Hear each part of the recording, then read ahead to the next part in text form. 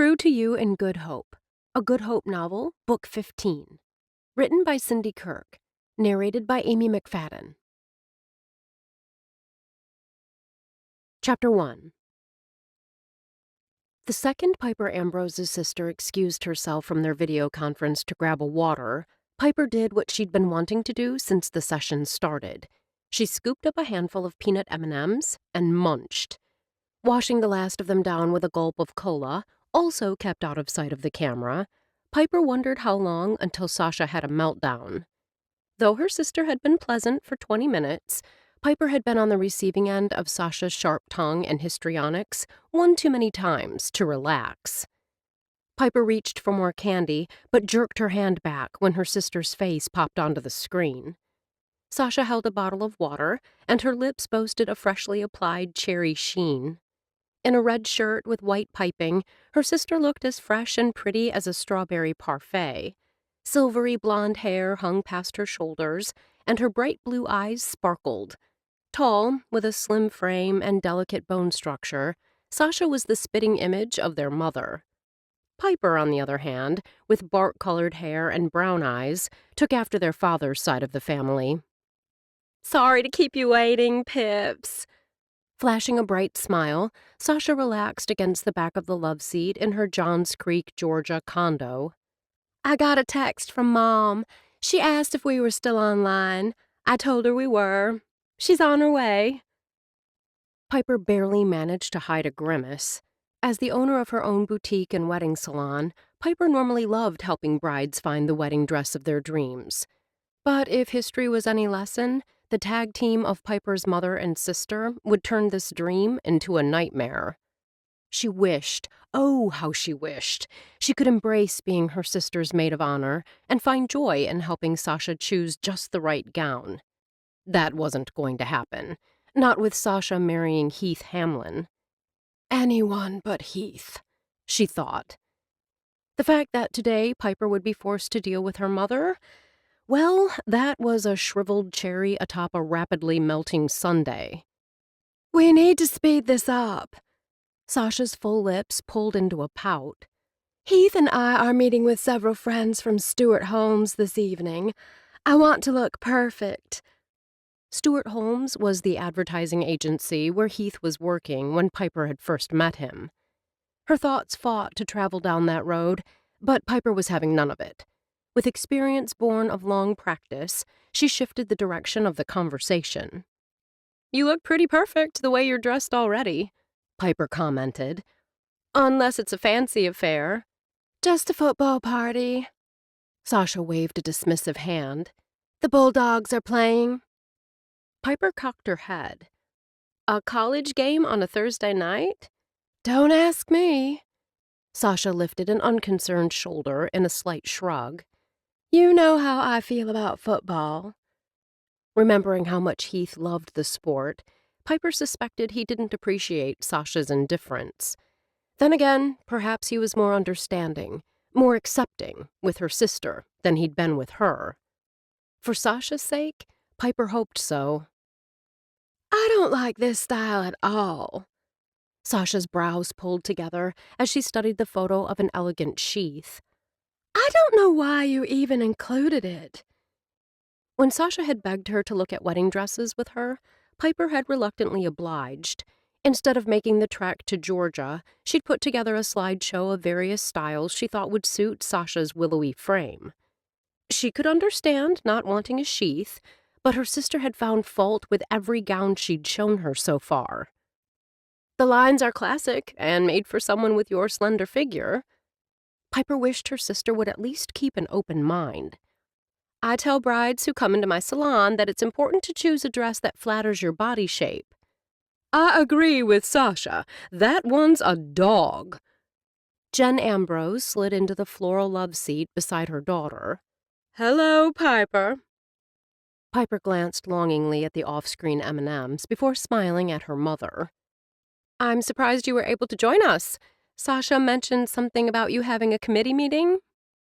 When Sasha had told her that their mother was busy on Thursday morning, Piper had made it sound to Sasha as if this was the only morning that would work for her.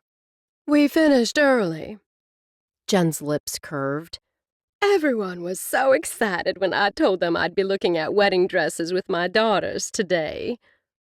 The excited look on Jen's face gave her mother a youthful glow. How did she do it? Piper wondered. The woman never seemed to age.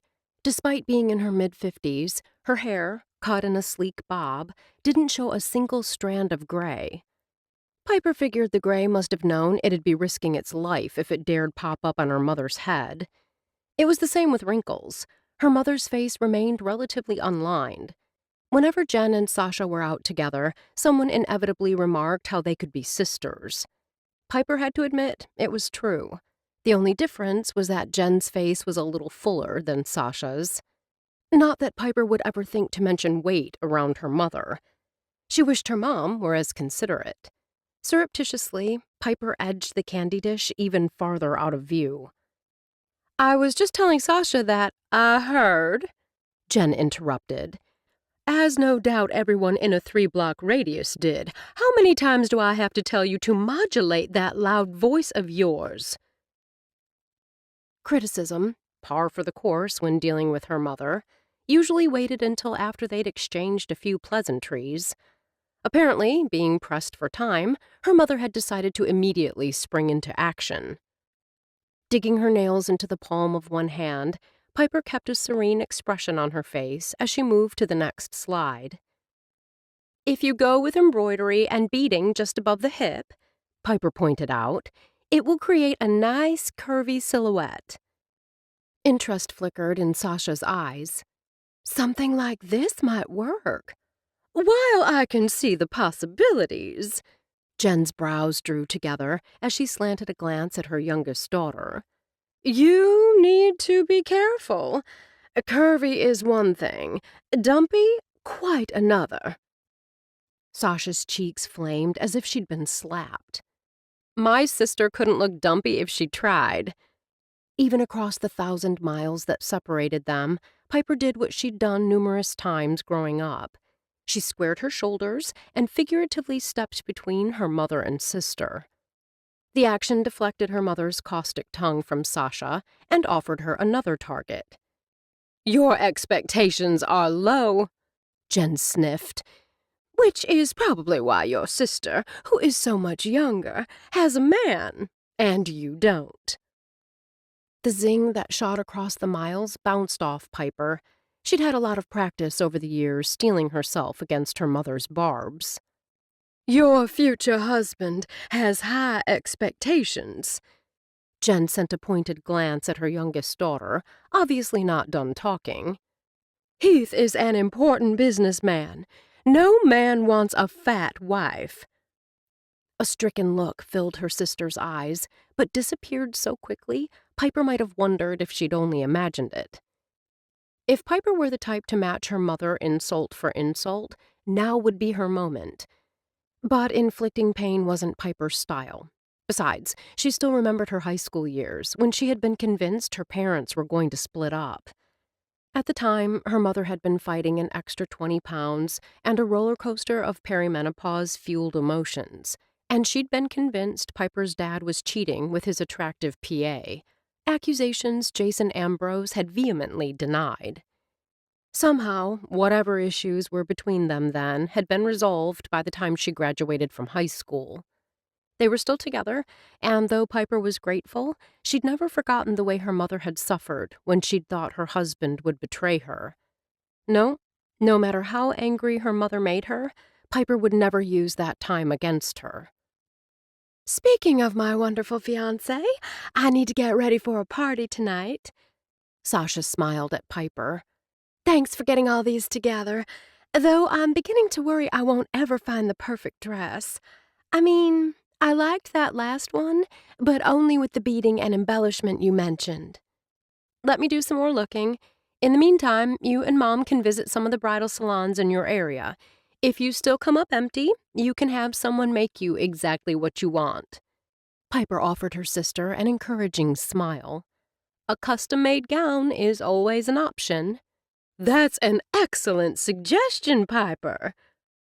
Piper blinked at the approval in her mother's voice.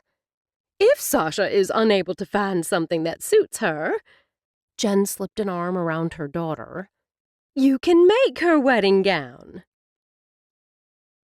The instant the video conference concluded, Piper finished off the bowl of M&Ms. Her stomach churned, not from the candy, though she really did need to eat something more substantial. Still, she knew her upset had little to do with food. She'd never been more thankful to live so far away from her family as she was at this moment. Pushing back her desk chair, Piper stood. Since Swoon, the boutique and wedding salon she owned, was closed on Thursdays, Piper had the rest of the day free. Her skills in the kitchen were passable, and she'd just stocked the refrigerator yesterday. She could whip up a quiche or maybe make up a charcuterie board and enjoy a glass of wine. Right now, both seemed like too much effort. And after that, what? Piper had nothing planned and nowhere to go this evening.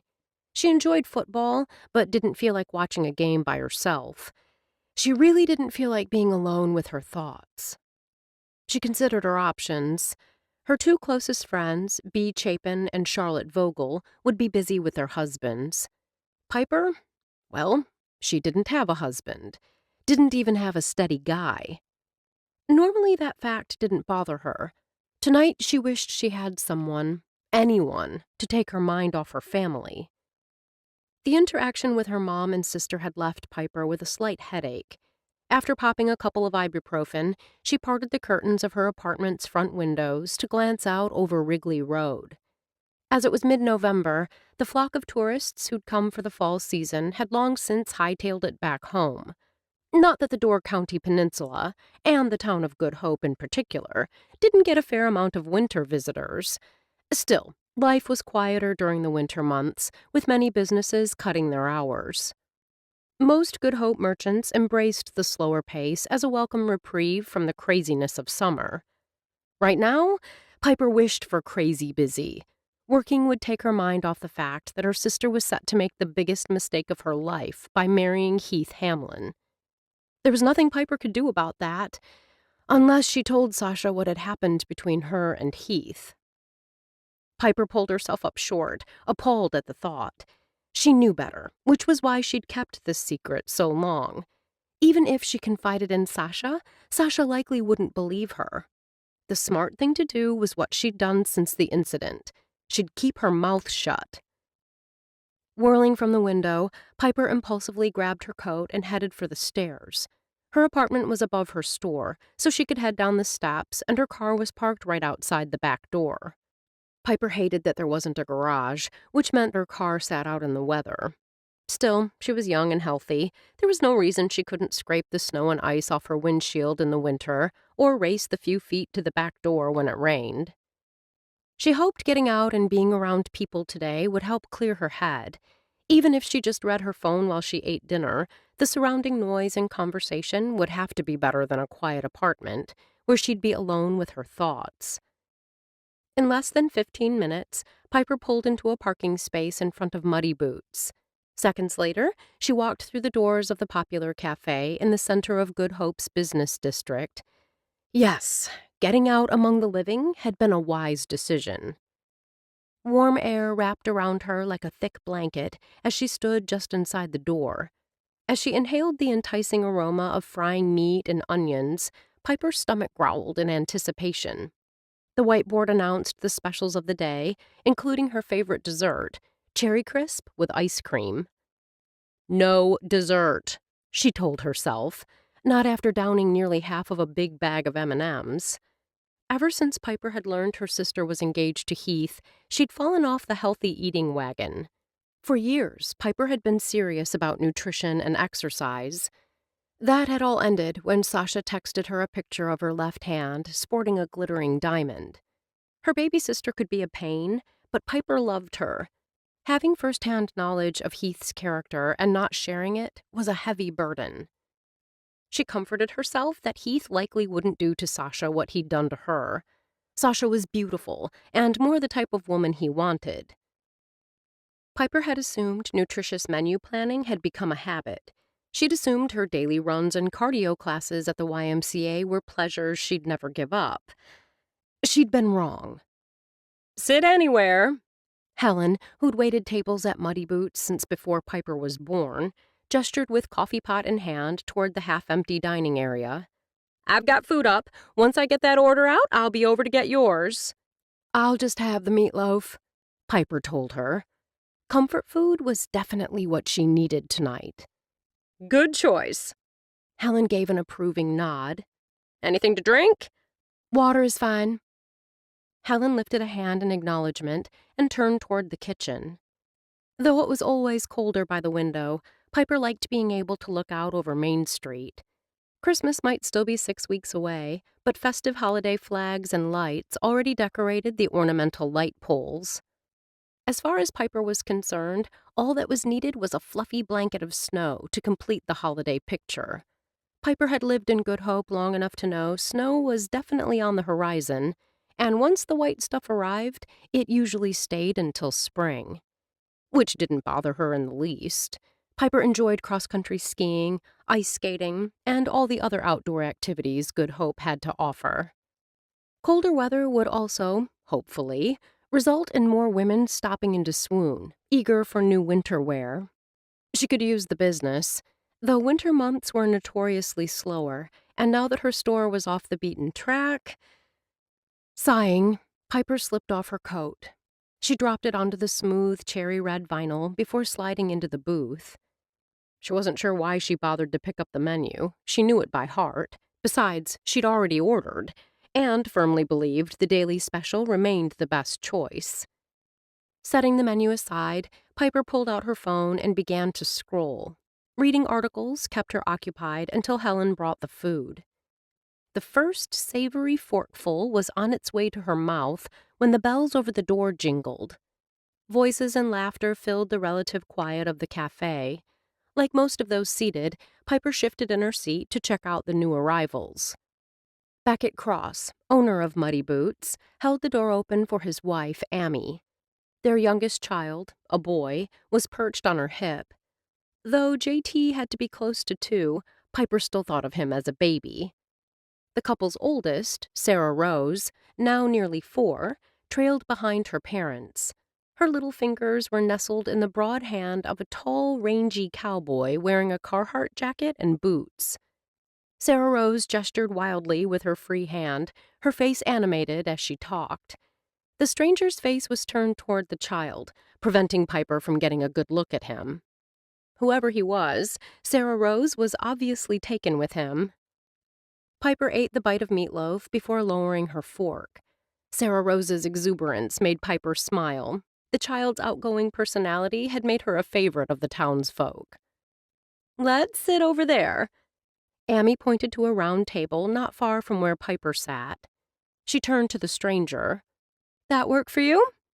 "It does." His voice held the faintest hint of a southern accent. Pretending to study her phone, Piper stole a glance at the man as he passed her booth.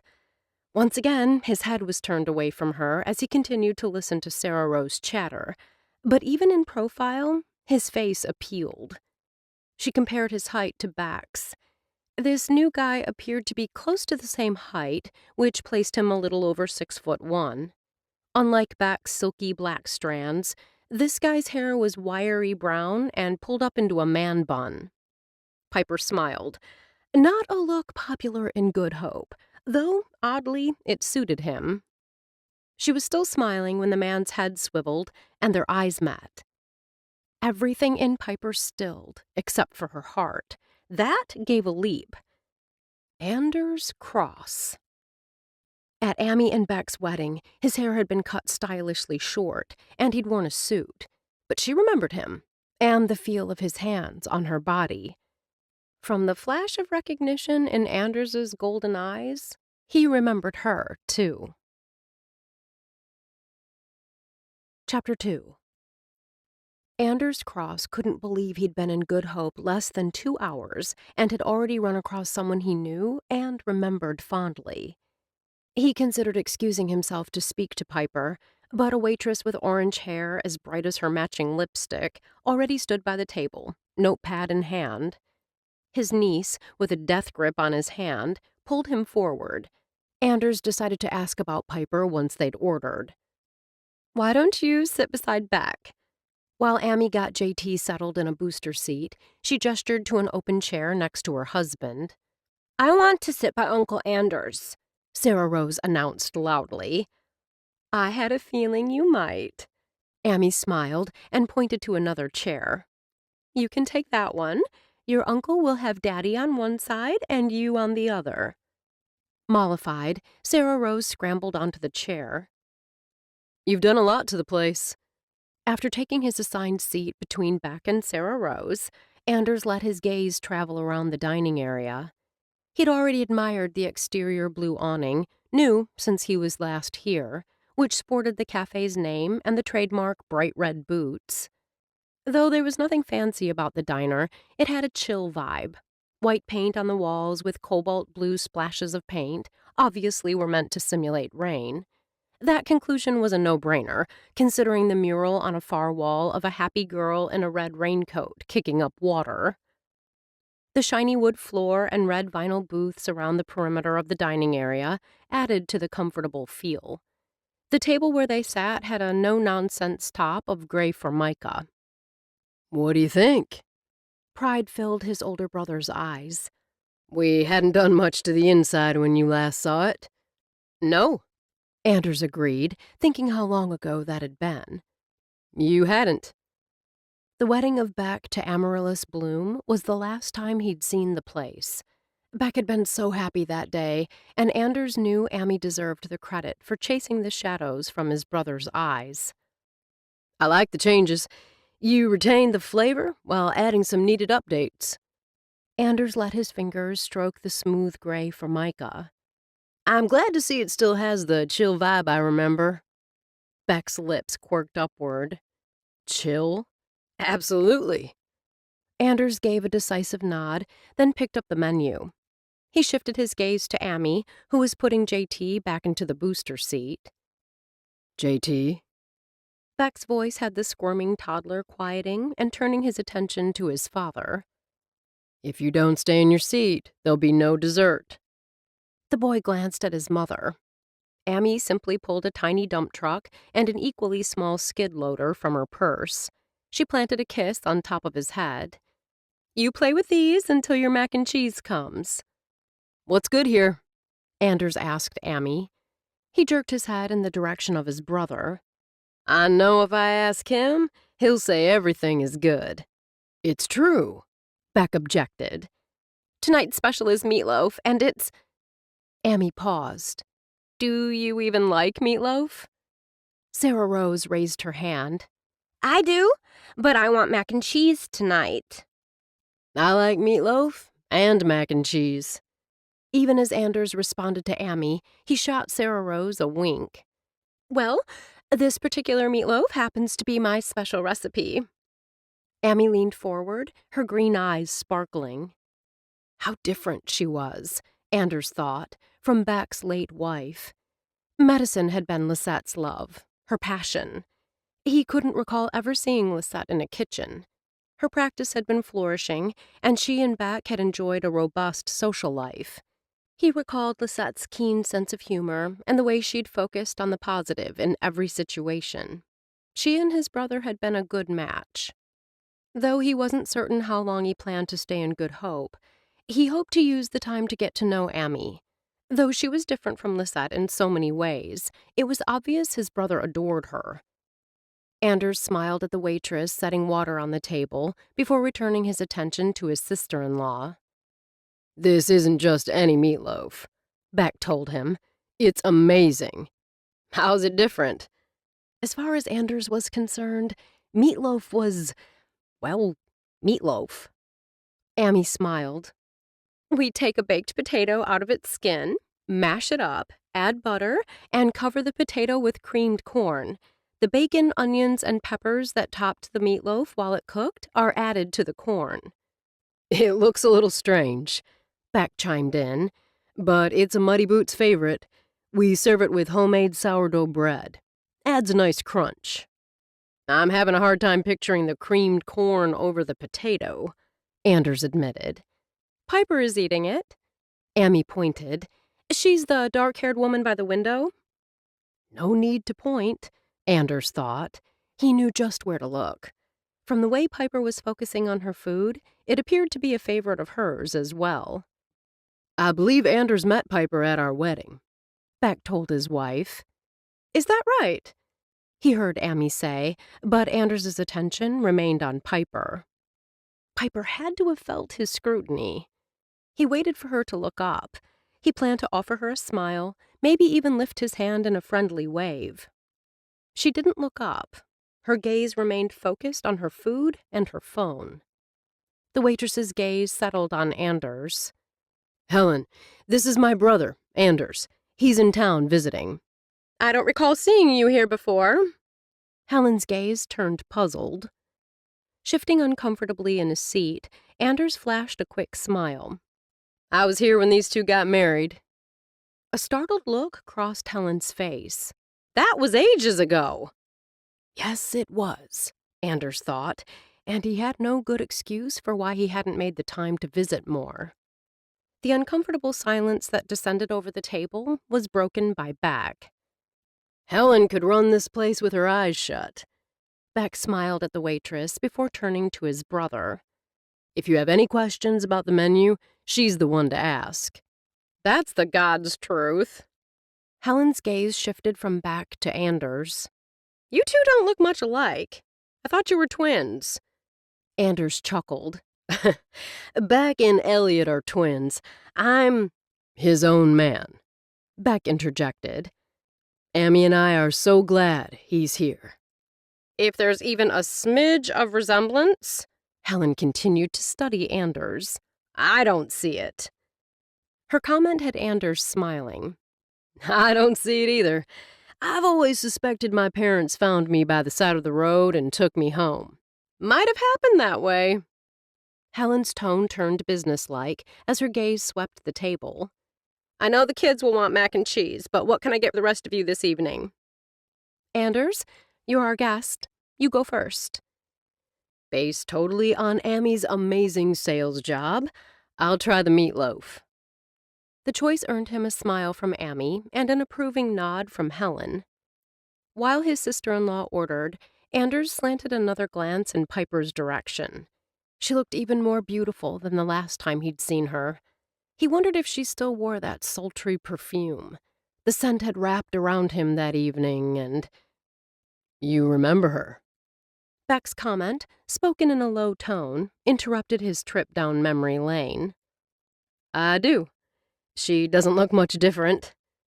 The fact that Piper hadn't acknowledged him had Anders hesitating and moderating his response. "I'm not sure she'll remember me."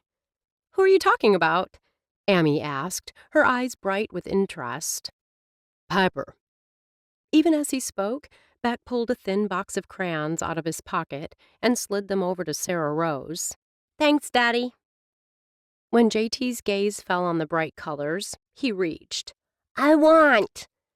Sarah Rose wrapped an arm around the colors. "They're mine! Daddy gave them to me." "You can share with your brother," Amy said calmly. "He'll break them," Sarah Rose protested. Anders watched in fascination as his brother and Amy handled the crisis with ease. Once the children were busy coloring on the paper placemats Helen had brought over, Amy focused on her husband. "What about Piper?" "Anders remembers her from the wedding," Beck responded. "Piper is a lovely woman." Amy's eyes sparkled. "She's eating alone. We could ask if she'd like to join us and—" Eagerly, Amy turned, then expelled a heavy sigh. "Too late. She already had her food boxed up and is headed out the door." "Maybe another time," Anders said equitably, knowing already there would be a next time. After all, Good Hope was a small community. It shouldn't take long for their paths to cross again. He was looking forward to the reunion. His brother and sister-in-law kept the conversation light all through dinner. Neither asked Anders his reasons for coming to Good Hope or how long he planned to stay. However, once they got home and Amy offered to get the children ready for bed on her own so he and Beck could have some alone time, Anders saw the writing on the wall. "Can I get you anything to drink?" Beck directed the question to Anders, even as his gaze remained focused on Amy ascending the stairs with their children. Anders leaned back in his seat and forced a relaxed posture. Nothing to drink for me. Thanks. JT waved a chubby hand at his dad over Amy's shoulder. Sarah Rose, totally focused on a story she was telling her mother, didn't look back. This was nice of Amy. Beck gazed at Anders in confusion. Getting the kids ready for bed on her own, so we could have this time, Anders clarified. Beck's eyes grew soft. She's wonderful. You've both been extremely welcoming to someone who dropped in unannounced. Beck waved a dismissive hand. Your family. You'd do the same for us. Anders supposed he would, though during the past years he'd grown used to thinking only of himself. He slanted a glance at his brother. I'm seeing a whole new side of you. Beck dropped down on the sofa and crossed his long legs at the ankle. He cocked his head, those dark eyes assessing. What side would that be? Devoted father? Anders thought back to how Beck had been at the cafe. Patient, as he'd persuaded JT to put on a bib the boy didn't want. Firm but gentle with Sarah Rose when she wanted to run around the cafe after they'd eaten. I'd seen you be a devoted husband. I knew you had that in you. Beck had been a good husband to Lisette, but a busy one. They had been so immersed in their careers, it often took great effort to get the two of them together in the same room. In addition to a busy law practice, his brother had been involved in every civic organization known to man, and Lisette had provided volunteer medical services at several shelters in town. Anders recalled when he'd learned Lisette was pregnant, joking that he was surprised they'd had time for sex. Anders had never voiced his next thought, but he'd also wondered how they planned to fit a baby into their already overflowing schedules.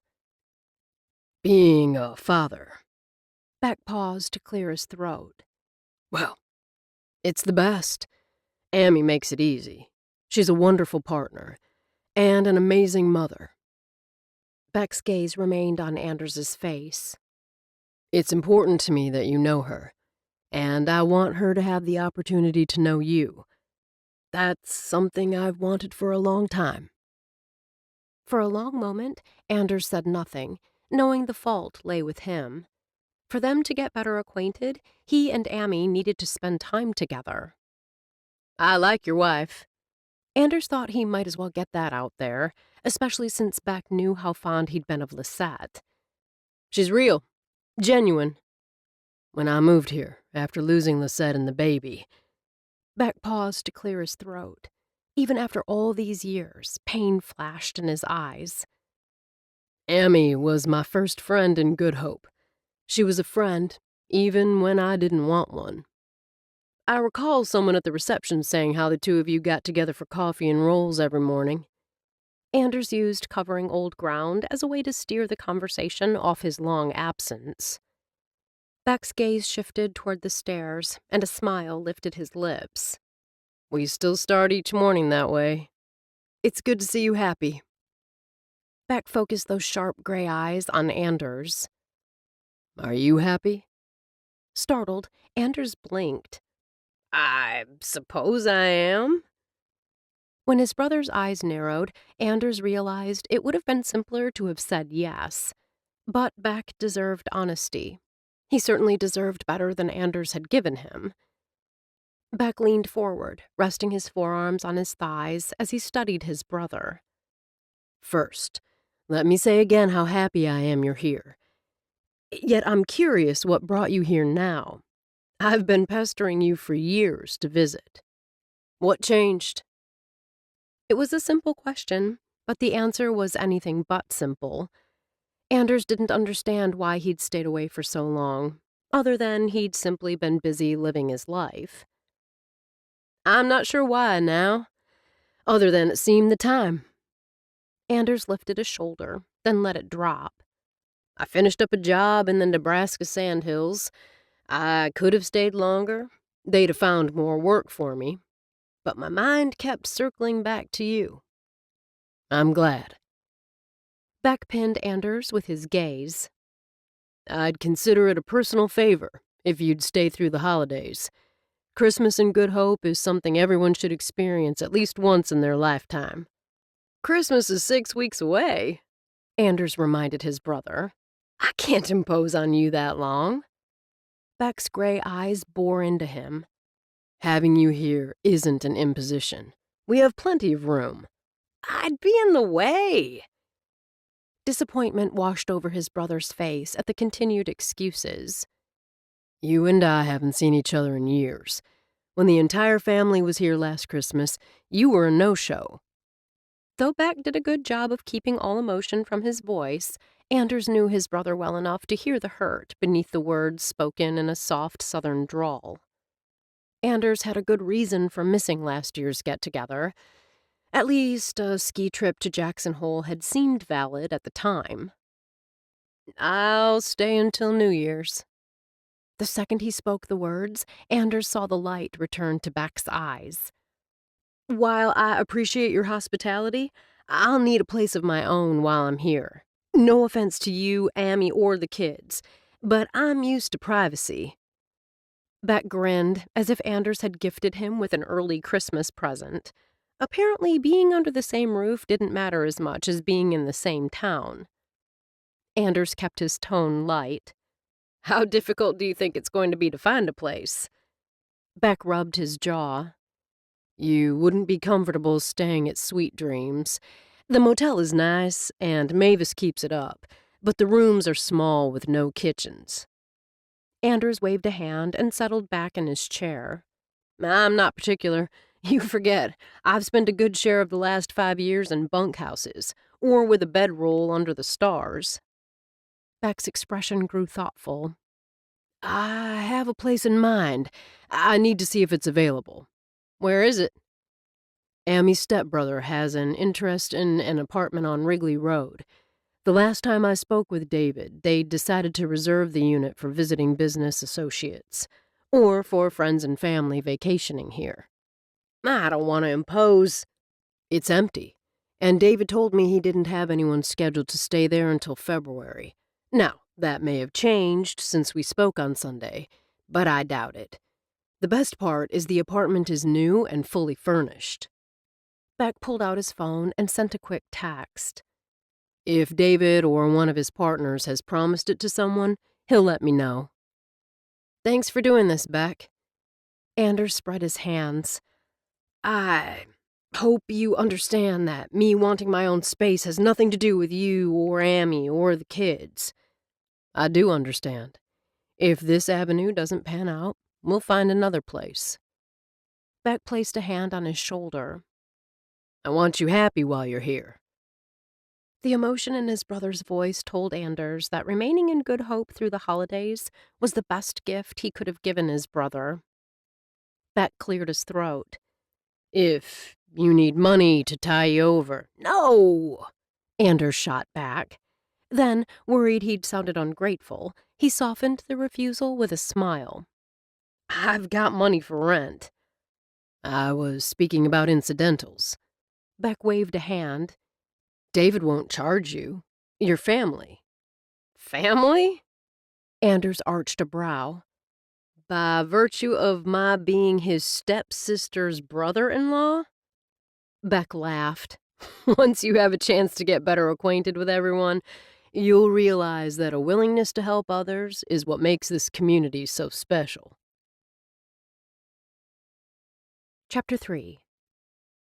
After getting Sarah Rose and JT settled, Amy lingered upstairs. She wanted to give Beck and his brother some more time to themselves. She picked up JT's toys and several pairs of socks Sarah Rose had pulled on before discarding them for tights.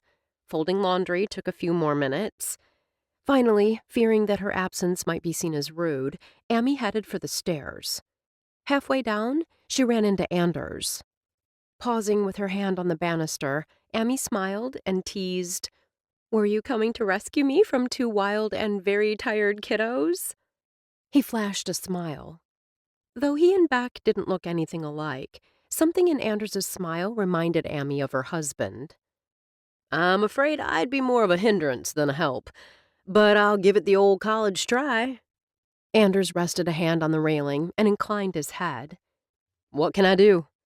Thanks for the offer, but they're finally asleep. Amy lowered her voice. Sarah Rose kept asking if Uncle Anders would still be here in the morning. I assured her you would. I'll definitely be here. Thanks again for your hospitality, Amy. Anders covered a yawn with his fingers. I'm going to grab some sleep. It's a long drive from western Nebraska. Amy wasn't particularly fond of driving, much less car trips lasting more than 10 hours. If you get to your room and need anything, please let us know. Beck and I want you to be comfortable. You've been extremely gracious to an unexpected guest. You're not a guest. She placed a hand on his arm. Your family. Beck is thrilled you're here. So am I. Amy hoped Anders knew she meant every word. This was Beck's little brother. She knew how much her husband had missed him. Yes, she was very glad he'd come. She watched Anders climb the last of the steps. Though he might not look like Amy's handsome husband, Anders had his own appeal. With his work-hardened body, pleasant features, and quick wit, her brother-in-law was a man who'd make the women of Good Hope sit up and take notice. Gladys Berthoff would certainly notice him. In the last few years, the nonagenarian had morphed from leading lady at the community theater into her new role of town matchmaker. Amy thought of Piper and the surreptitious glances Anders had kept shooting in the swoon owner's direction. Gladys had her sights set on matchmaking Piper next. Unless Anders wanted to find himself walking down the aisle in the near future, Amy might need to warn him to keep his eyes to himself. 15 minutes later, Amy was where she'd wanted to be all night. With her legs curled under her, she sat beside her husband on the sofa, basking in the warmth of a crackling fire. As she sat with her fingers wrapped around a cup of steaming cocoa and nestled against Beck's side, the sound of wind pummeling the house was a northern Wisconsin serenade. Forecasters say we're going to get dumped on tonight. Even after 5 years, the sound of Georgia still lingered in Beck's soft drawl. He linked her fingers with his and brought their joined hands to his lips for a kiss. Bring on the snow. Amy leaned her head against his shoulder, completely and utterly content. Beck chuckled. I wish cold weather got me excited the way it does you. Don't give me that. You love the snow, too. Cross-country skiing, sledding, and snowshoeing. Amy ticked the activities off on her fingers, then searched for more. Let's not forget pond hockey. Beck shot her the grin that always melted her heart. I admit I've made great strides on the ice, at least for a southern guy.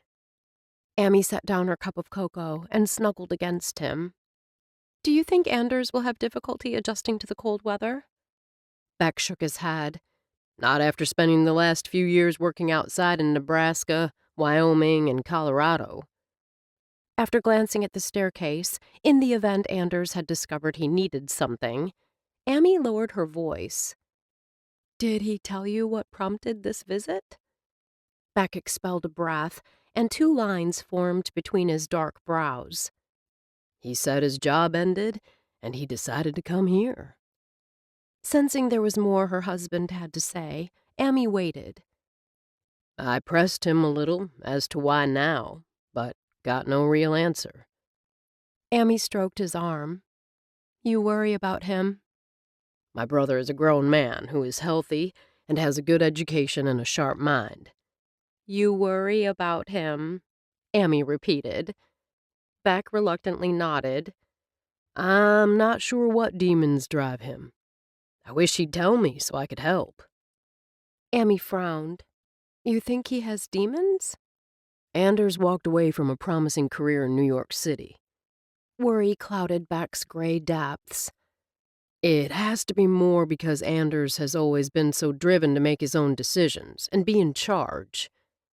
The difficulty, Amy thought, was in knowing what went on in anyone's head. People had their secrets. She'd certainly had her share when she first met Beck. He left his advertising career not long before we met. He told the family it was a toxic environment. Beck's eyes grew distant with memories. Anders insisted he needed time to regroup and recharge. I understood the need to regroup. I did that myself when I left Georgia to come here. Amy remembered how determined Beck had been back then to keep his distance and not accept help. Beck lifted his cup of cocoa and took a contemplative sip. One thing I've always admired about Anders is that he's his own man. A lot of guys stay in a career even when it's not a good fit. He walked. Some of your former associates in Georgia might say Beckett Cross is wasting his talents in Good Hope. Amy kept her tone light. I can practice law here as well as anywhere else. Beck turned, and in the firelight's glow, shadows danced in his eyes. Amy only leaned into the hand stroking her hair. They both knew that a small-town lawyer wasn't the same as being a partner at a big city firm. Will I ever be a federal judge like my father, which back then was one of my goals? Beck shrugged. Probably not, though I could one day be a circuit court judge here in Door County. If you want to be a federal judge, Amy began. I want the life I have now, with you and the children. I love my life. He kissed the top of her head. I've got everything I want right here. I feel the same. Placing her hand on his cheek, Amy lightly kissed his lips. How lucky they were to have found each other. I'm happy your brother is here. Good Hope is a safe place for confronting demons. He's promised to stay through the holidays. Beck gave a little laugh. Though, in the end, Anders will do just as he pleases. Anders planned to spend Friday shadowing his brother, gaining insight into Beck's day-to-day routine. But Anders was surprised when, after receiving an urgent phone call, Beck began his workday at Muddy Boots. The breakfast cook had slipped on ice and wrenched her back. While Anders enjoyed coffee and a cherry Danish, Beck stepped up to handle the grill. Anders hadn't realized his brother even knew how to cook. After the lunch cook arrived, instead of heading to Beck's law office, they returned home. Beck barely had time to give his wife a kiss before Amy left for a meeting regarding an upcoming gingerbread house competition. I'm amazed you ever make it to your law office, Anders exclaimed as Beck bundled up the children. Your day seems to be one interruption after another. Beck looked up from tying JT's hood. I'm thankful I can be flexible. One of the best things about Good Hope is the expectation that we're all in this together. The community's neighbors helping neighbors philosophy really resonates with me. That philosophy was a far cry, Anders thought, from the dog-eat-dog world they'd both experienced at high-priced legal firms and ad agencies. Since Beck didn't appear to expect a response, Anders only nodded and followed him and the children outside. Gazing at the blanket of white covering the yard, Anders did a swift mental calculation. Looks like you got a good 6 inches, though the drifts are higher. Most of our snow falls in December through March. I don't expect this to stick around long, but I've been wrong before. Beck offered his brother a wry smile. You've seen your share of the white stuff. True enough, Anders supposed, but giving lessons on ski slopes or taking tourists snowshoeing through the Wyoming wilderness was a far cry from shoveling driveways and sidewalks, which was what they'd done this morning at the crack of dawn. They'd done Beck's walks and driveways, as well as those of a large house down the block. That imposing Victorian was where Amy's meeting was being held. Sarah Rose tugged on her father's coat. You said we could build a snowman. Beck smiled at his daughter, then glanced at Anders. Would you like to help your niece start a snowman? Sure. When his brother stepped away, Anders cocked his head. You're not helping? I need to take this little guy. He scooped up his youngest, who looked like a puffy robot in his gray snowsuit. Back inside and change him. Sarah Rose, wearing a red snowsuit and boots, turned to her uncle and pinched her nose shut. He pooped his pants. Anders widened his eyes dramatically. Your dad pooped his pants? The child let out a rollicking giggle. No! JT! Good to know. Sarah Rose cocked her head and studied him. Do you know how to build a snowman? Anders chuckled, enchanted by this little girl who sported Beck's dark hair, Amy's green eyes, and a wide smile all her own. You bet. Scooping up a handful of snow, Anders packed it into a ball and handed it to her. Now you add snow to make it bigger. Then you give it to me. I'll add more snow. When it gets too big, we'll put it down and roll it around until it's humongous. The child flashed a brilliant smile and gazed up at him through long, dark lashes. I have lots of cousins. Do you want to know their names? Anders had quickly discovered that Sarah Rose loved to talk. Heck, he wouldn't be surprised if she talked in her sleep. I'd love to hear their names. My biggest cousins are Callum and Connor. They're twins, which means they look alike. They have a little sister. Her name... Sarah Rose paused, then shoved the snowball into his hands. The back and forth with the conversation, and the ball, went on for several minutes, until the ball was the size of a large cantaloupe. Instead of handing it back, Anders set the snow-packed ball on the ground and showed her how to roll it. You're a natural, he called out as she pushed it forward, the ball gathering snow with each rotation. Sarah Rose was focused intently on the task when Beck returned with JT. The boy shrieked and ran to his sister as soon as his father set him down. Beck slapped a hand on his shoulder. Thanks for keeping an eye on Sarah Rose. Anytime. If you want to test me, I know the names of all her cousins. His brother chuckled. By the time they finished, the snowman looked dapper with his carrot nose, blueberry mouth, and one of Amy's scarves around his neck. When Sarah Rose put her mittened hand in Anders's and asked if he'd sit beside her at the soup supper that night, his heart melted. He was looking forward to the evening. He'd learned the best food was usually found at these hometown events. Would Piper be there? Amy had said Piper wasn't seeing anyone. Anders still found that difficult to believe. From the moment he'd spotted Piper at his brother's wedding reception, he'd been captivated. Exceedingly pretty, with hair the color of rich Venezuelan chocolate and large, expressive brown eyes, she'd made an enticing picture standing in the glow of the Chinese lanterns overhead. When a passing waiter had offered her a glass of champagne, the smile she flashed had had Anders's heart skipping a beat.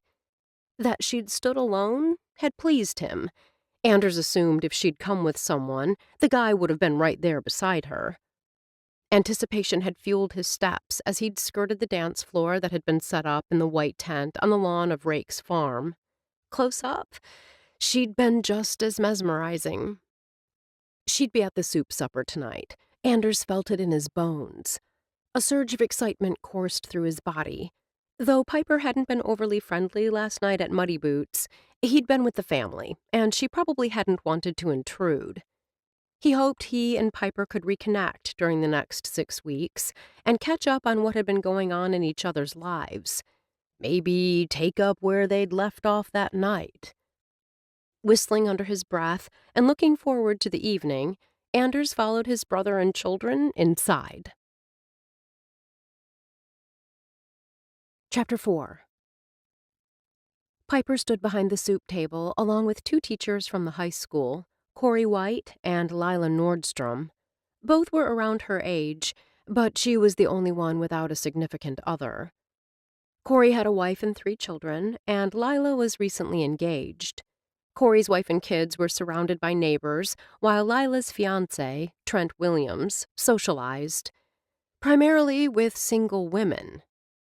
As Piper dished out chili, she kept one eye on him.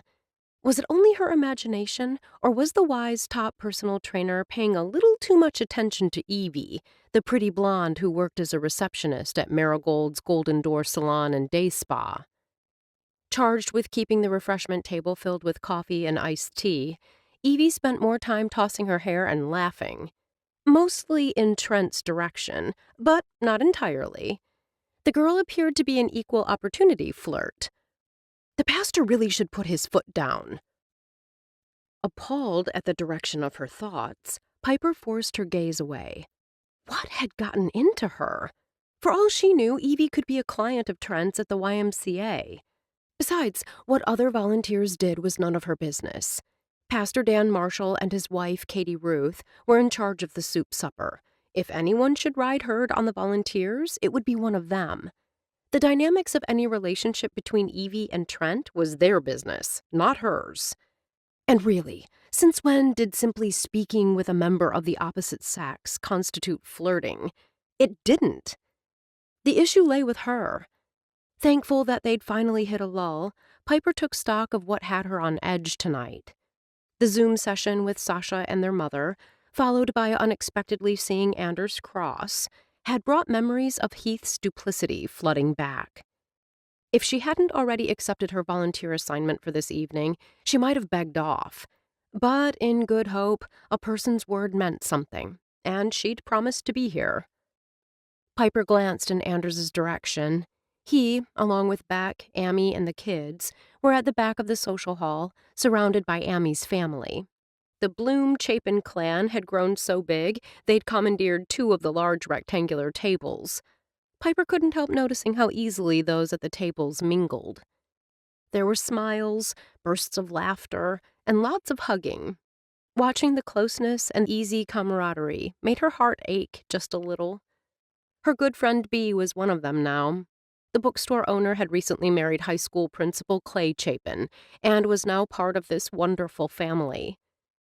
Bea tried to make time for her friends, she really did, but being a newlywed and moving her business had kept her understandably busy. Piper realized it had been weeks since she and Bea had spent any significant time together. As if thinking about her friend had conjured her, Piper spotted Bea weaving her way through the tables covered in brightly colored vinyl. Her friend rounded the large rectangular table holding the soups to give Piper a hug. "How did I not see you come down?" Piper asked, smiling broadly as everything in her relaxed. Bea, her violet eyes sparkling in the fluorescent lights, gestured with one hand toward the crowded social hall. "You were too busy dishing up chili to the masses to notice me." "You didn't get any for yourself. There is no way my best friend could walk past me and I not notice." Piper lifted the ladle in a gesture designed to tempt. "The chili is amazing." Bea waved a hand. "Thanks, but none for me." "Aren't you eating?" Piper asked, perplexed. Bea gestured in the direction of another room down the hall. "I went the Sloppy Joe route tonight." That explained it, Piper thought. Though she personally didn't understand the appeal, Pastor Dan had informed her that Sloppy Joe's rivaled chili in popularity each year. "I haven't had a chance to try one." Bea leaned forward and spoke in a confidential whisper. "They were so yummy. I ate 2. "2?" Bea giggled. "And since I was already being bad, I chased those 2 bad boys with a piece of pecan pie." The way Piper had been eating lately, her stomach could easily hold 2 sandwiches and a piece of pie. What did it say about her that her first thought was that Bea shouldn't be eating so much, no matter how yummy the food? It said if Piper wasn't careful, she'd end up as judgmental as her mother. "I'm so happy to see you." Bea rested a hand on her arm. "I need to let you get back to work, but I really want us to find a time to get together, even if it's only for coffee." "I'd like that." Piper's heart swelled. She was so lucky to have such a good friend. "How about I text you, and we'll figure out where and when?" "Or we can nail down the date and time on Sunday," Bea told her. "Come to Muddy Boots for breakfast after the service, and we'll figure it out then. I'll save you a seat." Before Piper could decline, someone called Bea's name. Piper recognized the distinctive theatrical tone, a voice capable of projecting to the back row of any theater or across a basement social hall with ease. "Gladys." "Bea!" Gladys called again. When both women turned, Gladys motioned with one hand. "A moment, please." "You better go," Piper warned. or she'll come over and haul you away. I wouldn't put it past her." Bea gave Piper another hug. "See you Sunday." Piper hoped Bea referred to the church service because she had no intention of going to Muddy Boots. That's where a huge group of the movers and shakers gathered after church while their children were in Sunday school. Bea's husband had been one of the last single guys in the group. Now he, too, was married. A second wave of hungry Good Hope residents arrived, and once again the line swelled. Piper concentrated on the task at hand. Beside her, Corey kept busy with chicken noodle soup requests, while Lila, on his other side, had a good number interested in the vegetarian vegetable soup. "I'll have a bowl of chili, please." The soft southern drawl had Piper shifting her focus from the pot of chili to meet the gaze of the man with the amber eyes. Anders watched the change in Piper's demeanor when she saw it was him. A smile blossomed as recognition filled her eyes. "Piper, it's good to see you again." He offered a smile. "It's been a while." "I saw you at Muddy Boots and thought about stopping at the table to say hello, but I didn't want to interrupt." Piper ladled chili into a bowl and held it out. If there had been a line, as there had been only a few minutes earlier, Anders would have had little choice but to move along. Knowing that, he'd lagged behind, waiting until there was no one behind him. He took the bowl from her hands. When her fingers brushed his, he felt the sizzle. "I like the red." "What?" Confusion had her brow furrowing. "Nail polish." He gestured with his head toward her hands. "Your nails were red at back in Amy's reception. I remember because they were the same color as your dress." He'd noticed the sexy red dress first, the way it had clung to her curves and dipped low in the back. The color and style had suited her, not overly flashy, but attractive and appealing. "I like red." Her voice sounded breathless. Her lipstick that night had also been red, and her lips had tasted like strawberries. Anders's gaze dropped to her mouth. When their lips had met, there'd been an explosion of sensation. They'd kissed in a darkened area by the pond, like two hormone-driven teenagers. By the time he'd come up for air, he'd felt drunk on her. Would kissing her now set off the same explosion? "How do you like it here?" He heard her ask. "So far, I like it fine." Anders pulled his gaze from her lips and reminded himself they were at a soup supper, in a church basement. No lascivious thoughts allowed. "You have a store, one that recently relocated." Now he was the one who sounded breathless. "How do you like the new location?" Though the slight smile remained on her lips, Piper's eyes darkened. "It's okay. I really loved my former spot on Main Street." Enough small talk. Anders knew at any time a herd of people could come down the stairs, and he'd have to move on with no chance to say what he wanted to say. "I'd like it if we could get together while I'm in town." Before Piper could respond, Anders felt a firm hand on his arm. He turned to find an older woman smiling warmly at him. Tall and thin, almost to the point of bony, she was impressive. A large swath of silver streaked her dark hair. Eyes of the palest blue met his. "I'm sorry." Anders lifted his hands holding the bowl of chili and offered an apologetic smile. "I didn't realize I was holding up the line." "No worries." The woman waved a dismissive hand, her throaty voice deep and commanding. "I understand completely. When a man is flirting with a pretty girl, everything else fades into the background." Anders was close enough to hear Piper's quick intake of breath. "Piper and I were simply catching up." He shot Piper a smile. "We met at Beck and Amy's wedding." "Is that so?" Interest sparked in the woman's blue eyes, and she smiled at Piper before focusing all her attention on Anders. "I don't recall seeing you together on the dance floor." "We were there," Anders assured her. Of course, they'd spent more time kissing than dancing that night. I'm sorry, I don't recall your name. I'm Gladys Bertolf. You're Beck's younger brother. He took the hand she extended, then impulsively leaned over and kissed it, noticing that every finger bore one sparkling ring. Anders Cross, at your service. Gladys gave a titter of a laugh. You're quite the charmer. And you're a fascinating woman. This time, Gladys laughed outright. She slanted a glance at Piper. Mark my words, you'll have your hands full with this one. Not waiting for Piper's reply, Gladys returned her attention to Anders. Sharp eyes studied him with what could be described only as a calculating expression. Your hair was shorter at the wedding. I like the bun. It suits you. Anders grinned. Thanks. Piper cleared her throat. Gladys placed a proprietary hand on Anders's arm as they turned to Piper. What is it, dear?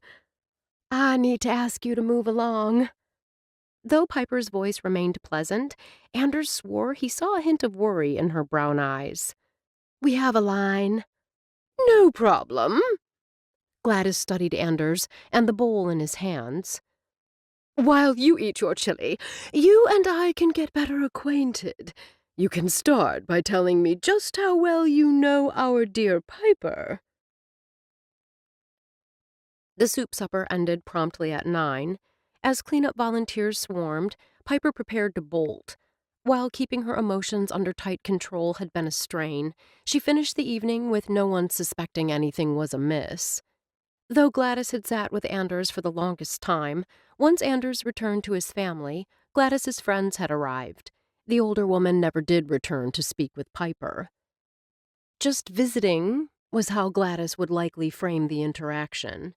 Piper felt confident what occurred had been more like a carefully crafted interrogation. Instead of letting him sit at the table with his family, Gladys had maneuvered him to a small one against a far wall. Piper had kept her eye on them. Shortly after they sat, Anders had risen and strolled past the soup line, shooting her a jaunty wink.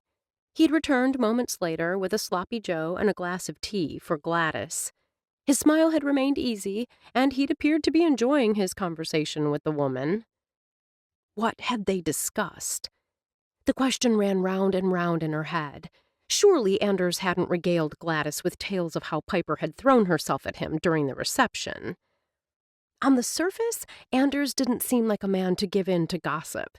But then again, she didn't really know what made him tick.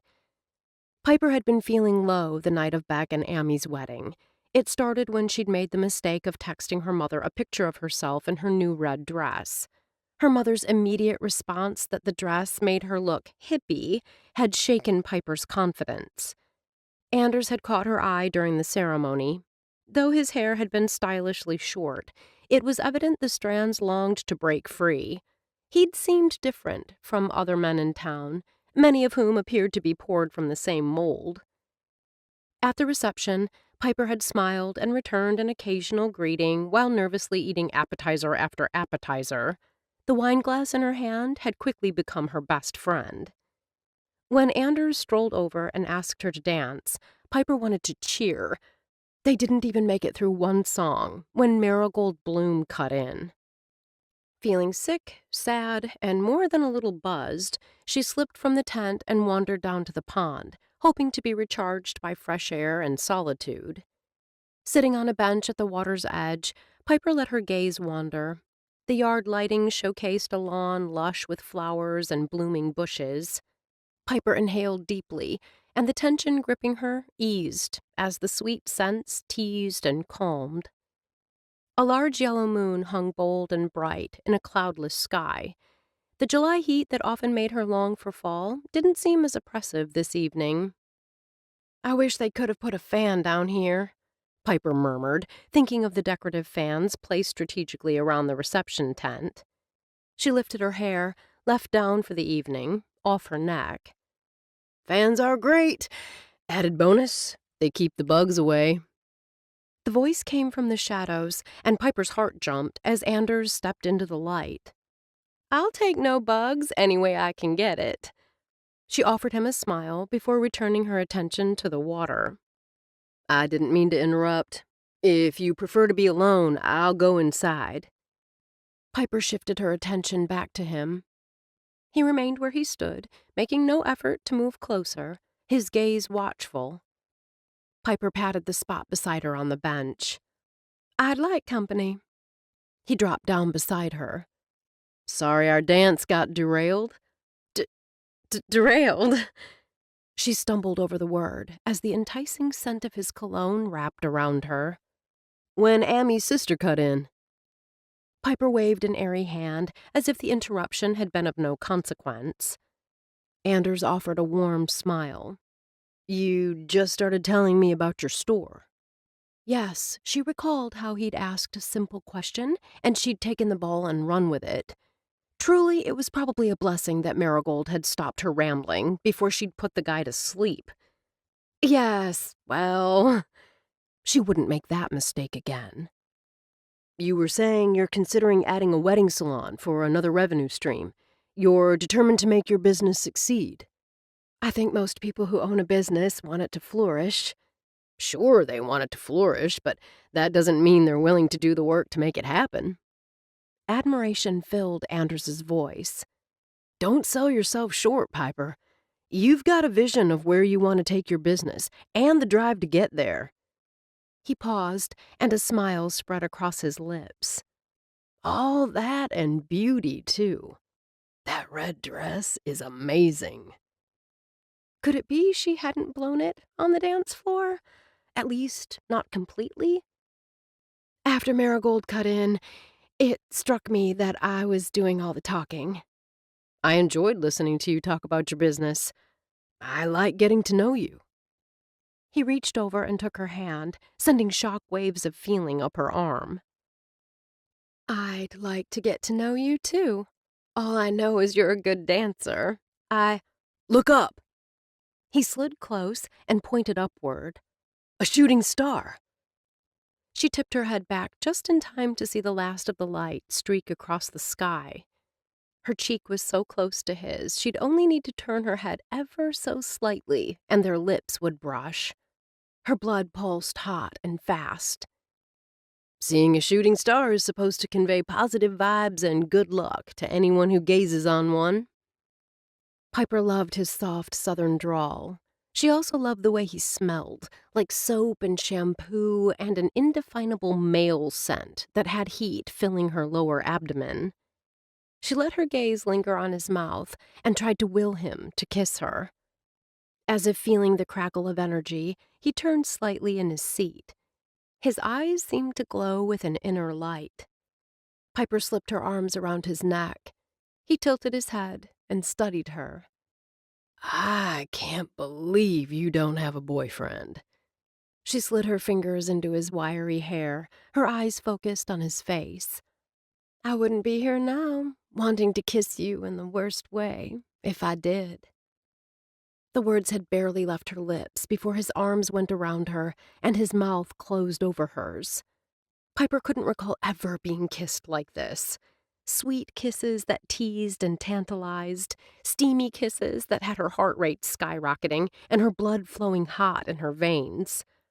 She wanted to kiss him all night. Piper quickly realized kisses weren't going to be enough to quell the fire burning inside her. She wanted to crawl under his skin, to feel his body joined with hers. Though Piper was rarely impulsive, tonight she gave in to the heat building inside her. She grasped his head between her hands and looked into his eyes. Come home with me. Chapter 5. Once Anders got home from the soup supper, he planned to head straight upstairs. He wanted to give Beck and Amy some alone time. Amy wouldn't hear of it. Beck gave him a beer and told Anders to put his feet up and relax in front of the fire while he and Amy got the kids to bed. Not wanting to be rude, Anders took the beer and put his feet up. His time in cold weather climates had taught him a few things, not the least of which was that he really preferred living in northern states. He enjoyed the distinct change of seasons, liked it when the warmth of summer was replaced by cool evenings where you needed a jacket, and snow sometimes made an unexpected early appearance. As he gazed into the cheery blaze Beck had started before heading upstairs, Anders realized even this, a fire in the hearth on a cold evening, was a simple pleasure he'd grown to love. The sounds of children laughing and small feet running down the hall upstairs made him smile. He tipped the beer bottle to his lips and let himself relax. Anders wasn't sure how much time had passed. He only knew his thoughts had settled firmly on Piper when Amy came down the stairs. "Beck will be right down." Amy smiled. It's his turn to read the very last story of the night. His brother, the family man. Family had been important in the home they'd grown up in, so it was no surprise his two older brothers were good husbands and fathers. Growing up, his brothers had left him with big shoes to fill. Anders had risen to the challenge, both on the ball fields and in the classroom. When he'd graduated from college, he'd seen himself building a successful career in advertising. The work had come easy to him. He'd excelled at planning and executing media plans. He'd loved working with clients and building relationships. Grateful for a job at a prestigious NYC advertising firm, Anders had seen the 16-hour workdays and lack of personal life as simply the price necessary to build a career. After all, most of his friends had equally demanding schedules. Besides, after spending most of his childhood trying to keep up with his brothers, his competitive streak was well honed. It was that competitive streak and the agency's win-the-account-at-all-costs culture that had finally had him reassessing and stepping back. He told his family he left because of the toxic work environment. That was part of the story, but not all of it. The truth was he'd gotten caught up in the drive for success and seen his moral compass eroding. Taking a brief sabbatical before returning to the business world had seemed like the answer. "Grab your drink and come sit over here with me." Amy's voice pulled him from his reverie. He looked up to see her motioning him to a table set up in one corner of the parlor. "Perfect timing," Amy called to Beck as his brother came down the stairs. "Are the kids asleep?" "Out like a light." When Beck reached his wife, he kissed her lightly on the mouth. Glancing at Anders, Beck gestured to the tabletop. "What do you think? Up to the challenge?" Anders cast his brother a questioning look. "It's a puzzle." Beck smiled in satisfaction. "It's one tough son of a gun." Anders remembered how his brother had been prior to Lisette's death, on the go 24/7. The word puzzle hadn't been in his vocabulary. "Amy and I like to have one always going during the winter," Beck explained. "Once the kids are in bed, we find it relaxing to work on one while we talk and catch up on each other's day. It can also be extremely frustrating." Amy spoke matter-of-factly as she eyed a corner of the puzzle. "This is a 1,000-piece one, which means it's 4 times as difficult as one that has 500 pieces. There's also gradations in the colors, which make it even more challenging." "Sit." Beck pointed to a folding chair. "Help me find pieces to complete this ship." "Good luck, sweetheart." Amy rested a hand on her husband's back.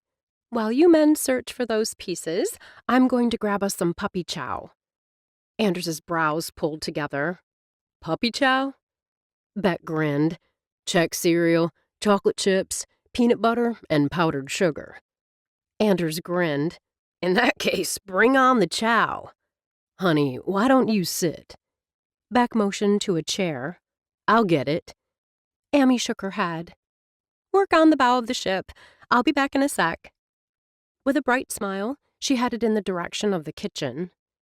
With a soft smile lingering on his lips, Beck watched his wife until she disappeared from sight. When Beck took a seat, Anders followed suit, dropping into the folding chair on the other side of the table. He lifted a puzzle piece, but only rolled it between his fingers as he cast his brother a questioning glance. "I never saw you as the puzzled type." He expected his brother to laugh. Instead, pulling his attention from the right corner of the puzzle, Beck looked up and arched a dark brow. "Back in Athens, you were a 90-miles-an-hour guy. If you weren't working, you were on the golf course or attending some social event at the country club. Lisette was the same." Anders spoke without thinking. I remember wondering how the two of you were going to fit a baby into that insanely crazy schedule of yours. The second the words left his mouth, Anders wished he could call them back. I'm sorry. I know you and Lizette would have been great parents. It's okay. Beck shrugged. We'd have adjusted our schedules and made it work. I have no doubt. Things are different here. Beck spoke slowly, as if wanting to do justice to the sentiment. Especially during winter months. Everything slows down. At first it drove me crazy. Now, I like it. Like what? Amy smiled as she set 3 pretty bowls and a handful of napkins on the table. The pace here, during the winter. Beck spoke as much to Anders as he did to his wife. More relaxed. I have balance here. A good mix of work and personal life. Anders studied his brother. Rather than the restless energy he'd always associated with Beck, he had an aura of contentment, especially when he was with his family. Beck smiled at his wife, and I couldn't be happier. Scooping up a handful of the puppy chow, Anders munched. He found the taste very much to his liking. He opened his mouth to ask Amy if it was easy to make, and found her moss-green eyes fixed on him. She smiled. I've been dying to know what you and Gladys discussed at the soup supper. Anders took a pull of beer, then pointed the bottle at her. That's the question I expected back at the social hall.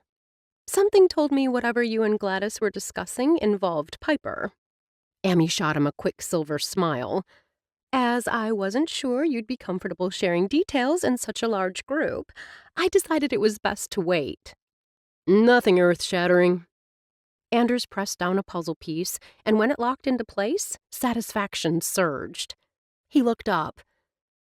Let me start by saying that Gladys Berthoff is one of the most fascinating women I've ever met. There's no one like her, Amy agreed. Beck nodded. We should warn you that Gladys fancies herself as the town matchmaker. Amy chuckled. She'll deny it, but it's a closely guarded secret everyone knows. Anders's hand on the next puzzle piece stilled. Is that right? Gladys prefers to focus her efforts on one match at a time. Amy's tone was matter-of-fact. She's going to match Piper next.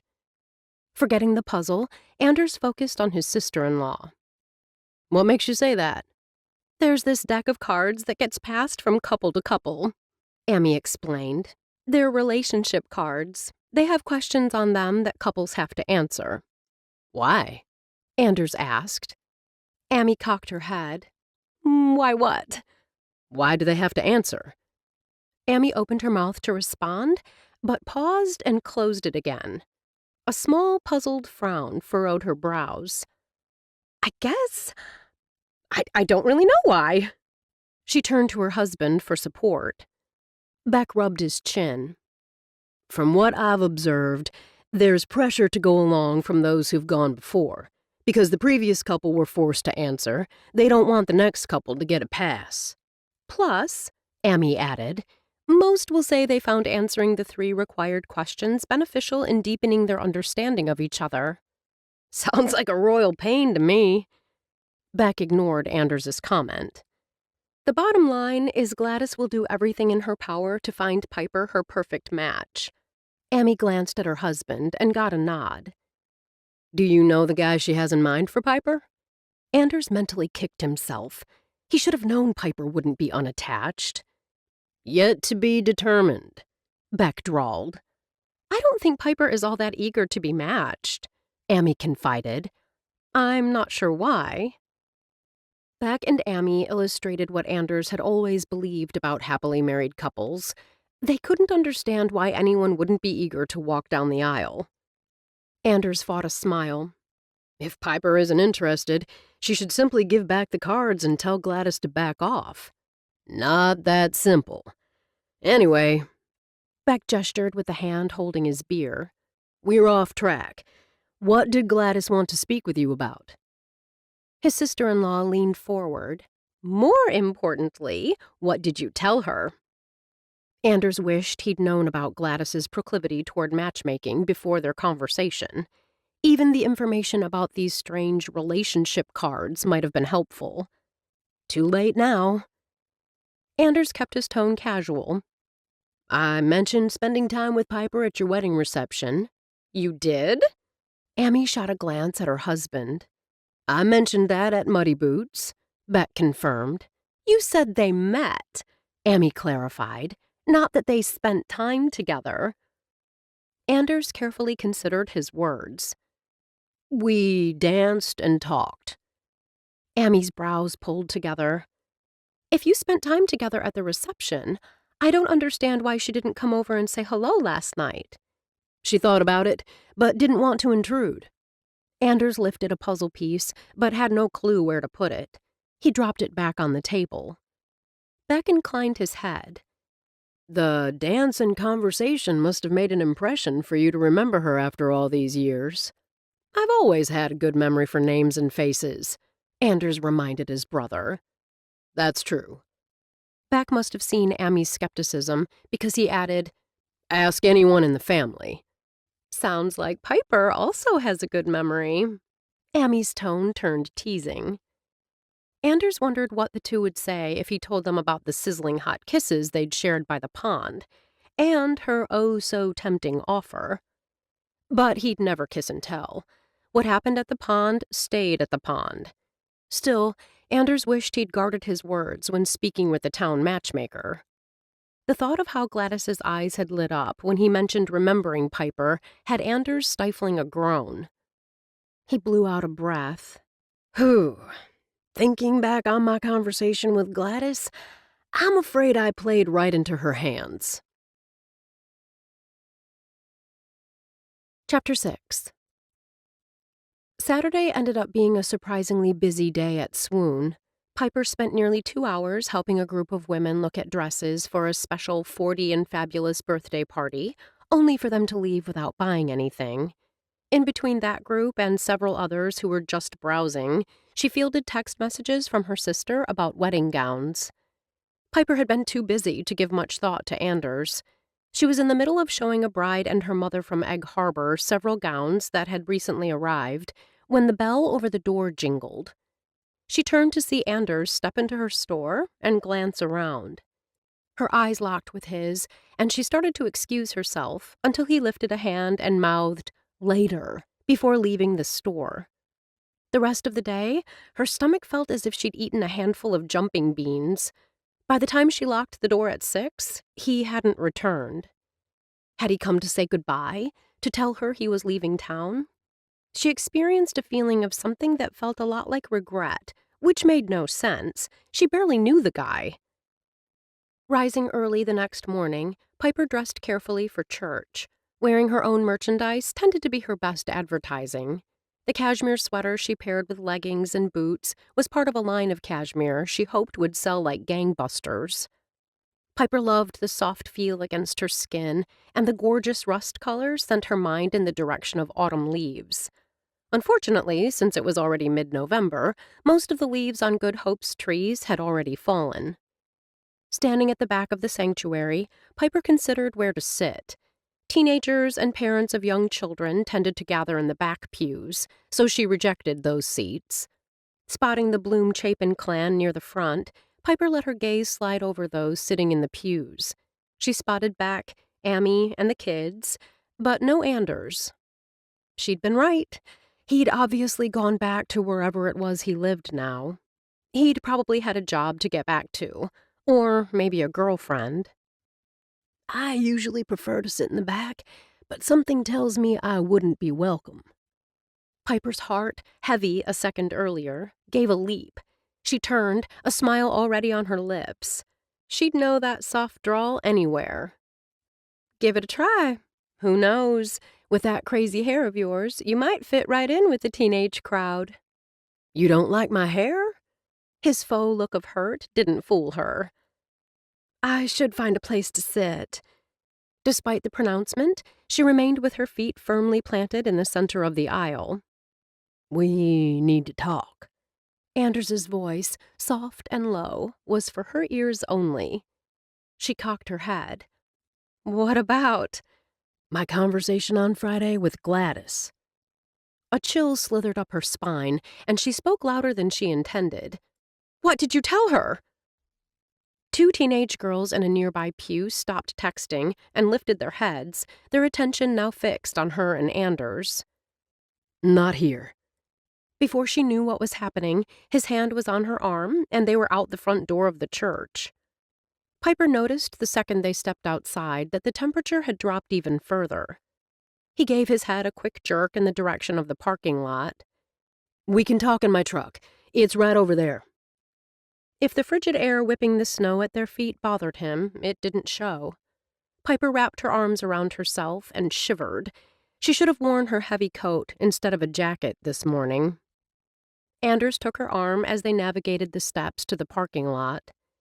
She supposed she could have refused the gentlemanly gesture, but despite the ice melt sprinkled generously on the steps and walkway, the concrete held a sheen. His truck ended up being a massive 4x4 in midnight blue. If there hadn't been a running board on the passenger side, he'd have had to hoist her up and in. The second she was inside, he closed the door, then rounded the front. Once behind the wheel, he started the engine and set the heater to blast. Blowers did their job, and blessed warmth flooded the cab. Beneath her, the seat turned toasty. Private, yet comfortable.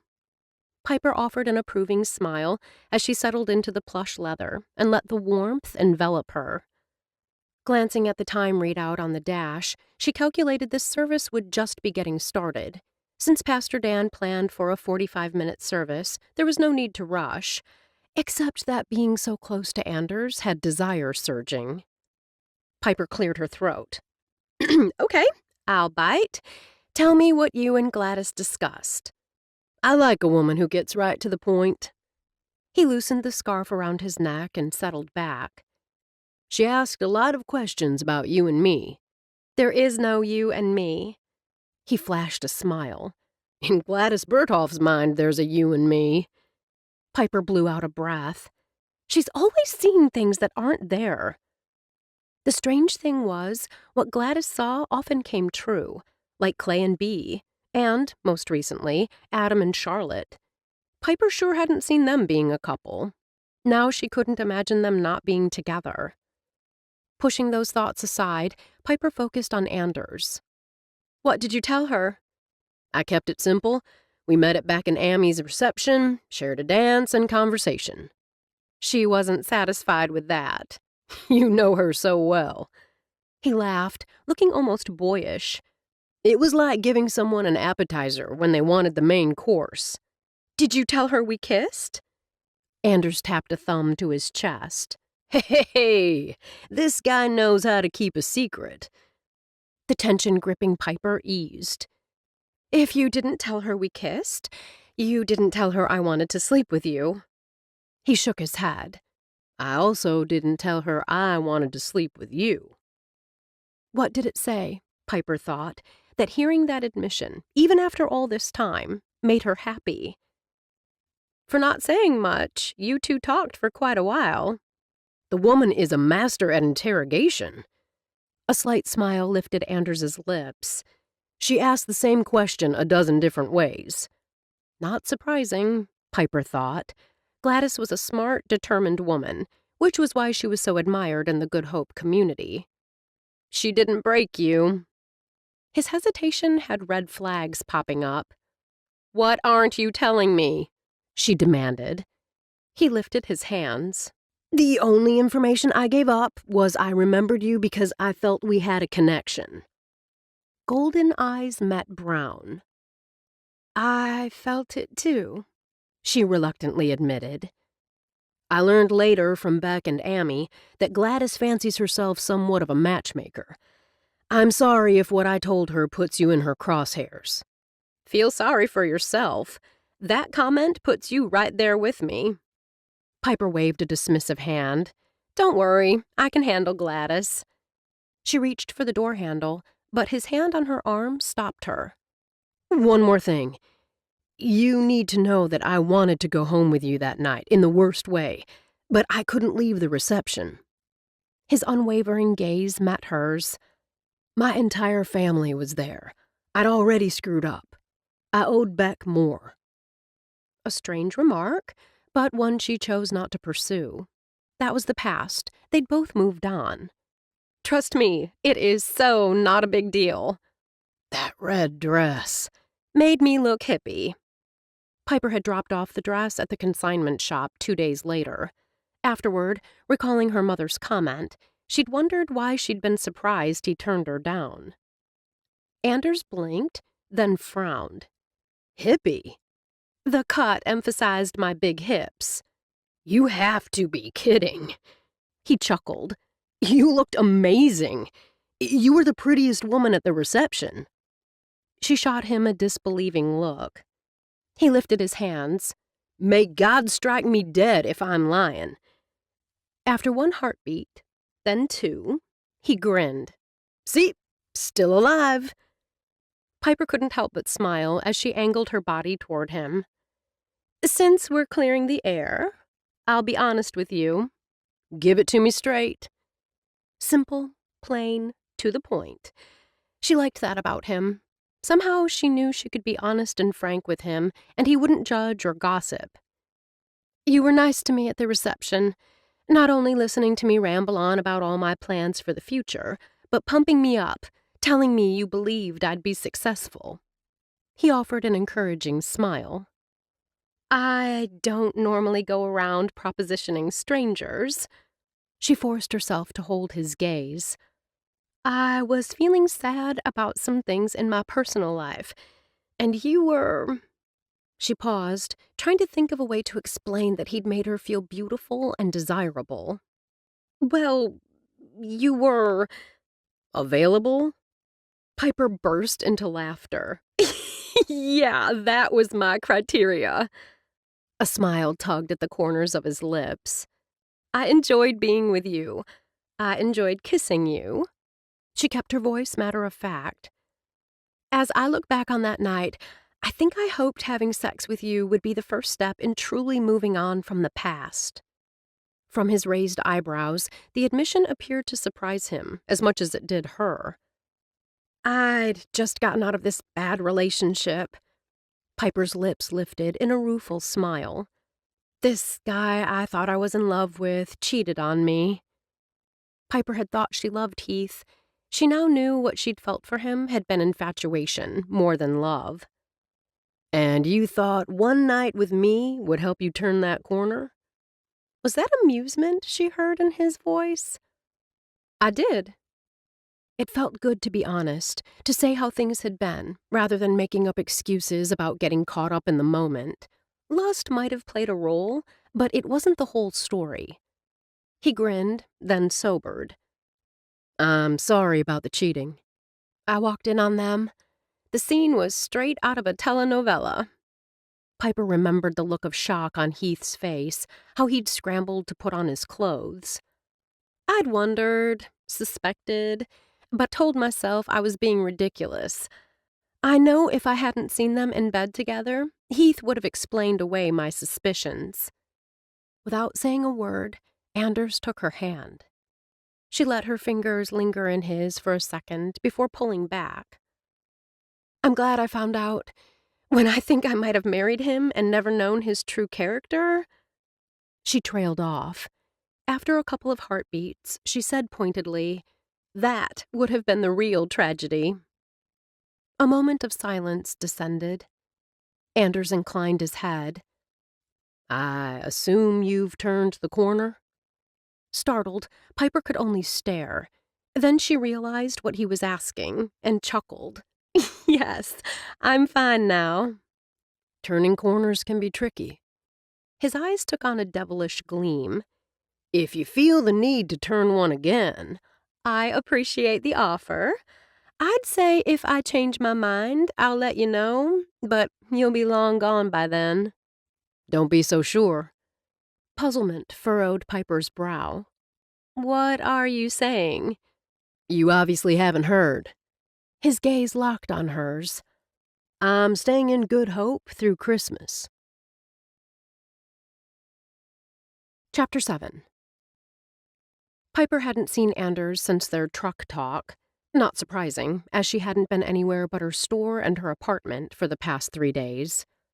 After Anders had dropped her off at her car on Sunday, she'd quickly texted Bea that she needed to skip their meetup at Muddy Boots due to a wedding dress crisis. She hadn't explained that the crisis was an angry call from her mother complaining that Sasha had yet to find a dress and questioning why Piper wasn't being a better sister during Sasha's time of need. Rather than get into a fight about what actually constituted a time of need, Piper simply listened. Once the call had ended, she'd pulled out her brownie pan and ignored a lesson learned long ago. Brownies, cookies, and pastries were best bought in bake shops because then you could buy just one. Yesterday, Piper had vowed to freeze the rest. Mistakenly answering another call from her mother had had Piper slicing off a piece of the crispy edge as soon as the conversation ended. Today, it was Sasha who'd called during Piper's lunchtime, distraught and absolutely convinced she was never going to find the perfect dress. Listening to her sister whine for over an hour had had Piper staring into space once Sasha finally stopped talking. Was this, she'd wondered, how police officers felt after they'd talked someone off a ledge? Piper decided that once she closed the store, she was definitely having another brownie. Nope, she was having 2. She could almost taste the chocolate and sugar on her tongue when the bells over the door jingled. Piper perked up when she saw Bea step into the shop. Pushing back the hood of her coat, Bea smiled and offered Piper a wave of a hand encased in a bright pink mitten. "I'm glad I caught you." "It's not quite 6, Piper teased, gesturing to the enormous clock on her wall that showed 5 minutes before closing time. Once the book club ladies left, there was zero business. Same for Frank. He closed Echoes at 4. Echoes of yesterday, Good Hope's only antique store, sat between Swoon and Bea's bookstore coffee bar. Frank Stephenson, the proprietor, had run Echoes for as long as Piper could remember. His business, like Bea's book and cup and her own Swoon, had been relocated due to renovations on the downtown block where they'd previously been located. Frank, gruff but with a good heart, had been hospitalized several times during the past year. "Is Frank feeling okay?" "He seemed to be." Bea's expression grew thoughtful. "We talked for several minutes. He looked fine." "That's good to hear." Still, Piper made a mental note to give Frank a call. The man didn't like people stopping by unexpectedly, just to make sure he was okay. Even if traffic was slow at his shop, it wasn't like him to close early. "I'm glad I caught you before you locked the door." "If it was locked, all you'd have to do is knock." Piper winked. "There's a pretty good chance I'd let you in." "Pretty good chance, huh?" Bea struggled not to smile. Better than 75%. Bea chuckled. "Good to know. Since you're already here." Piper made a sweeping gesture with one hand toward the back of the store and the door that led to her apartment. "Do you have time for a glass of wine? I've got a nice Pinot. It goes great with brownies, which I also happen to have." "Get behind me, Satan!" Bea spoke dramatically, making the sign of the cross with her 2 index fingers before laughing. "I can't think of anything I'd like more than to eat brownies, drink wine, and chat with you. But—" Piper heard the refusal coming. "Today is Clay's birthday." Bea's eyes held an impish gleam. "I have a special celebration planned. It involves a fire, a fluffy rug, and massive amounts of wine." "You don't need brownies. You'll be getting your own sweet treat this evening." Piper managed not to sound wistful. Bea grinned. "Be sure and tell him happy birthday from me," Piper added. "I will, but you can tell him yourself on Friday. We celebrated with family on Sunday." Bea spoke fast, as if wanting to get it all out before her husband arrived. "This Friday, I decided to get a bunch of friends together for an impromptu party at the Ding-a-ling. I texted Amy and Hadley this afternoon. They agreed to make enough cupcakes for everyone in the bar. It should be super fun." What would it be like to have such a supportive family? While Piper's parents and sister never forgot her birthday, she couldn't recall the last time any of them had gone out of their way to make the day special. With her mom and Sasha so deep in wedding planning, Piper doubted they'd even remember this year. Clay is lucky to have you. We're lucky to have each other. Bee reached out and grasped Piper's hand. I'd really love for you to come. Piper didn't like seeing the worry in Bee's eyes. Granted, Piper had bypassed going to several big festivals recently. The news of Sasha being with Heath had knocked her off balance. She was still worried, but steadier now. Count me in. Piper inclined her head. Can I bring anything? Just yourself. Her friend gave her a quick hug. We'll carve out time for the two of us very soon. When her phone pinged, announcing Clay had arrived at Book and Cup, Bee took off. After Bee left, Piper checked on Frank before tossing together a quick dinner. As her trash can was now full and the garbage man was due tomorrow, Piper hefted the bag down to the dumpster. Stepping into the alley, she came to an abrupt halt. Anders's truck sat parked behind Book and Cup. Keeping one eye on the vehicle, she tossed the bag into the dumpster. Why would his truck be parked in a space meant for business owners and their staff? Especially now, when all the businesses on this side of Wrigley Road were closed for the evening. Ignoring the stiff northern breeze, she strode to the truck. The cab might be empty, but the bed held sacks and boxes filled with everything from food to kitchen items. What's a smart woman like you doing out in weather like this without a coat? Piper turned and found herself drowning in Anders's laughing eyes. It was supposed to be a quick trash toss. She gestured with her head toward the dumpster. Then I saw your truck and got curious. What are you doing here? A sudden gust of wind had her letting out a slight gasp. Let's talk inside. With the palm of one hand against her back, Anders maneuvered her to the back of Book and Cup, where the door was propped open. Once she was inside, Anders kicked a wedge of wood out from beneath the door. Give me a sec. As he pulled the door shut, he called over his shoulder, Open it when you see me coming. What? Piper began, but Anders was already halfway to the truck.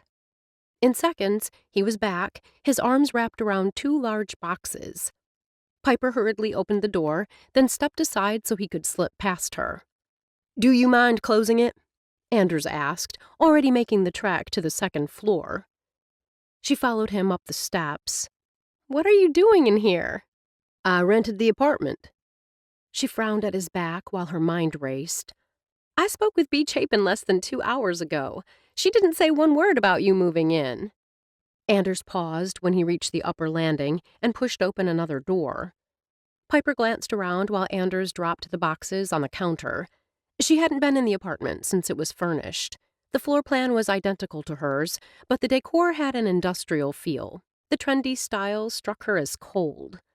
Of course, the absence of any personal touches didn't help. I thought the Triad group was keeping this space open as a hotel room of sorts for visiting business guests. Business guests and family. Anders looked up from the box he'd already begun unpacking. He stuck a carton of milk and a jug of orange juice in the refrigerator. Apparently, I qualify. Who knew? Yes, Piper thought, Anders would qualify. David Chapin, one of the three in the Triad group, was Amy's brother-in-law. But David was also Bee's brother-in-law, and David and Clay were close. My friend Bee is married to David's brother. Why didn't she know you were moving in? I realize news travels fast in small communities, but my communication with David happened only hours ago. Anders pulled a bowl from the cupboard and settled several apples in it. David texted his partners. They gave their blessing, and here I am. Beck and Amy must have been in a real hurry to get rid of you. Piper clapped a hand across her mouth when she realized how that sounded. I'm sorry. Anders's eyes twinkled. Forgiven. No, I'm really sorry. Piper stepped to him and placed a hand on his arm. That was rude. It's okay. Beck and Amy wanted me to stay. His amber eyes softened. Sarah Rose cried when she heard I was moving out. They have a big house and plenty of room. Piper stopped, reminding herself that Anders choosing to live here when his brother had available space was not her business.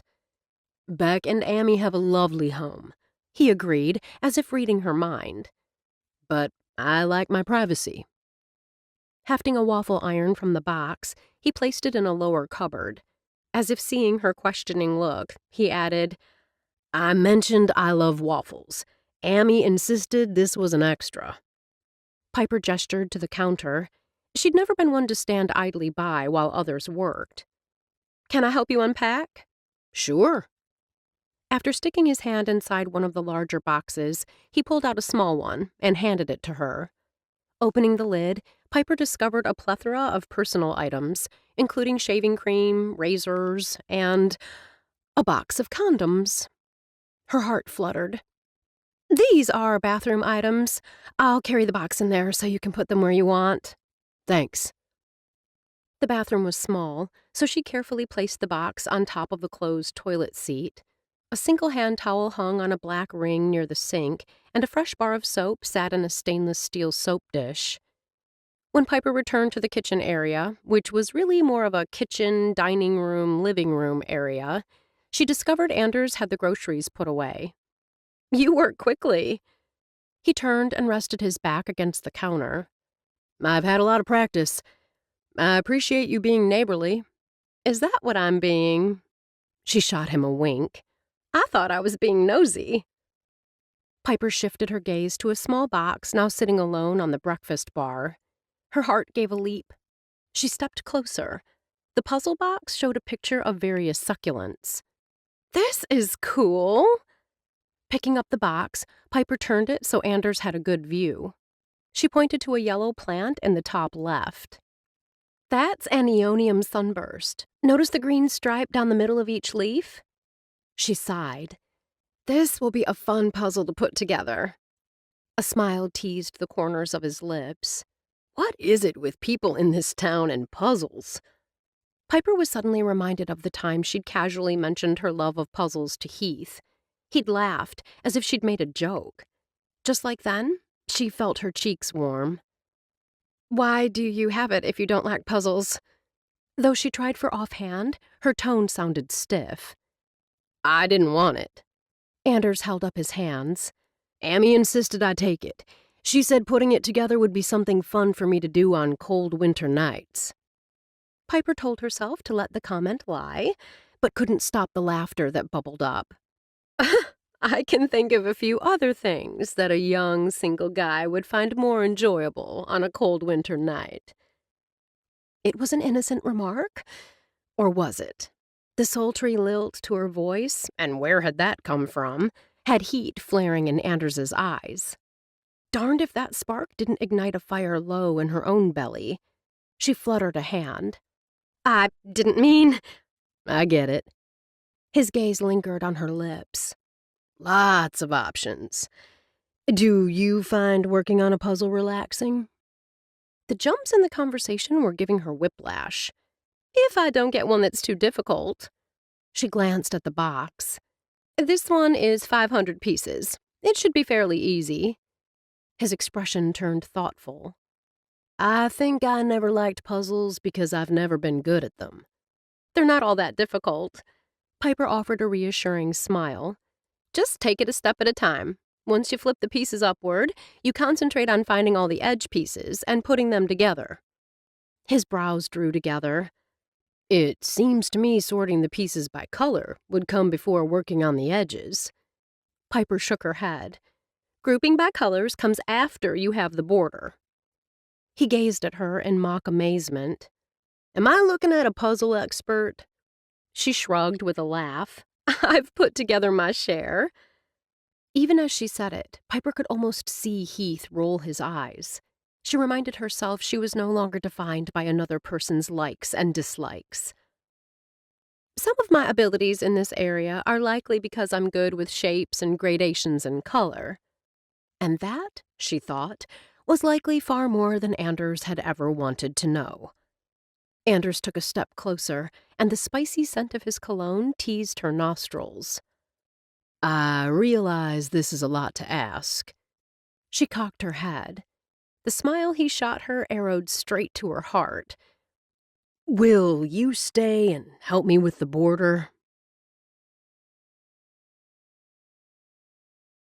Chapter 8. Anders wasn't certain if it was his pleading look or the fact that Piper loved puzzles that made her agree. He was simply glad to have the company. Okay, he admitted, not just company, her company. While Anders wasn't a pushy guy, he'd sensed a sadness in Piper when he'd spotted her by his truck. Once her gaze had settled on the puzzle, the confident woman who'd talked so passionately about her business at the wedding had returned. Nearly done. Her eyes remained fixed on the top right part of the puzzle. The bottom left is complete. Anders locked the last piece into place. There had been very little talking while they worked. He liked the way her teeth latched onto her bottom lip as she intently studied the puzzle. He smiled at the little humming noise she made as she searched for just the right piece. Reveling in the comfortable silence, Anders relaxed fully. At the advertising firm where he'd worked, there'd been lots of chatter, both in the office and at parties. Men and women who worked in the field were, for the most part, a gregarious group who loved discussing thoughts, proposals, heck, almost anything, to death. The ranch hands he'd worked with the past couple of years had been not only comfortable with silence, but most preferred it. Anders had grown accustomed to going for hours without saying a word, which was why the time with Beck and his family had been a splash of cold water. Constant noise and talk. As nice as he'd found it to be so close to them, his brother's household was a busy, noisy one. Which was why when David had mentioned he could take possession of the apartment right away, Anders had chosen to move immediately. Amy had insisted on plying him with food staples and items she wasn't sure the apartment stocked. Now, he was here, and with Piper. Anders settled his gaze on the shiny dark hair that tumbled around her shoulders. He still remembered how soft it had felt between his fingers as they'd kissed the night of the reception. For 1 second, Anders was tempted to stroke his hand down the strands. Knowing that kind of action would likely send her scurrying toward the door, he concentrated instead on the puzzle. He studied the face-up pieces, looking for one with an edge that wasn't quite yellow but not quite green. Is this what you're looking for? Lifting his gaze, Anders caught sight of the piece she held between her thumb and forefinger. That's a definite possibility. He reached out and plucked the piece from her fingers, ignoring the sizzle when his flesh brushed hers. Let's see if it works. Turning it slightly, he pressed it between 2 edge pieces. It locked into place. He grinned. You're a genius. She returned his smile. In that moment, Anders knew she was seeing him, wanting him. Anders had a sudden vision of the rest of the evening. He would hold Piper. He would kiss her. They would make love. He'd wanted her from the moment he'd first seen her in that sexy red dress. That night, there'd been too many other people to consider. Now, it was just her and him. When her eyes darkened and she still didn't look away, hope surged. The ringing of her phone shattered the spell. Shaking her head as if she needed to orient herself, Piper expelled a ragged breath. She slipped the phone from her pocket. The second she saw the screen, her expression turned stony. By the time she answered, she was on her feet. Hello, Mother. Her polite tone reminded him of one you'd use with a repair person who called to schedule an appointment, not a parent.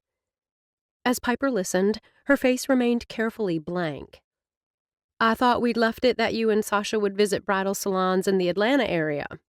Yes, it was clear to me she was upset when we spoke earlier. Piper's fingers tightened around the phone. I am doing my duty as maid of honor, but I have a lot on my own plate now. Besides, I can't choose the dress for her. Sasha has to— Her mother interrupted, speaking so loudly that Anders heard the agitation in the older woman's voice, though he couldn't make out her words. Though Piper hid it well, the tense set to her shoulders and the high color in her cheeks told him she'd lost the calm she'd found while helping him with the puzzle. Piper's brow furrowed.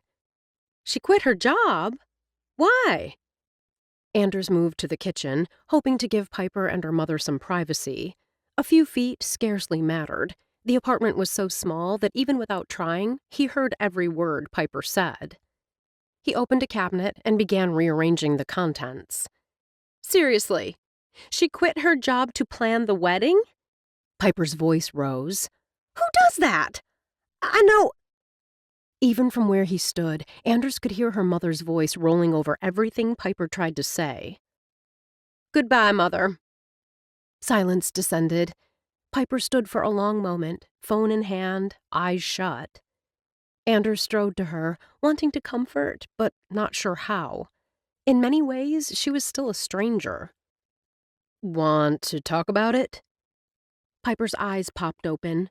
She fluttered a hand in the air, and the laugh she uttered pitched high. "Just more wedding drama. For whatever reason, my sister seems incapable of choosing a dress. Somehow, that's my fault." Tough spot. Tell me about it." Piper blew out a breath. "I need to go." Anders had thought before she left this evening he'd invite her over for dinner this weekend. He was a passable cook. Sensing now wasn't the time, he set aside the invitation for another day. "If there's anything I can do to help, I'm right next door." Something flared in her eyes for a brief second before she offered a weary smile. "Thanks, Anders. That's really nice of you." "I'll walk you home." She gave a quick shake of her head. "Not necessary." "Humor me." With a curt nod, Piper opened the door and started down the steps, her spine rigid. Anders followed her down the stairs, but when she stepped outside, he remained in the doorway. This spot allowed him to make sure she got home safely, but also gave her the space she appeared to need. Once she reached her door, she turned, met his gaze, and lifted her hand. Oddly cheered by the gesture, Anders returned the wave and added a smile. The Ding-a-Ling Bar had once been a pimple on the backside of Good Hope. The poorly run, dilapidated structure positioned at the end of a dirt roadway had been neglected for years. Now the two-story wooden structure rivaled the Flying Crane as Good Hope's favorite bar. Fire engine red paint and new shingles had spruced up the exterior, and the recently installed double-pane plate glass windows brought light into the once dingy darkness. Piper loved all of the changes, but her favorite part of the renovation was the new porch. In nice weather, people often gathered there, talking and greeting those who were coming or going. As Swoon sat directly across the street from the bar, Piper loved looking out the window, especially on weekends, to see if she recognized any of the bar's customers. It wasn't weird, she assured herself, wanting to know what was going on in her neighborhood. No different than living on a residential street and being part of a neighborhood watch program. It wasn't like she spent every weekend at home gazing out the window at other people living their lives. She kept busy. Piper had to admit the recent marriages of her two best friends had put a crimp in her social life. There were plenty of single women in Good Hope. She just hadn't had time to foster friendships with any of them. But she would make the effort, she promised herself, once her sister found a wedding dress. After trying repeatedly to reach her mom and sister to set up a Zoom call, she'd given up. Piper could only hope they were out shopping for gowns and would soon be texting they'd found the one. She was determined not to give either of them another thought. Tonight, she would attend Clay Chapin's birthday party and have fun. Piper glanced at her leggings, red sweater, and boots. She would fit in perfectly with the Ding-a-Ling crowd. That was one of the nice things about starting a business in a community where she'd grown up. She understood dressing casually worked for most events, which was why she stocked more casual clothing than fancy in her store. Though the temperature hovered in the 40s this evening, it felt almost balmy compared to the past week. Because she lived so close to the bar, Piper didn't bother with a coat. The tiny bag hanging from a gold chain contained everything she needed: cash, credit card, identification, and lipstick. Right before she left, Piper dropped the key to her apartment into the bag. With anticipation fueling her steps and the wind giving her a not-so-gentle push, Piper crossed the recently paved road. The porch might be deserted this evening, but inside things were clearly hopping. Piper smiled and let the sound of music, conversation, and laughter wash over her. Until this moment, she hadn't realized how much she needed a night out. Yes, tonight she was going to forget about everything and simply enjoy herself. Chapter 9. For the evening's festivities, Piper had braided her hair into what the YouTube video she'd watched called a messy fishtail half up. Though she'd never been the controlled, messy type, she'd been ready for something other than her normal, every strand in place look. Simply changing up things a little had her feeling bold and daring, and, she'd admit, but only to herself, sexy. Anticipation coursed through her. This was one weekend night she wouldn't spend alone watching other people have fun. According to a prominently placed whiteboard, Clay's party was upstairs. Utilizing the area reserved for private events had been a wise move, considering the number of people crowding the main floor of the bar. After giving a quick wave to Oakley Marshall, who oversaw the karaoke machine this evening, Piper headed up the steps. More laughter, voices, and the clink of glasses greeted her. Piper had thought small and intimate when she'd heard the party was for Clay's close friends and family. It appeared Clay had more close friends and family than she'd realized. After stopping every few feet to say hello to someone she knew, Piper finally made it across the crowded party room to where Bee stood beside the birthday boy. Her friend scattered smiles like confetti, her cheeks flushed with happiness. Clay stood beside his wife, beaming. When Bee spotted Piper, she stepped forward to give her a quick hug. "I'm so glad you made it." "Wouldn't have missed it for the world." Piper returned the hug, then took a step back and shifted her attention to Clay. "Happy birthday, Clay." "Thanks, it's good to see you." Piper gestured with one hand toward the crowd. "Looks like a stellar turnout." "Free beer and wine brings 'em out every time." Clay grinned. "If you decide to head downstairs and want to order something, there are drink tickets you can use on the table by the door." "You're doing it up right," Piper told him.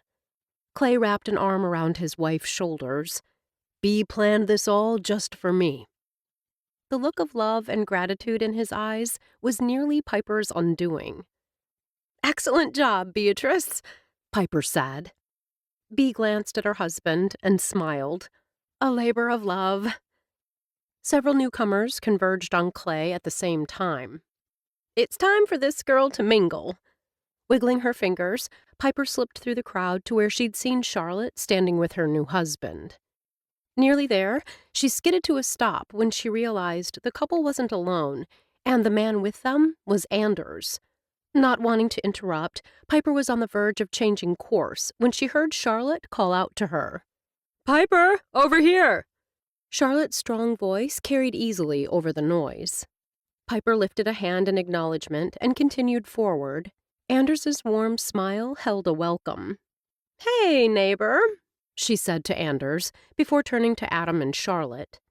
She blinked at the way the blue stretch fabric of Charlotte's shirt clung to her body.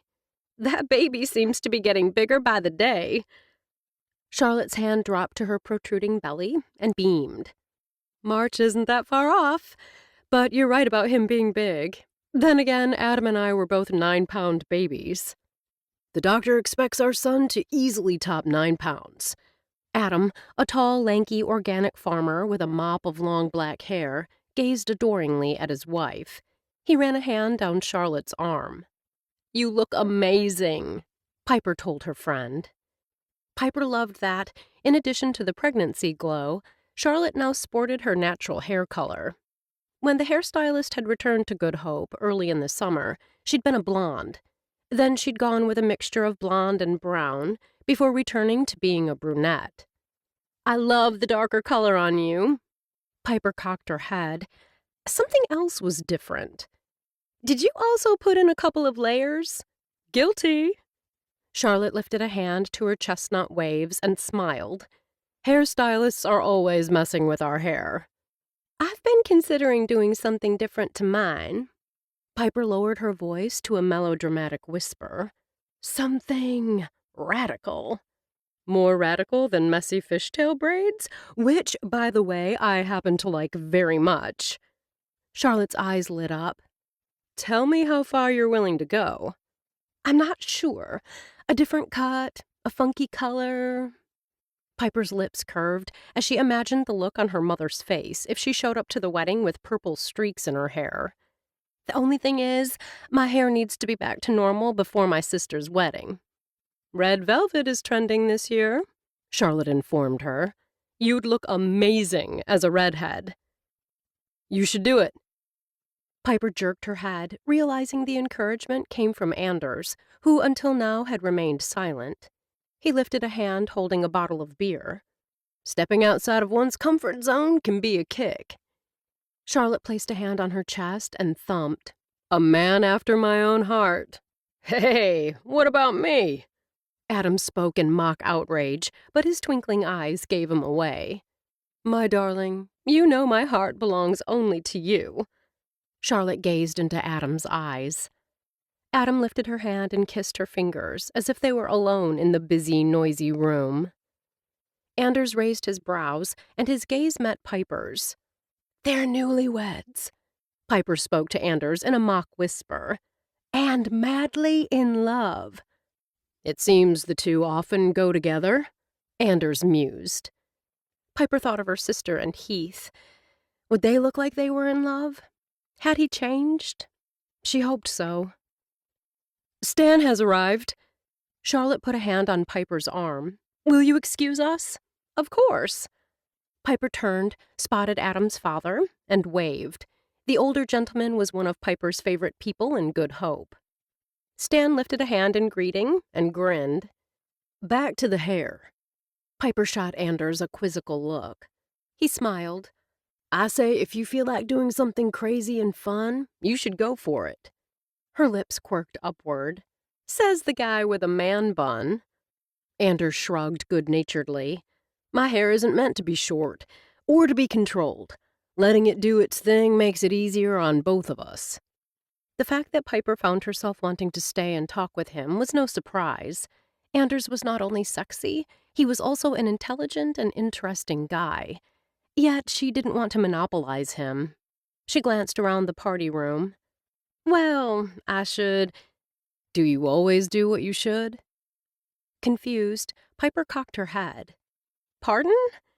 I notice you start a lot of sentences with I should, as in, I should go here, I should do this. Piper narrowed her gaze. What are you getting at? He held up his hands as if to say, don't shoot the messenger. Simply saying that living our lives in terms of should can be stifling. His comment intrigued her. She offered an encouraging smile. I'm a case in point, he went on. Even before I graduated, I had doubts about a career in advertising. Not earth-shattering doubts, but I wondered if the field was really where I wanted to spend my working life. I shoved aside the doubts and told myself I should stay focused on the field. Piper nodded. Advertising was my major in college. All the internships I'd done were in that field. It would be foolish to, what's the expression, change horses midstream? Though not familiar with the saying, Piper got the gist. That's what I thought at the time. His tone remained matter-of-fact, and she saw he was warming to the topic. As I already had a position lined up after graduation, I stayed the course. But it wasn't what you wanted, she gasped when he sipped his beer, his eyes turning dark with memories. He lowered the bottle, and it was almost as if he was speaking to himself. I enjoyed it. At first, I liked working in a fast-paced environment, pushing to get the best accounts, being lauded for my creativity. The smile he flashed quickly faded. As time went on, I got caught up in the game. I found myself focused on doing whatever I needed to do to win an account, no matter the cost. When I finally recognized what was happening, I turned in my resignation. Piper knew what her parents would say about such a bold action. Probably something close to what they'd told her when she'd quit her manager job at one of Atlanta's top boutiques to move to Good Hope and start Swoon. What happened after you left your job in New York? The plan was to take a year's sabbatical. I'd travel and then try again with another ad firm. Maybe one closer to home. He shrugged and smiled. The best laid plans. You never went back to advertising. The logical part of my brain told me to go back, but... He paused and took another pull of beer. Sounds like you made the best choice for yourself, though I do believe there are often good reasons to stay a particular course.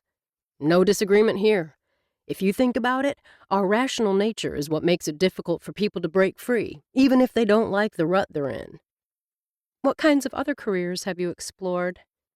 That question calls for more alcohol. What can I get you to drink? I'll take a beer. Anders surprised her by slinging an arm around her shoulders and giving her a squeeze. A woman after my own heart. What have we here? Piper's heart sank at the familiar voice. She gently pushed Anders's arm off her shoulders. Mrs. Berthoff. Anders offered the woman a friendly smile. How nice to see you. Gladys made a tisking sound. I believe we've already established you are to call me Gladys. You did, and I apologize. Anders gave Gladys his total attention. He'd been that way with Piper and with Adam and Charlotte.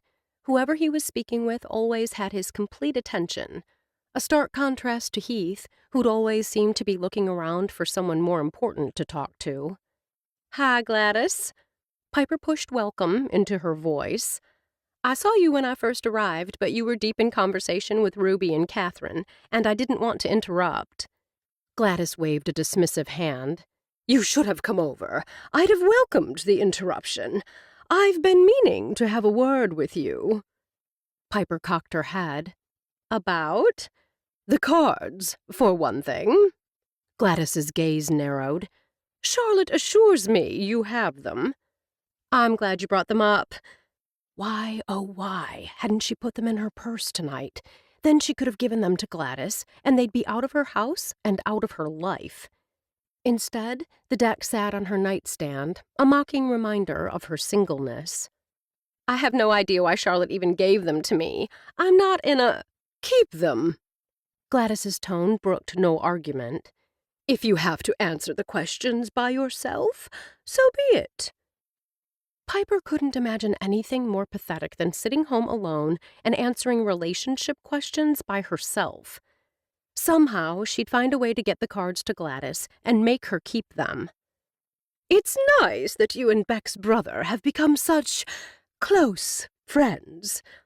Gladys's pale blue eyes held an unsettling gleam as they shifted between her and the relaxed-appearing man who remained by her side. We're next-door neighbors. Piper realized her mistake instantly. She'd offered the information to explain why she and Anders were together at the moment, but the flare of excitement in Gladys's eyes told her it had the opposite effect. The old woman shifted her focus to Anders. Are you living above Book and Cup, or echoes of yesterday? Book and Cup. Anders's tone turned curious. I didn't realize there's an apartment open above the antique store. From what I understand, that unit isn't fully finished off yet. I knew you'd moved out of your brother's home, but hadn't heard where you'd landed. Gladys studied him. Did you and Beck have a falling out? Startled surprise skittered across Anders's face before he chuckled. Not at all. They need their privacy, and I need mine.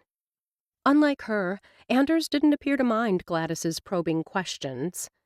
The older woman slowly nodded. After Gladys slanted a brief glance at Piper, her expression turned sly. If you think about it, you two are practically living together. Anders snorted. Hardly. When Gladys turned his way, he offered a good-natured grin. Piper and I aren't living together any more than you and Albert August are living together, simply because you have apartments in the same building. It appeared Amy and Beck had caught Anders up to speed on Good Hope gossip. Gladys and the retired high school principal, who both had independent apartments in the Good Hope Living Center, were reported to be involved. Gladys waved a dismissive hand. You know what I mean. Piper only smiled as Gladys beamed at the two of them. Then the older woman frowned. You must excuse me. It appears Oakley is on break and needs to speak with me. Carry on. Piper turned and saw Oakley motioning to Gladys. When the young woman caught Piper's eye, she offered a big smile and an enthusiastic wave. Oakley was the minister's sister and a force of her own. Although only in her early 20s, she'd become part of Gladys's posse soon after relocating to Good Hope. She was known for her over-the-top personality and wild hair colors and styles. Piper envied Oakley's panache and wished she could bottle a little of the young woman's confidence for herself. Today, Oakley's blunt-cut bob was a gorgeous lilac shade. Although a little bold for Good Hope, the hairstyle and color were much more subdued than the mohawk Oakley had rocked for several months last year. Piper had noticed her speaking with Ethan Shaw earlier. More like flirting with the man, actually. Perhaps Gladys should think about matching Oakley. Not with Ethan, though. The businessman was too mature and way too buttoned up for her. Surely there had to be someone in Good Hope who— "Here you are." Piper blinked, and Anders now stood in front of her, holding out a beer bottle. "Where did you get that?" He gestured with the bottle to a bar stand along one wall. "You didn't mention wanting a glass, but I can get—" "Thanks, this will work." She lifted the beer from his hand and brought the bottle to her lips for a long drink. "I need this after my conversation with Gladys. She's an intriguing woman." Anders kept his gaze on her and took a sip from his bottle. "Strong, self-assured." Piper laughed. "To the nth degree." "I'm glad you came." Anders clanked his bottle against hers. "I wondered if I'd feel out of place tonight." Piper widened her eyes.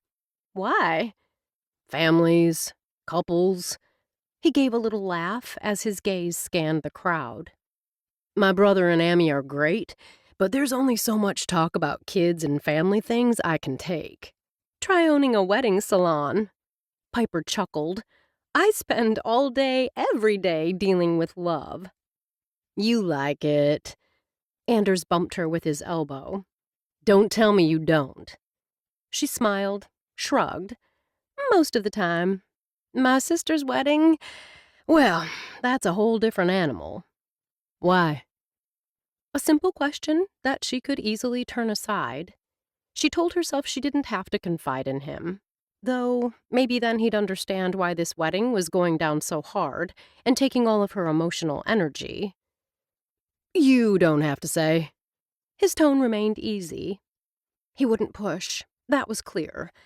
But now that the words hovered on her lips, she wanted them out. "My sister is marrying my ex." Chapter 10. For several seconds, Anders could only stare at Piper. He had to have misheard. "Your sister is marrying the man who cheated on you?" "Yes." Piper cleared her throat. "Sasha is marrying Heath. Everyone, our parents included, is thrilled. Except me." "Wait a minute." Anders raised a hand. "This guy cheated on you while the two of you were in a relationship, yet your sister agrees to date and marry him? To top it off, your parents are happy about it? What am I missing?" Though a muscle in her jaw jumped, Piper met his disbelieving gaze with a steady one of her own. "I haven't told them about the cheating." One more thing about this situation that didn't make sense. "Why not?" Her jaw jutted forward. "It's complicated." "Surely you must have said something when your sister started dating him." Piper expelled a heavy breath. "I didn't know they were even dating until she told me they were engaged." Anders started to say that was crazy, but stopped himself. Piper's situation wasn't that much different than his own. He hadn't lived close to family for many years, hadn't been involved in their day-to-day lives. Still, he knew without a doubt that before he'd even consider dating someone who'd once been involved with Elliot or Beck, he'd speak with them privately about it. "You and your sister must not be close." It was a statement, not a question. "We were close once. That was a long time ago." Piper's eyes grew dark with memories. "Sasha dated the same boy all through high school and college. I met him many times and really liked him. Sasha was always texting me stuff about Jesse, where they went, what he said, even how they planned to move in together after they graduated." Keeping his gaze fixed on hers, Anders nodded, letting her know she had his full attention. I don't know what happened. One day they were together, and the next he was out of her life. I was living here at the time, and when I asked what happened, she didn't seem to want to share the details.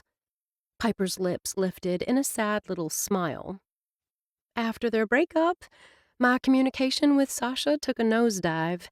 Part of it was her graduating and starting a new career, and me working hard to launch Swoon. Piper took a breath. Anders thought that might be all she was going to say on the matter, but she continued. I heard through my parents that Sasha was dating a lot of different guys. During this time, her path crossed with Heath's. There, apparently, was a spark.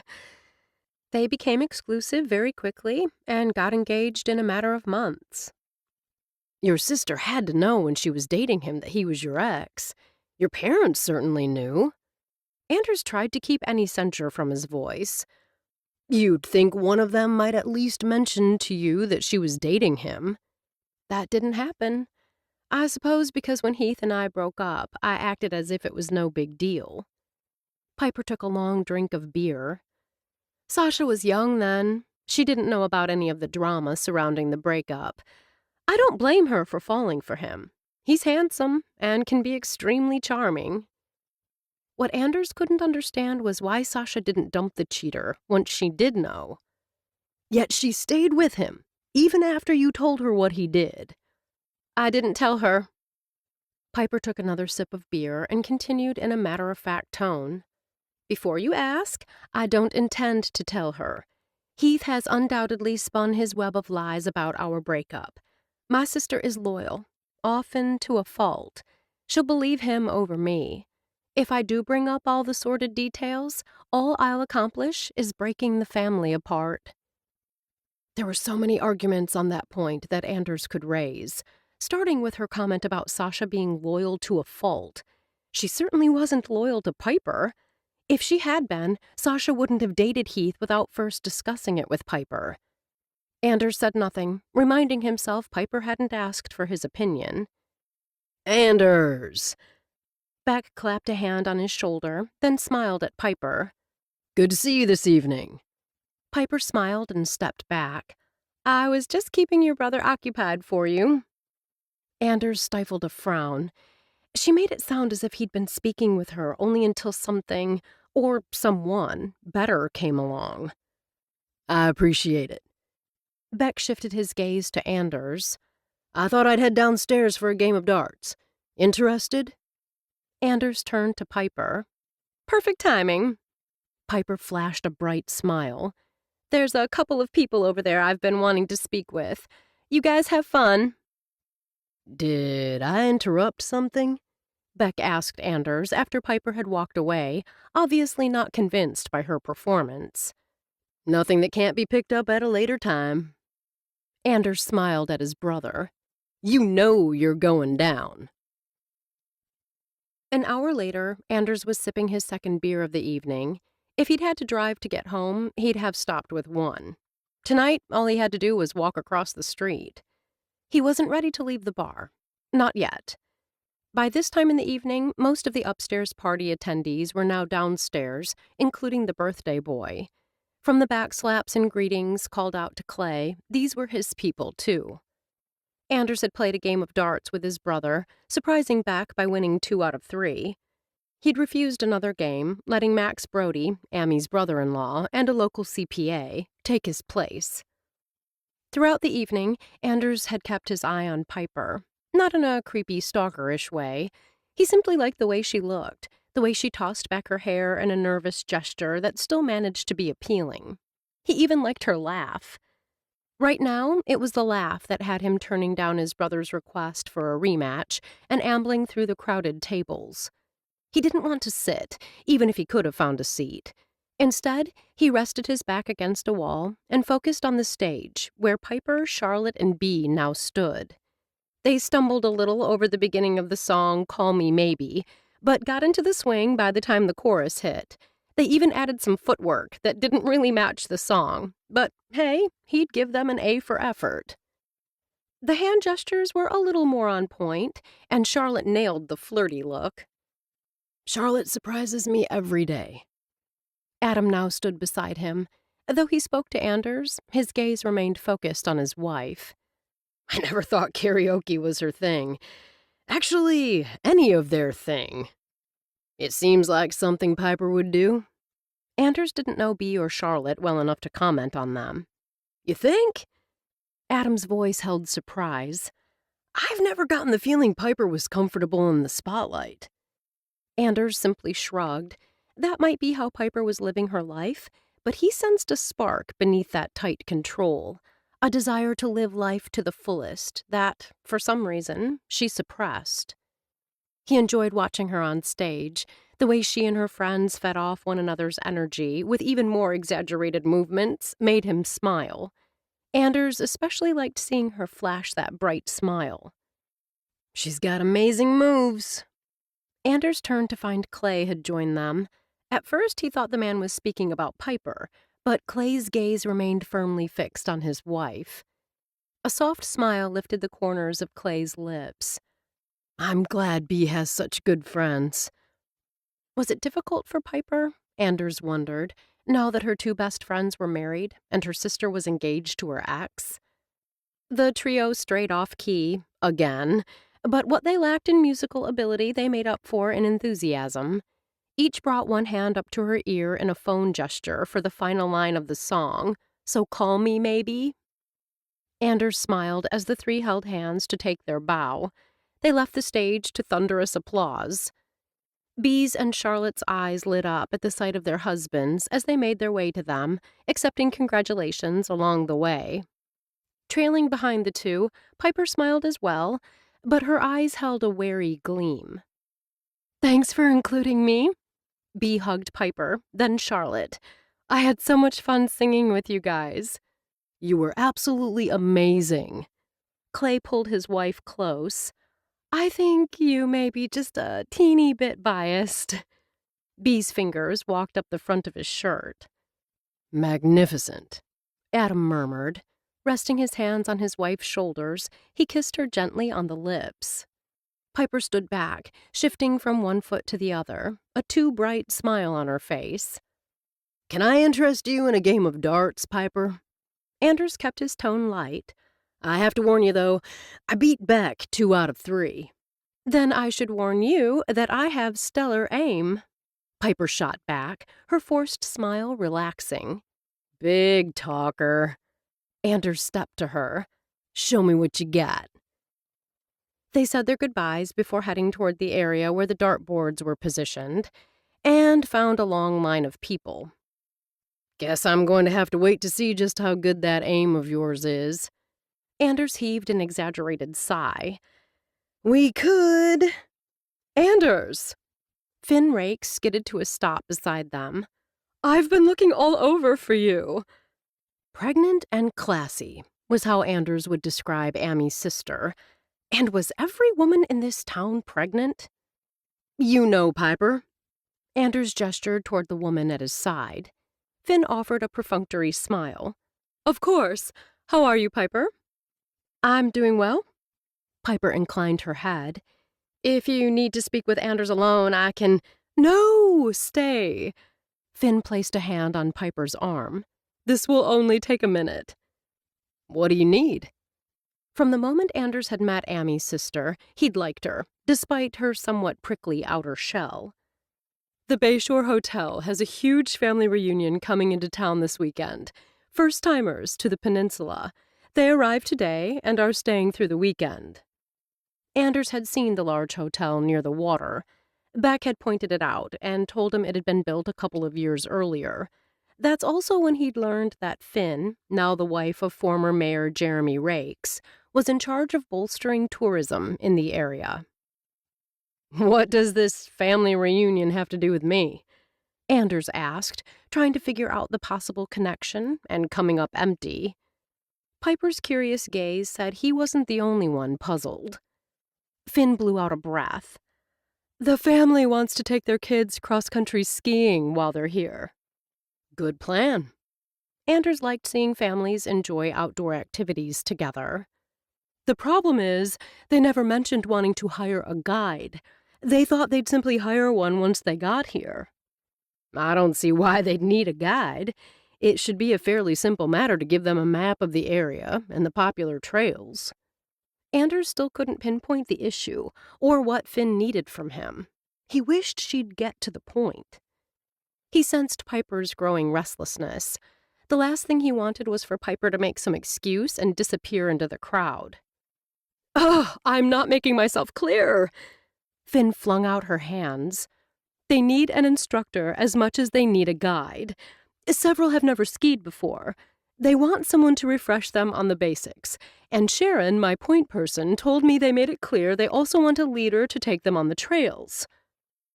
Anders rubbed his chin. "Are there skis available?" "The equipment is covered for tomorrow." Finn grimaced. "They didn't tell me before they got here. And to be fair, I didn't ask, that they also needed a leader. Which is where you come in." Finn offered a beguiling smile. Anders felt the punch. He understood now why his brother said people tended to do as Finn asked. "You taught ski lessons in Aspen," she continued. "You're more than qualified." He cocked his head. "How'd you know about the ski lessons?" "We're family. Family steps in to help when another family member is in a bind." Finn turned to Piper, who'd remained silent. "Isn't that right, Piper?" A look Anders couldn't quite decipher skittered across Piper's face. Anders wondered if she was thinking of all the demands her family was placing on her in regard to the upcoming wedding. Anders wanted to tell her, and Finn, that sometimes you had to say no to family, and that was okay. Piper lifted a shoulder in response to Finn's effort to get her support, then let it drop, refusing to be drawn into the discussion. "It's up to Anders." "Please." Finn met his gaze. "This group is big. If the family members have a good experience, they'll continue to have their reunions in good hope. But this instructor snafu could leave a bad taste, and we could lose them for good." "I'll help." Anders smiled. "Tell me where and when, and I'll be there." Finn flung her arms around him, her protruding belly pressing against him.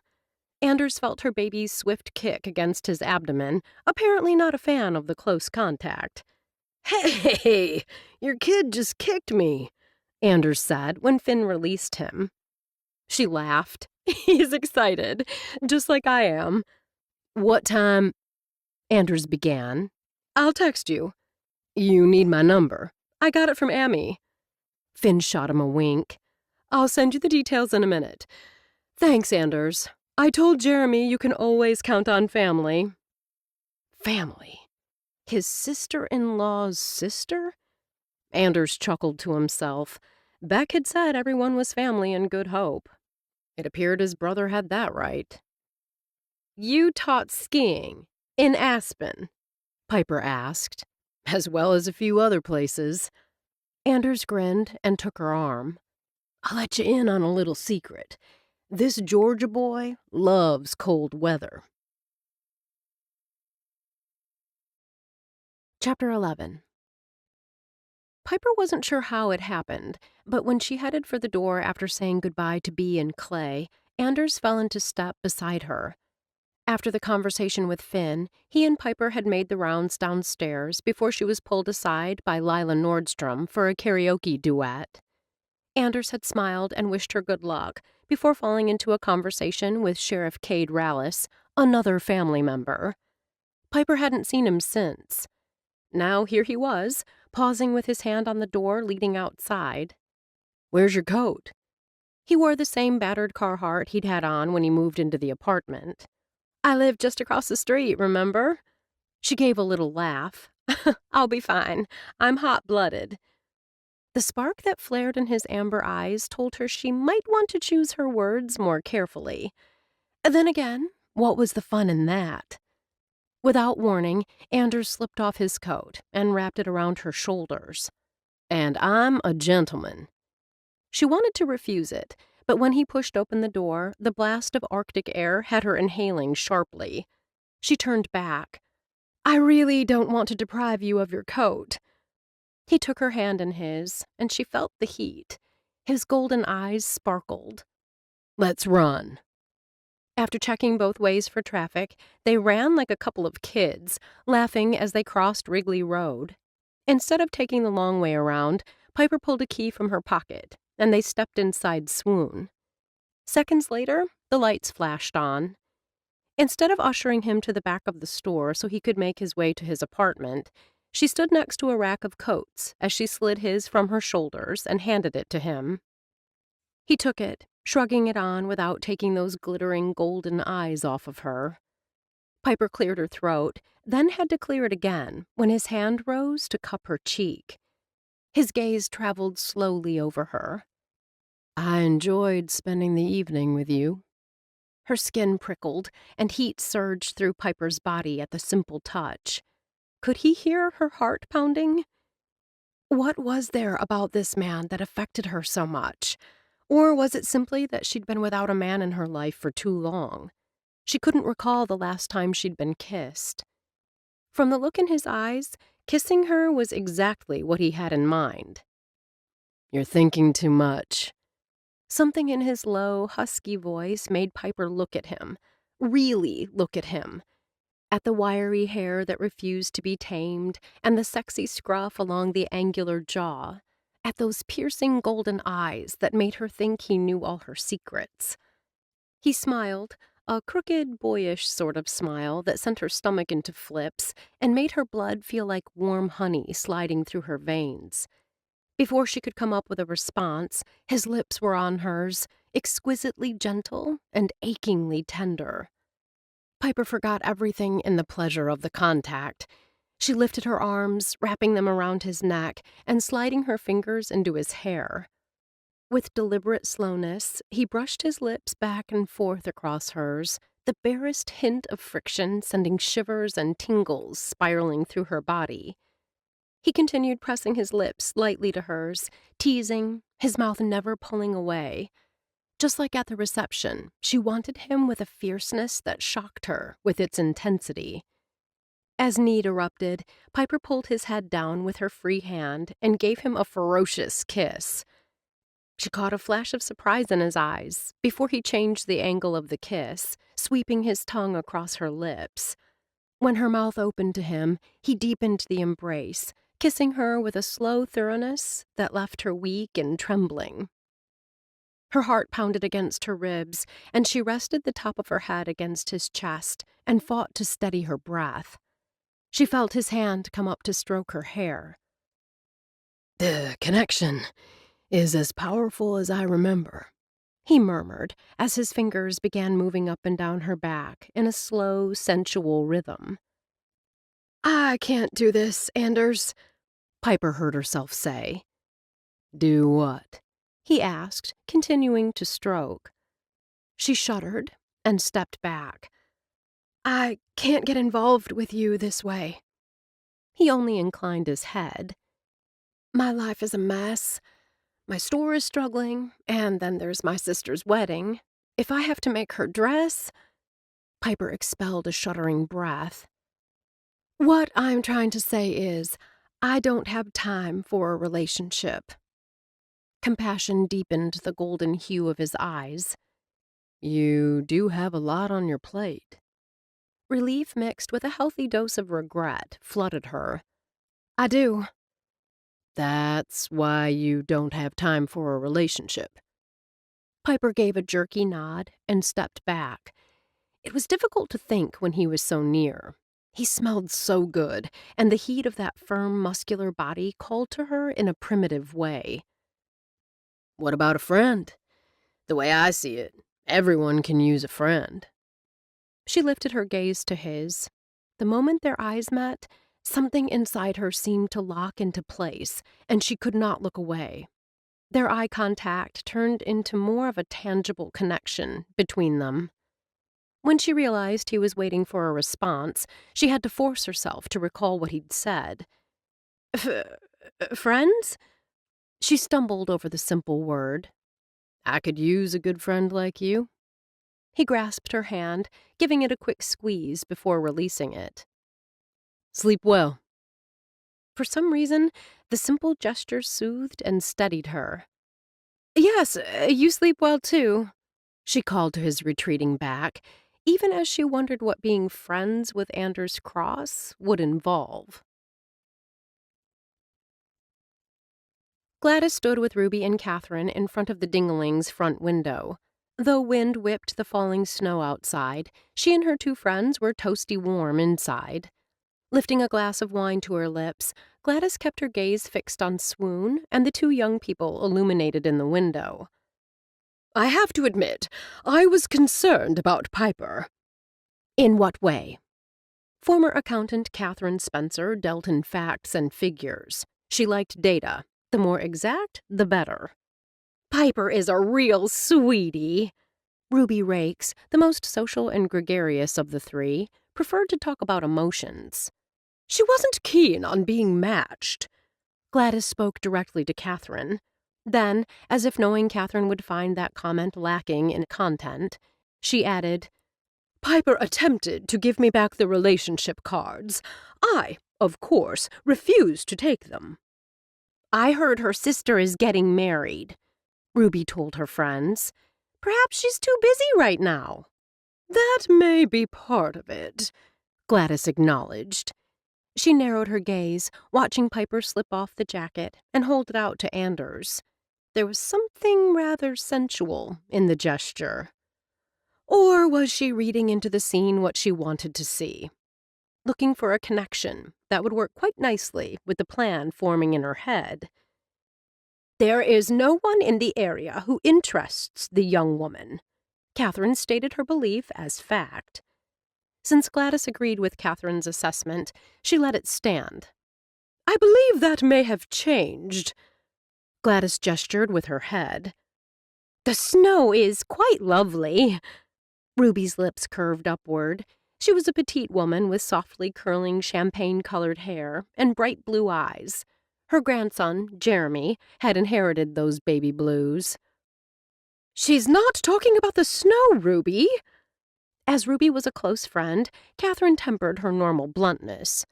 Gladys is referring to what's going on across the street. Ruby squinted. All I can see is snow. Put on your glasses. Gladys's tone held a hint of impatience. Or you're going to miss the show. There was nothing Ruby loved more than a good show. Rummaging through her purse, she pulled out a pair of glasses studded at the corners with sparkling jewels. She smiled as the world came into focus. Then a look of delight crossed her face. They're kissing! Gladys nodded, the satisfaction flowing through her veins. He's kissing her, and she's kissing him back. Catherine, apparently having gathered enough information, shifted her focus to Gladys. How are we going to get them together? Ruby gave a snort of a laugh. I think they're doing fairly well on their own. Both women were looking at her now, seeking guidance on how to proceed. Gladys considered herself the leader and appreciated that tonight she didn't have to beat them over the head with that fact. Things look good right now, but the road to love can often be a bumpy one, filled with all sorts of potholes and detours. Catherine arched a dark brow. Potholes and detours? Gladys refused to flush at Catherine's wry tone. They're part of real life, Ruby asserted, appearing to notice the sudden tension in the air. What's worrying you, Gladys? Don't say nothing because I can see you're concerned about something. Piper is obviously attracted to Anders Cross, and I love it that he lives close to her. Gladys pinched her lips together. But rumor is he'll be here through the end of the year, and then he'll be moving on. You think she won't want to get close to him because he's leaving? Catherine met Gladys's gaze. Gladys nodded. We'll just have to clear that bumpy road that's full of potholes and make it a smooth ride so he'll want to stay. Ruby smiled. In the meantime, we'll do whatever we need to do to keep throwing them together. Gladys stared at Ruby, amazed that her friend had not only come up with a plan, but it also made sense. Swoon has grown dark, Catherine observed. The light just turned on in her apartment. Do you think she took him upstairs with her? Ruby's eyes danced with excitement. I don't... Gladys was about to say she didn't know, but then she saw the lights over book and cup flip on. It looks like he went home. Darn! Ruby snapped her fingers. I was hoping she'd invite him to stay. They just met, Catherine reminded her. I don't think they've even been on a date. Since when is going on a date a requirement for a little hanky-panky? Ruby wiggled her eyebrows, and the other women laughed. By the time Piper finished readying herself for bed, her heart had finally settled into a steady rhythm. Anders's kisses hadn't lost any of their power. If anything, his mouth was even more potent. Piper touched her tingling lips with the tips of her fingers. She could have kissed him all night. But she'd meant what she'd said. This was not the time for her to get involved with any man. Her gaze dropped to the relationship card sitting on her nightstand. Dropping down to sit on the bed, she picked up the deck. She hadn't looked at the cards before. It had seemed beyond pathetic to be answering relationship questions when she didn't even have a boyfriend. Tonight, she'd taken charge of her life. She'd made it clear to Anders she wasn't interested in a relationship. That had been a wise move. Agreeing to still be his friend? Well, the jury was still out on that one. Piper pulled out a card, flipped it over. Being in control made her feel strong, which meant she could answer these questions alone, then give them back to Gladys the next time she saw the woman. What's the craziest job you would consider taking? Smiling, Piper set down the card and considered the question. A woman clearly didn't need to be tied to a relationship or a guy to respond to this question. How did it even fit into the deck? The only reason she could think it was included was because work was a big part of anyone's life. In any relationship, it would probably be helpful to know how far someone would go to survive. That's the way she saw it, anyway. This was a timely question. The thought she might have to find a new career if Swoon failed had her heart twisting. What would she do if she had to walk away from her boutique? How would she survive? Her sewing business had bolstered her income these past couple of months. She could possibly add tailoring to Swoon's services, maybe even do a few custom wedding dresses a year on the side. Even as that thought formed in her head, her gaze was once again drawn to the question. It wasn't asking what job or career would she take on if things fell apart, but the craziest job she'd consider taking. Craziest. The operative word. If she had to, she'd scrub floors to survive. But again, that wasn't what the question asked. She thought about the ding-a-ling and Ethan Shaw's unsuccessful attempts, so far, to find a manager. Piper supposed that job would have to be the one most outside her wheelhouse. From what she'd observed, a bar manager had to possess extensive knowledge of all kinds of drinks, listen to what both employees and customers wanted, and be pleasant yet firm when someone had to be denied more drinks or asked to leave. Plus, bar managers worked crazy hours.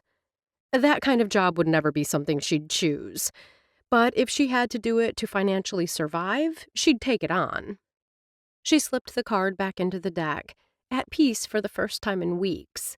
If she had to close Swoon, if she had to close her wedding salon, she would survive. Closing Swoon would mean the end of a dream formed long ago. She'd likely lose all of the inheritance money she'd used to launch that dream, but life would go on. Just like the situation with Sasha. Though the thought of her sister marrying Keith set her teeth on edge, she'd get through this wedding somehow. In the meantime, she'd be Anders's friend. With that thought in mind, she slid under the covers and wondered what he'd have said this time if she'd asked him up to her bed. Piper spent Saturday morning updating floor displays in preparation for the upcoming Black Friday sale. In the past, she'd had to call in part-time help to tend to customers while she worked on the displays. This year, tending to customers wasn't a problem. Business had slowed to a crawl since she'd relocated Swoon. Piper knew it wasn't simply the move. Online shopping had been soaring for years, and specialty shops, such as hers, faced a difficult future. Setting aside the gloom and doom, Piper finished up the last display. Stepping back, she studied the front window and nodded approval. Then she glanced out over the empty street. More snow had fallen last night, which had undoubtedly made Anders's skiing group happy this morning. There was nothing better than being out on skis, the scent of fresh pine teasing your nostrils while a wintry blanket of newly fallen snow glittered in the sunlight. She wondered if being outdoors was more to Anders's liking than being stuck in an office. The jobs he'd held since leaving his NYC firm had all involved outdoor work. Piper loved being outside too, but retail was really where her heart was, helping customers, ordering just the right number of items that would fly off the shelves. She glanced around her store and sighed. Lately, nothing was flying off the shelves, though hopefully that would change once the holiday season officially kicked off on Friday. Still, it hit her again that if things didn't improve dramatically, she might have to close the store. Tension formed a knot at the back of her neck. She needed to get out, needed to do something physical to work off some of this tension. Either that or she'd end up sitting upstairs and eating. That she would not do. Flipping the sign to closed, Piper locked the front door, not exactly sure where she was headed. She only knew she couldn't take another 3 hours of waiting for customers to walk through the door. 30 minutes later, she found herself, blue snowflake sledding tube in hand, at the top of Hill 17 of the Peninsula State Park golf course. Piper stood, a single female amidst couples, families, and groups of friends. She didn't mind being single, preferred it 10 times over being with someone like Heath. Still, she had to admit that ever since her 2 friends had married, she felt very much alone. My own fault, she reminded herself, for not building a larger network of friends. Then again, she'd never been one to have a gaggle of girlfriends. That was Sasha's thing. Piper had always stuck to 1 or 2 close friends. She was happy for Bea and Charlotte. She truly was. But she sensed her friendships with them changing as the 2 women became more involved in activities with other couples. Still, that didn't mean that Piper needed to stay home and feel sorry for herself. She wanted to sled, and that's what she was going to do. Hey. Piper turned toward the familiar voice. Instead of the Carhartt he'd draped around her shoulders last night, Anders wore a blue ski jacket and a striped hat. Hello yourself. She glanced around to see who he might have come with, but saw no one she recognized. Beck, Amy, and the kids are over there. He gestured with one hand toward the edge of the hill, obviously reading her mind. She lifted her chin. I came alone. That's cool. He smiled. I do a lot of stuff by myself. Truth is, I often prefer it over being with someone who either doesn't want to be where I want to be, or who might ruin the day. Piper smiled, realizing he did understand. I feel the same. I wanted to go sledding, so here I am. He lifted his gloved hands, palms facing her. I don't want to intrude on your experience, but that looks like one heavy-duty tube. I'm betting it'll go down the hill twice as fast with 2 bodies on it, rather than 1. Piper's lips curved, knowing her tube could hold up to 600 pounds. Though it might be a bit crowded with 2 adults, she didn't mind getting close and cozy on the slope with a friend. Let's give it a try. Chapter 12. Anders couldn't believe his luck. After enjoying an afternoon of sledding with Beck and his family, he'd been ready to call it a day. Then he'd spotted Piper. Now he stood beside her as they waited for their turn at the highest point of the hill. Others had the same idea, but everyone was polite. No one tried to push past those already waiting. How did it go with the family reunion? Piper asked, her cheeks flushed with cold, her eyes bright. I thought you'd be tied up with them all day. We got done early. They have some function tonight. He couldn't tear his gaze away from her rosy lips. You look amazing. Red is definitely your color. Piper rolled her eyes. No one looks good in ski pants. You do. He took her arm as they inched one step closer to the front of the line. Back to my question. Her brown eyes, bright with interest, met his. Did they have fun? More importantly, did you have fun? I did. It felt good to be back on skis, and they were a good group.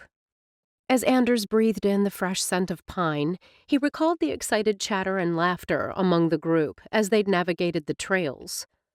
While the majority had done at least some downhill skiing, there were a few novices who needed to start with the basics, but they caught on quickly. A warmth spread through him as he remembered the effusive praise and thanks the group had heaped on him. When they'd spoken about wanting to bring their annual reunion back to Good Hope next year, he'd felt a surge of pride, knowing he'd played a small part in that decision.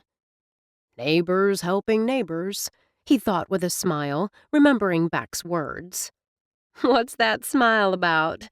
Piper asked as they moved forward another foot. They asked if they could book me for next year. They already decided to come back? That's what they said. Anders grinned. That should make Finn and merchants in Good Hope happy. Finn was ecstatic when you agreed to help. I really think she thought you'd say no. He pulled his brows together. Why would she think that? Well, not much notice, for one thing, and you aren't from here. Piper hesitated, as if searching for the right words. Around here, helping others is kind of a given. It's who we are, or at least the type of people we aspire to be. I'm not saying it very well, but I think you understand what I'm getting at. Anders nodded. He did understand, and he was realizing that Piper was a whole lot more than a pretty face. She was kind, generous, and truly interested in other people. So many women he'd dated over the years would be talking nonstop about themselves right now, but not Piper. Not that there was anything wrong with liking to talk, but it was as if some of the women he'd dated never gave a second thought to anyone but themselves. I made it clear to Finn that while I'm here, I'm happy to help in any way I can, he assured Piper. I'm sure she was grateful. Piper tipped her head back and inhaled deeply. There's nothing better than being out in the fresh air, and I love these kinds of winter activities. I only wish there were more daylight hours to enjoy them. Piper's eyes took on a faraway look. By the time I close up the store, it's already dark. It struck Anders that today was Saturday. Even he, who wasn't into shopping, knew this was one of the busiest days for most stores. Yet Piper stood at the top of a hill, ready to sled. Who's watching the store for you? No one. She shrugged. I closed early. You don't have any help there? Business has been so slow that last month I had to let go of my one and only employee. That brought up more questions, but it was finally their turn to take on the hill. Anders positioned himself toward the back of the tube, then motioned to Piper. There's plenty of room. You two are going to have one awesome ride. Piper turned and smiled at a boy with an unruly mop of blonde hair. I'm sorry, Treach. I didn't realize that was you behind us. The boy gave a snickering laugh. That's 'cause you were too busy making googly eyes at that guy. Treach jerked a thumb in Anders's direction, and the two boys with him laughed. Piper only chuckled, knowing this was typical of boys their age. She'd become acquainted with Cody Treacher, who insisted on being called Treach, through Charlotte and Adam. Treach helped out at Adam's organic farm during the summer to earn spending money. A thought struck her, and she turned back to Treach. When we get settled, will you and your friends give us a push? Sure. Treach slanted a glance at the boys with him and got nods of confirmation. With all that weight and a solid push, you two will fly. The words ended up being prophetic. A monster push coupled with the weight of two adults had them rocketing down the steep hill. Piper's pulse jumped, and her breathing turned rapid as they shot past several slower sleds. Woohoo! Anders's arms, strong and secure around her, gave her the freedom to simply revel in the moment. Since she sat in front, her body took most of the wind, but she wasn't cold. The bottom of the hill came far too soon as the tube spun to a stop, leaving her laughing and breathless. She scrambled out of the tube, holding her hand out to Anders. "Want to do it again?" As soon as he was on his feet, he slung an arm around her shoulders. "As many times as you want." If Anders was concerned about spending time away from Beck and his family, it didn't show. They flew down the snowy slope half a dozen more times, the last time exchanging sleds with a couple with a red toboggan for one last trip down the hill. By the time Piper got her tube back, darkness had started to fall. What happened to Amy and Beck? Piper glanced around. The crowd had thinned considerably since she'd first arrived, so there shouldn't have been a problem picking out the couple and their children. "They left an hour or so ago," Anders explained. "I ran into Beck when you went over to speak to that woman. The one from the soup supper?" Lila Nordstrom. Piper had been surprised to discover Lila had come with some of her teacher friends, rather than her fiancé, though she assumed Saturday was likely a busy day for a personal trainer. "Beck told me they needed to get the kids home. When he asked how I planned on getting home, I told him you'd give me a ride." Anders offered her a charming smile. "Will you give me a ride home, Miss Piper?" She tapped 2 fingers against her lips as if pondering his request. "I believe I can find room for you in my SUV. His gaze traveled slowly over her, leaving heat in its wake. "If you don't have plans for dinner, I hear there's a pizza place downtown." "Bayside Pizza. It's very good." Piper gazed up at him through lowered lashes. "Are you suggesting we go there for dinner?" Taking her arm, Anders grinned. "I thought you'd never ask."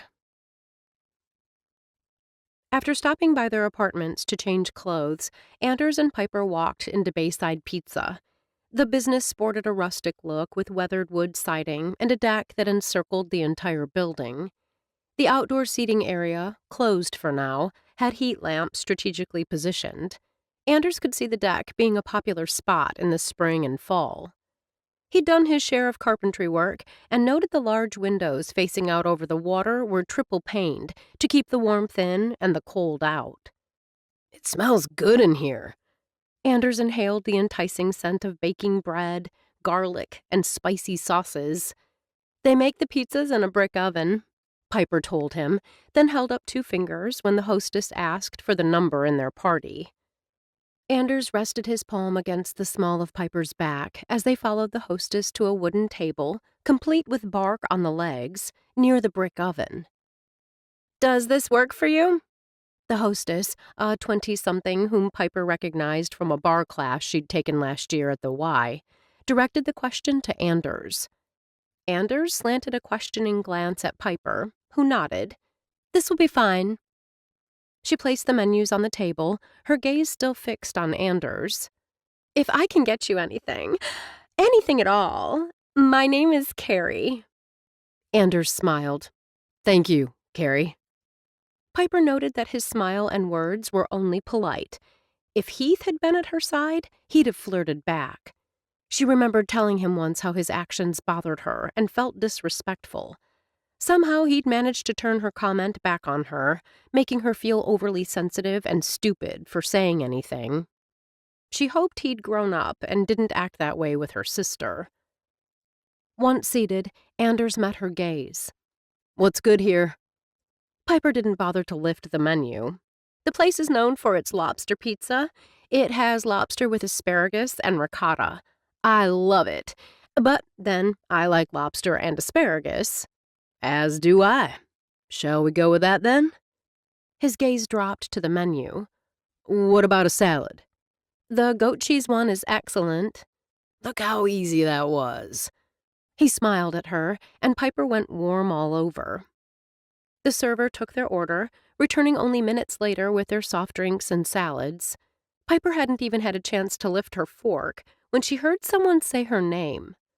She shifted in her seat to see Clay and Bee approaching. Anders rose and shook Clay's hand. "Would you care to join us?" "Thanks, but we just ate. I wish we'd seen you an hour ago." Clay pointed at Anders. I heard about the stellar job you did with the ski group today. I'd say a good time was had by all. Anders grinned. Especially me. You closed early today.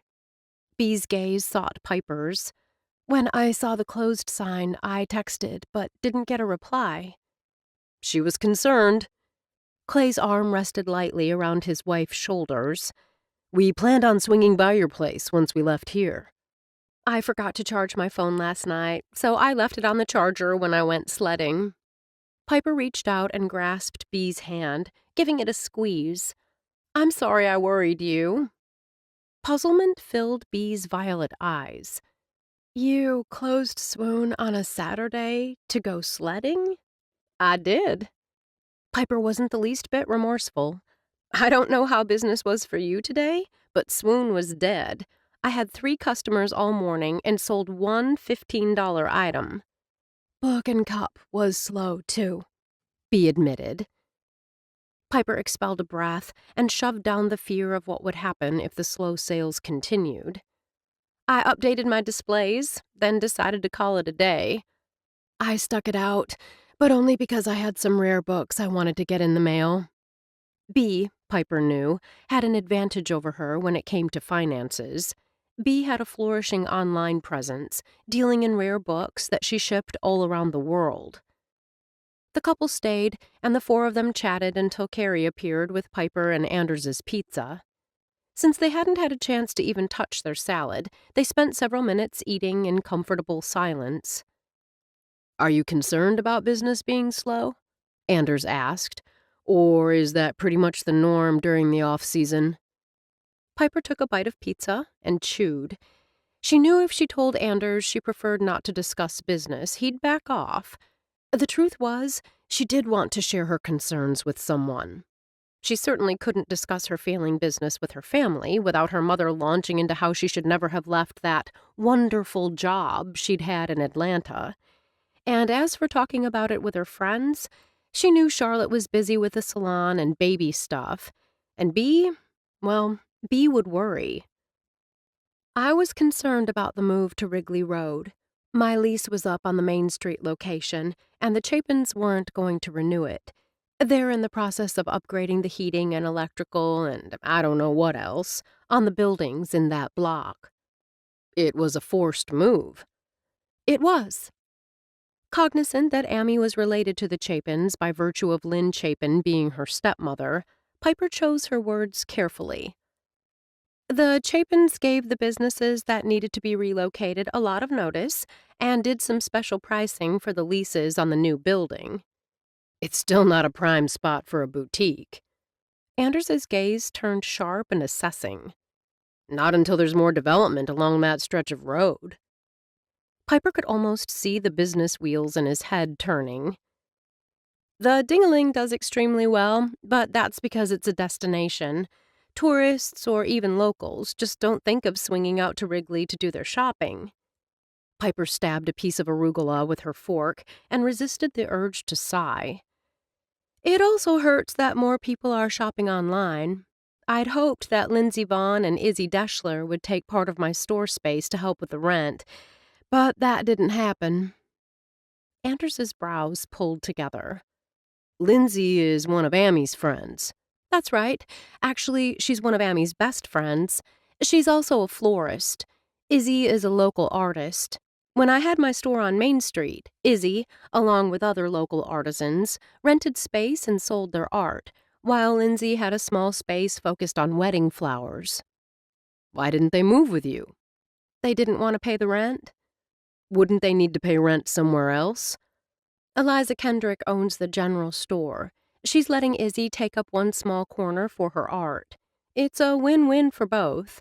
Having the items there brings tourists into the general store, and it gives Izzy and other local artisans a place to sell their wares. Anders nodded. What about Lindsay? She really doesn't need store space. She has a fabulous website and is well known in the community. As her floral business is only weddings, brides-to-be come to her. Sounds as if the changes worked for them, but not having them working with you cuts out a couple of your revenue streams. Exactly. Finished with her salad, Piper refocused on the pizza. She'd worried that speaking about this with Anders might kill her appetite, or, worse, make her want to eat everything in sight. The truth was, the pressure that had held her in a stranglehold began to ease as she talked. The worry might still be there, but voicing her concerns seemed to lessen its power. Will your store be able to survive? Anders lifted his glass of cola, his beautiful amber eyes watchful. If holiday sales are strong, I might be okay. His gaze met hers. If there's anything I can do to help, I hope you'll ask. For weeks, months, actually, the fear of my business not surviving has kept me up at night. Last night, all that changed. Piper gazed down at her slice of pizza. How so? He prompted, when she didn't continue. Remember last night at Clay's birthday party when Gladys mentioned those cards? His eyes danced with amusement as he nodded. The infamous relationship cards. Amy and Beck told me all about them. Piper rolled her eyes. Well, I want to get rid of them without getting a long lecture from Gladys, so I took her suggestion and answered one myself. When he bit into his slice of pizza and offered her an encouraging smile, she continued. The question on the card I drew was about the craziest job I'd accept. Anders lowered the slice. That made you feel better about your store? Let's just say it made me realize I'm a survivor. She smiled. Whatever happens with Swoon and the wedding salon, I'll be okay. Chapter 13. Piper sat behind the counter at Swoon on Monday, her gaze fixed on her tablet. She reined in her frustration so her sister wouldn't see it on her face. You expect me to believe that you and Mom went to 10 bridal salons and you didn't see one gown that was even a maybe? Sasha flushed, but her steady gaze didn't waver. Her chin inched up a notch. That's right. I don't understand how you could possibly look at all those gorgeous dresses and not one catches your eye. Piper kept her tone light. Mom found plenty. Sasha's blue eyes turned to ice. But it's not her wedding. What kind of dress would Heath like? Piper didn't want to bring the man into the conversation, but she was getting desperate. At the start of the conversation today, her sister had brought up Piper making her dress. Piper preferred to avoid that at all costs. She might have had to agree to be her sister's maid of honor, but to make a wedding gown so Sasha could marry a man Piper despised, well, that was more than she could bear. Heath is the groom. Sasha used a tone more suited when speaking to an 8-year-old. I am the bride. I pick my dress. I simply asked because sometimes grooms like strapless or a long train. As long as I look perfect, he won't care. There was that word again. Perfect. Piper had noticed Sasha using it the last time they'd spoken about Heath.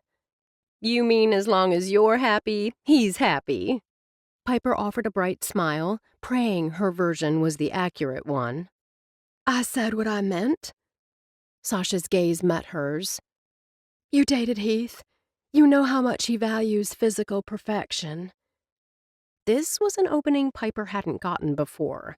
Maybe she could finally tell Sasha the truth. I do know. Piper spoke cautiously, feeling as if she were navigating a minefield. When I was with him, I felt as if I was never enough. Not pretty enough, not... What are you girls discussing?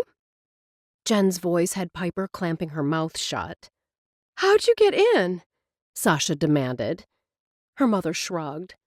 The door was unlocked. For that, and so many other reasons, Piper was thankful she didn't live in Georgia. I heard something about someone not being pretty enough. Jen dropped down next to her daughter. She shifted her gaze from Sasha to Piper. I was telling Piper that none of the dresses we saw on Saturday were pretty enough. Sasha's expression gave nothing away. With great effort, Piper also managed to keep her face expressionless. She'd fully expected Sasha to share the details of what they'd been discussing, and for her mother to agree that Piper had never been pretty enough for Heath. The perfect dress is out there. We simply haven't found it. Jen offered her youngest daughter a reassuring smile before shifting her gaze back to Piper. Did you have other dress ideas for Sasha to consider? We've already gone through those. Sasha waved a dismissive hand before Piper could respond. None of those worked either. Again, Piper schooled her features, so her surprise didn't show. She and her sister hadn't had a chance to even discuss other dresses before their mother had shown up. Jen let out an exasperated breath. The look she shot her youngest was one she usually reserved for Piper. If I didn't know better, I'd think you don't want to find a dress. The comment had barely left Jen's mouth when Sasha laughed. Mother, don't be ridiculous. You know I'm looking forward to marrying Heath. I'm picky, I admit it. But when I find the dress of my dreams, you'll agree that the wait was worth it. I know you're right. Appearing somewhat mollified, Jen gave a decisive nod, then refocused on Piper. How is everything with you? Do you have any plans for Thanksgiving? Surprise coursed through Piper. She couldn't recall the last time her mom had shown any interest in her life, other than, of course, to complain about some aspect of it. For that reason, Piper decided not to mention anything about how slow business had been. Life is good. She smiled, thinking of Saturday, sledding with Anders, then pizza. One of our local cafes is serving free meals on Thanksgiving for anyone without a place to go. Shock, followed quickly by disapproval, skittered across Jen's face. Please don't tell me you're considering going. You look like some kind of charity case. Piper took a deep breath, forced to hold on to her temper with both hands. She knew, without a single doubt, that her mother would rather have her sit at home alone than go to the cafe. I am going, Piper continued, talking over Jen's hiss of protest. They needed volunteers, and I offered to help serve. Though once my shift is over, I plan to sit and enjoy a fabulous meal. Where is your pride? Your... Mom! Sasha's hand on her mother's arm, as well as the urgency in her sister's voice, had their mother pausing. We have an appointment in 30 minutes with the cake designer. Heath is meeting us for the tasting. You know he won't be happy if we're late. Jen sprang up as if the seat beneath her had turned red hot. Why didn't you remind me earlier? We should leave immediately. Without any urgency, Sasha remained seated and smiled at Piper. Have a happy Thanksgiving. You too. If her sister had been marrying anyone but Heath, Piper might have mentioned him, too. We'll chat another time. Bye. Piper wasn't sure if Sasha was the one who ended the connection or if their mother had taken it upon herself in order to spur her youngest along. No, Piper thought, rising to her feet. She didn't miss Georgia at all. At 2:30 that afternoon, Swoon was on its way to setting a record. Not a single customer had walked through the door since Piper had opened. The lack of business had Piper assessing her current store hours. It seemed time to make a change. The bridal salon could be appointment only, while Swoon could go the way of several other businesses on the peninsula and switch to limited winter hours. Piper had avoided going that route, figuring one sale was better than none. Still, if the store wasn't open, she could turn down the heat and save on electricity. Plus, it was a serious waste of her time to sit here all day, hoping someone would walk through the door. The wintry mix outside, while par for the course in northern Wisconsin, didn't help. She'd rather be sitting in front of a fireplace, if she had one, than venturing out on this blustery day. She wondered what Anders was doing. Had he gone to church yesterday with his family? Had he looked for her there? The desire to see him was one of the reasons she'd shied away from Sunday services. She liked him too much already. Her phone buzzed as she stood to stretch. She smiled at the sight of Charlotte's name. Hey, you! Piper, I'm glad I caught you. Piper ambled to the front window to look out over the deserted street. She put the phone on speaker. What's up? My 3 o'clock cut and color just canceled. Something about a sick kid. You mentioned wanting to shake things up. I wondered if you were still interested. Piper thought of Sasha living so close to their mother and enduring constant criticism. Wasn't living her own life part of the reason Piper had started her business in Good Hope rather than in one of the Atlanta suburbs?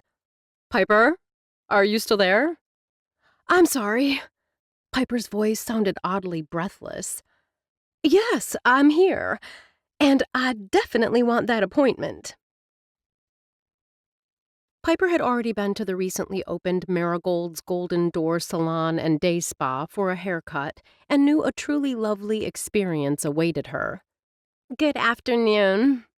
Evie offered her a smile from behind the reception desk. I have a 3 o'clock appointment with Charlotte, Piper told her. She's finishing up with a client and should be with you shortly. Evie gestured toward a waiting area. Please have a seat. May I get you a glass of cucumber-infused water with mint leaves? It's very refreshing. Piper wondered what the girl would say if she asked for something stronger. She smiled politely. Thank you. It sounds wonderful. She'd barely taken her first sip when Charlotte appeared. Piper, I'm so happy this time worked for you. Piper followed Charlotte to her station. The private area managed to radiate both warmth and style. The shiny wood floor, coupled with black leather chairs and decorative accents, brought a feeling of calm to the room. A unique light fixture, made up of dozens of tiny umbrellas, drew the eye upward and added a note of whimsy. Piper pointed up. That wasn't there the last time I was here. You also painted the door. The door to Charlotte's area, previously gold, was now an eye-popping red. The golden door was fine, but the red is more striking. The golden door was fine, but the red is more striking. Charlotte motioned for Piper to take a seat. Shipping of the light fixture had been delayed. It finally arrived late last week. Is everyone's station going to have some unique light fixture? Piper recalled from the open house that Marigold had brought over her vintage chandelier when she and Charlotte had merged the two salons. The gorgeous chandelier, made of Capodimonte porcelain from Italy, boasted amazing hand-painted flowers. Charlotte smiled.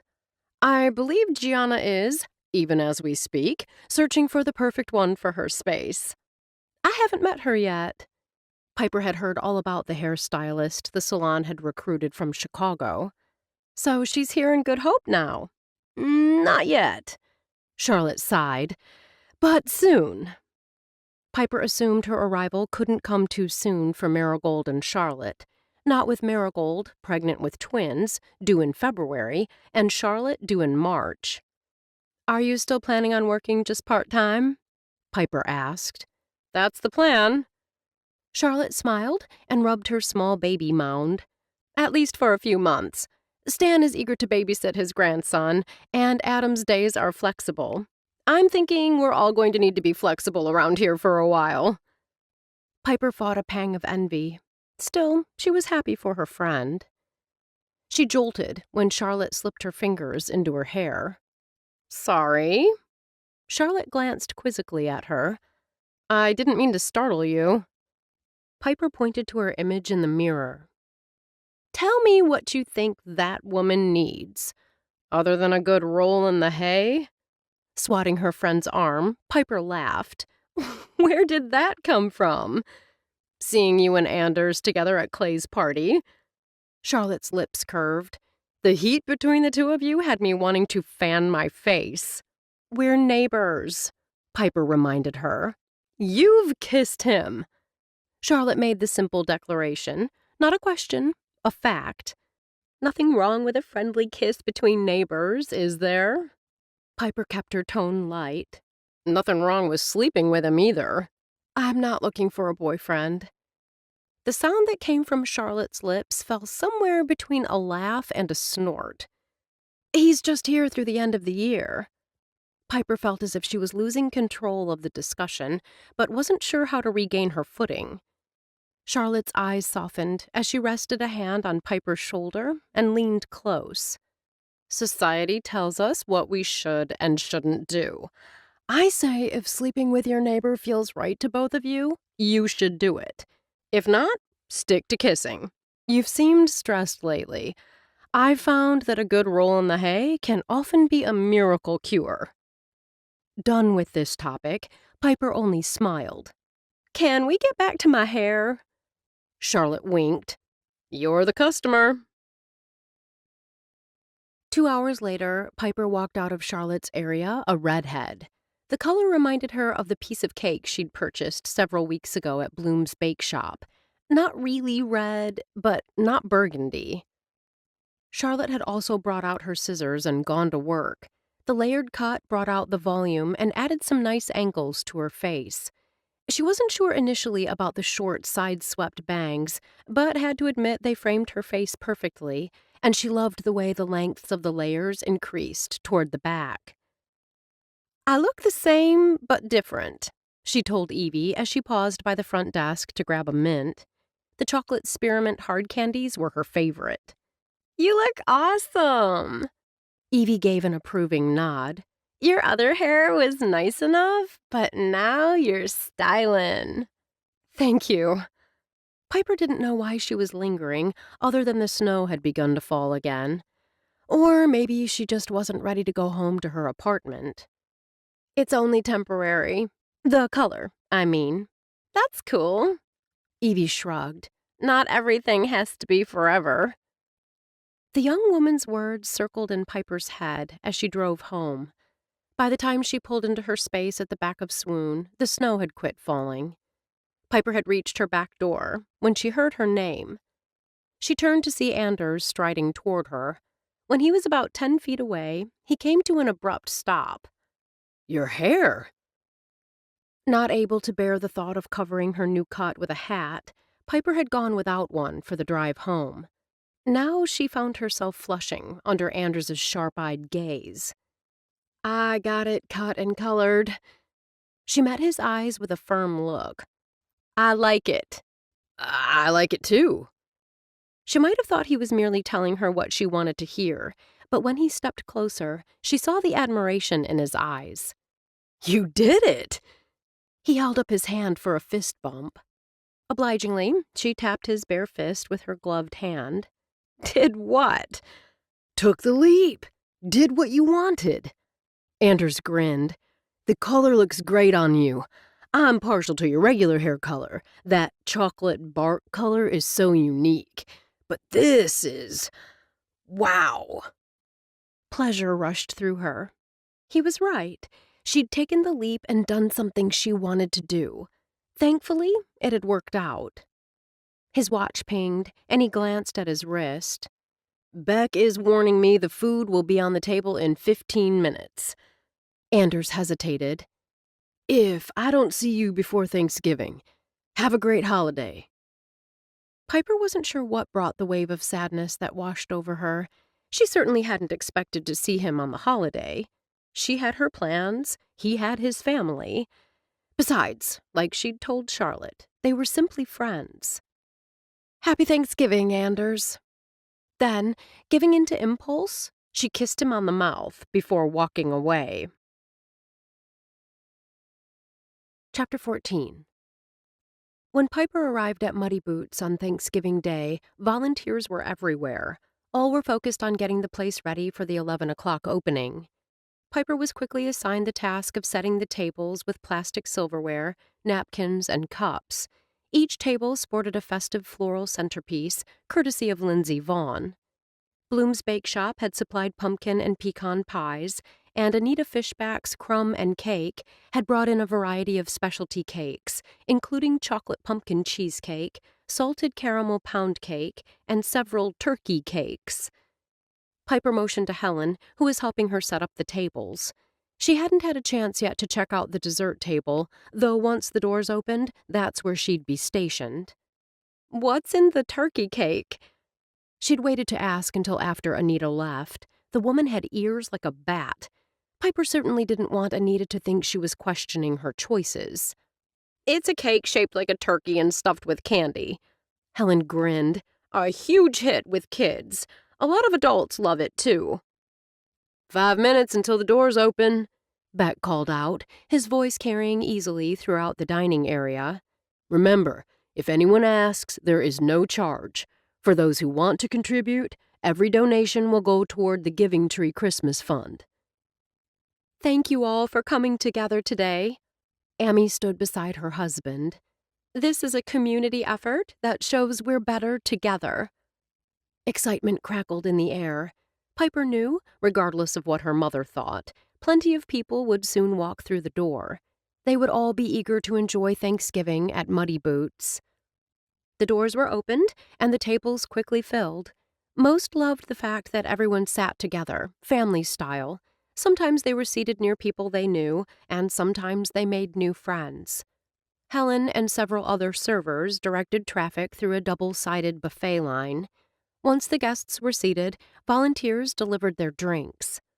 Piper's job was to keep the dessert table replenished and to enforce one dessert per person. When she'd arrived this morning, she'd been surprised to learn that so many people had wanted to help that they'd had to turn volunteers away. Since Piper hadn't volunteered on Thanksgiving before, she hadn't been sure how to dress. It appeared going casual had been the right move. The smell of turkey roasting in the oven and the spicy scent of pumpkin pie teased Piper's nostrils. But it was the smell of celery, onions, and butter that had Piper exhaling a sigh. For nearly 2 hours, Piper watched people mingle. Though she'd heard the Good Hope Living Center was having its own Thanksgiving feast, Piper wasn't surprised to see Gladys and her friends stroll through the door close to 1 o'clock. Gladys loved any activity that brought people together and was a staunch supporter of the Giving Tree. The fund, originally started by the Rotary as a Christmas gift project, had morphed over the years into so much more. Unique to Good Hope, the Giving Tree wasn't a charity, but the fund helped neighbors who'd fallen on hard times. Money came from citizen donations, as well as several fundraisers throughout the year. With the town priding itself on neighbors helping neighbors, the Giving Tree was considered a way to put words into actions. While Catherine and Ruby found a spot for the three of them at one of the long rectangular tables, Gladys strode over to Piper. Your sweater is striking, Gladys commented, those pale blue eyes taking in the Kelly green cable-knit cowl neck. It's especially pretty with your red hair. Piper couldn't tell yet if Gladys liked the new color or not. It's called red velvet. I adore it, and the cut is très magnifique. Gladys studied her for a long moment. Who did it? Marigold or Charlotte? In Gladys's mind, those were the only two hairstylists in Good Hope worth seeing. Charlotte suggested red velvet. Piper's lips curved. I was up for a change. Gladys arched a dark brow. What does your young man think of the color? Though Piper knew very well that Gladys referred to Anders, she feigned confusion. There was only friendship between her and Anders. She didn't want Gladys or anyone else thinking there was more. I don't have a young man. Don't you? Gladys smiled sweetly. Save me a piece of a turkey cake. Oh, and in case you're interested, that young man, the one you don't have, just walked through the door. When Beck and Amy told Anders they'd be celebrating Thanksgiving at home in the evening, he'd been cool with the change in time. He understood it was because of the large community meal they were hosting over the lunch hour at the cafe. He'd offered to help, but apparently the volunteer list had been full for over a month. Amy encouraged him to stop by Muddy Boots if he got hungry. Anders appreciated the invitation, but waiting to eat until the evening worked for him. He'd slept late, considered texting Piper to see what she was up to, but reminded himself she was only a friend, and this was a holiday. Over the years, Anders had grown used to keeping his own company. Sometimes he preferred it, but today he found himself wishing for Piper's company. Pulling out his snowshoes, he'd taken off in his truck to do some exploring. By the time 1:30 had rolled around, he was hungry, and a 7 o'clock dinner seemed light years away. Wheeling his truck in the direction of the business district, he'd decided to stop by the cafe and pick up something to tide him over until the evening. Minutes later, he'd pushed open the door to Muddy Boots and stopped for a second to savor the sounds of laughter and the amazing smells. His stomach growled, reminding him he'd had only a bowl of cereal this morning. Glancing around for a place to sit, he spotted Piper bringing out a tray of desserts. He stood there for a moment, watching her arrange the desserts on a table topped with a plastic cloth covered in turkeys and pilgrims. Gladys stood close, pointing to a piece of cake. Other than serving Gladys, Piper didn't appear overly busy. Perhaps he'd wander over. Maybe she could sit for a while and keep him company. He was nearly to her when a female voice behind him called out, "Piper!" Anders turned slightly as a young woman, slender and blonde, rushed past him with an older woman close on her heels. Turning back toward Piper, Anders saw the shock on her face before a smile lifted her lips. The blonde appeared ready to round the dessert table and embrace Piper, but the older woman tugged her back. "Sasha," the older version of the young woman chided. "You're making a spectacle of yourself." "Anders!" Ruby Rakes, Finn's mother-in-law, touched his arm. "There's an empty seat by us. We'd love for you to join us." Anders liked Ruby and the cool-eyed Catherine, who sat on her other side, a polite smile lifting her lips. Resisting the urge to see what was happening with Piper and the two women, Anders gestured to the seat beside Ruby, one already sporting a glass of iced tea. "It appears this seat is taken."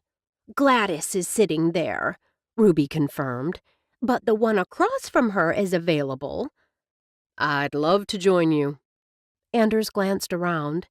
"How exactly does this work?" "You go through the buffet line to get your food."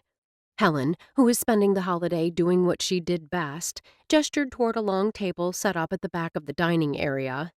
"You tell me whether you want coffee, tea, or water, and I bring that to your seat. Once you're ready for dessert, Piper can help you." "Coffee sounds good," Anders told Helen. She patted his arm. "Coming right up." "Get your food," Catherine instructed. "Then sit down and tell us everything that's been going on between you and Piper." Piper had been so focused on Anders's unexpected appearance that she hadn't even noticed her mother and sister until Sasha called out to her. Rounding the table, Piper quickly rallied.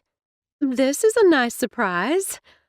Looking as if she'd dressed this morning for a ladies' luncheon at the country club, Jen Ambrose stopped and studied her eldest daughter.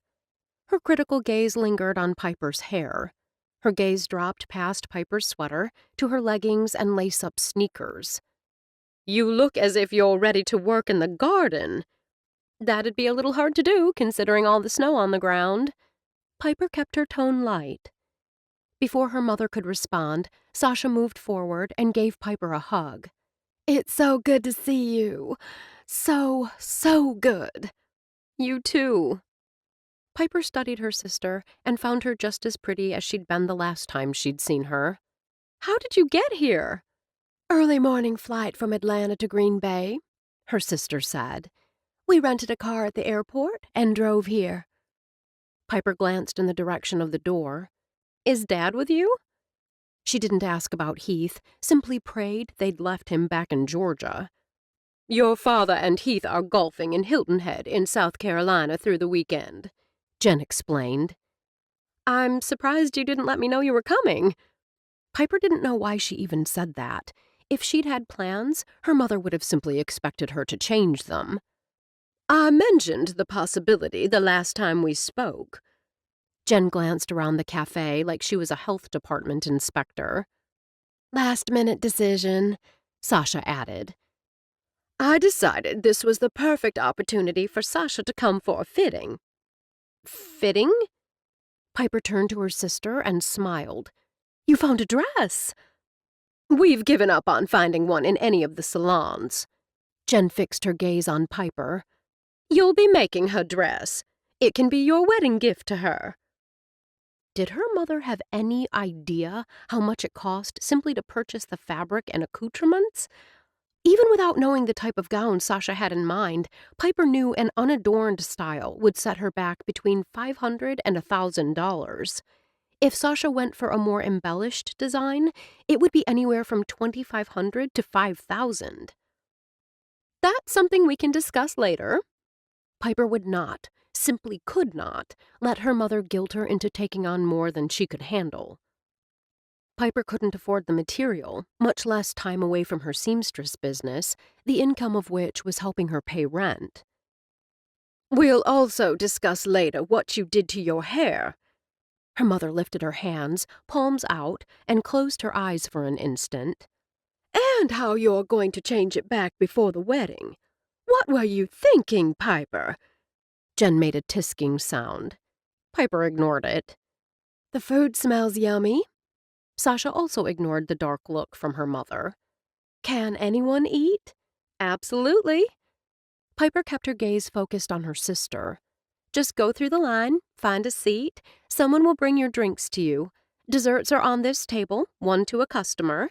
There's a jar on the counter for a donation if you'd like to contribute. Sasha, I don't think... Jen began. Who do we have here? Jeremy Rakes, former mayor, smiled warmly at the two women. Jeremy Rakes, this is my mother, Jennifer Ambrose, and my sister, Sasha. Piper started to say more, but her mother spoke before she had a chance. You took over Rakes' farm once your parents moved out of Door County.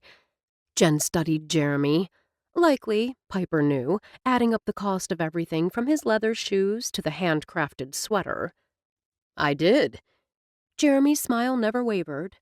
They live in Florida now and are quite happy there, though I know they wish they were closer to their grandson. You have a child? Surprise skittered across Jen's face. I didn't even know you were married. Jeremy cast Piper a teasing look. You need to keep your mother up on the news and Good Hope. Piper opened her mouth, but shut it when she realized no response was necessary. I married Delphinium Bloom. Finn is right over there, with our son, Eddie. He shifted his gaze to his wife and gave a little wave. We're expecting our second in February. Jeremy is Good Hope's mayor, Jen told Sasha. Actually, I gave up that post to Greer Chapin last summer. Jeremy kept his tone pleasant and conversational. Will you ladies be in Good Hope long? Just over the weekend, Sasha told him. We fly back on Sunday. Well, I'm glad I got to see you. Jeremy turned to Piper. How about I take your place at the dessert table, so you can eat with your family? You don't have to do that, Piper protested, knowing Jeremy had his own family here. Nonsense. He shot her a wink.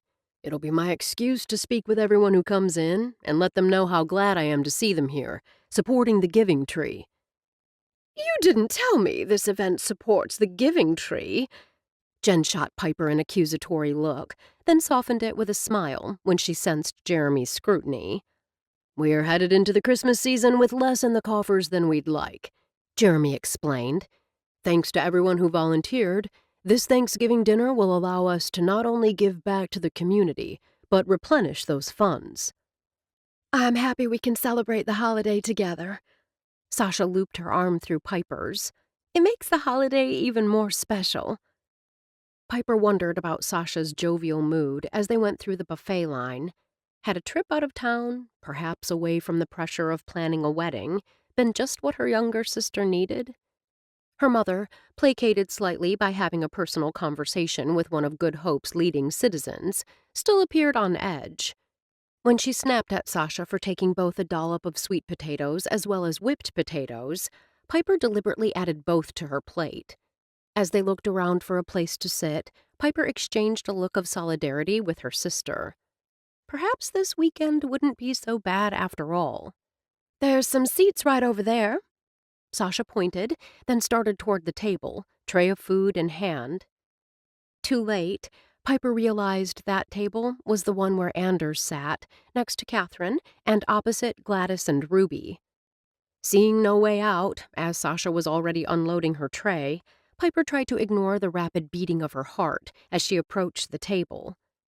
"Happy Thanksgiving," Piper told the group, making every attempt not to let her gaze linger on Anders. The sweater he wore was a rich chestnut brown. His wiry hair, pulled up into a bun, looked messy and incredibly sexy. "Happy Thanksgiving to you as well." Gladys studied Piper, a smile tugging at the corners of her lips, before turning back to her friends and Anders. After exchanging a quick smile with Anders, Piper took a seat across from her mother and sister. The food looked and smelled delicious. Yet when her mother's disapproving gaze settled on her, Piper's stomach churned. It'd be a miracle if she could eat a bite. Chapter 15. While she picked at her food, Piper let her mother and Sasha do most of the talking.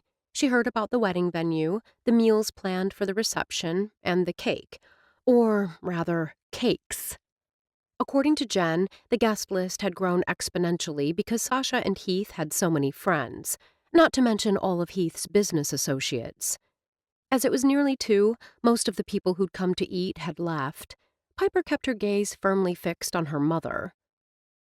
"You'll need to bring in staff to cover your store through Saturday," her mother began as soon as Helen refilled their drinks. "We can assess where we're at Saturday night and see if more time is needed."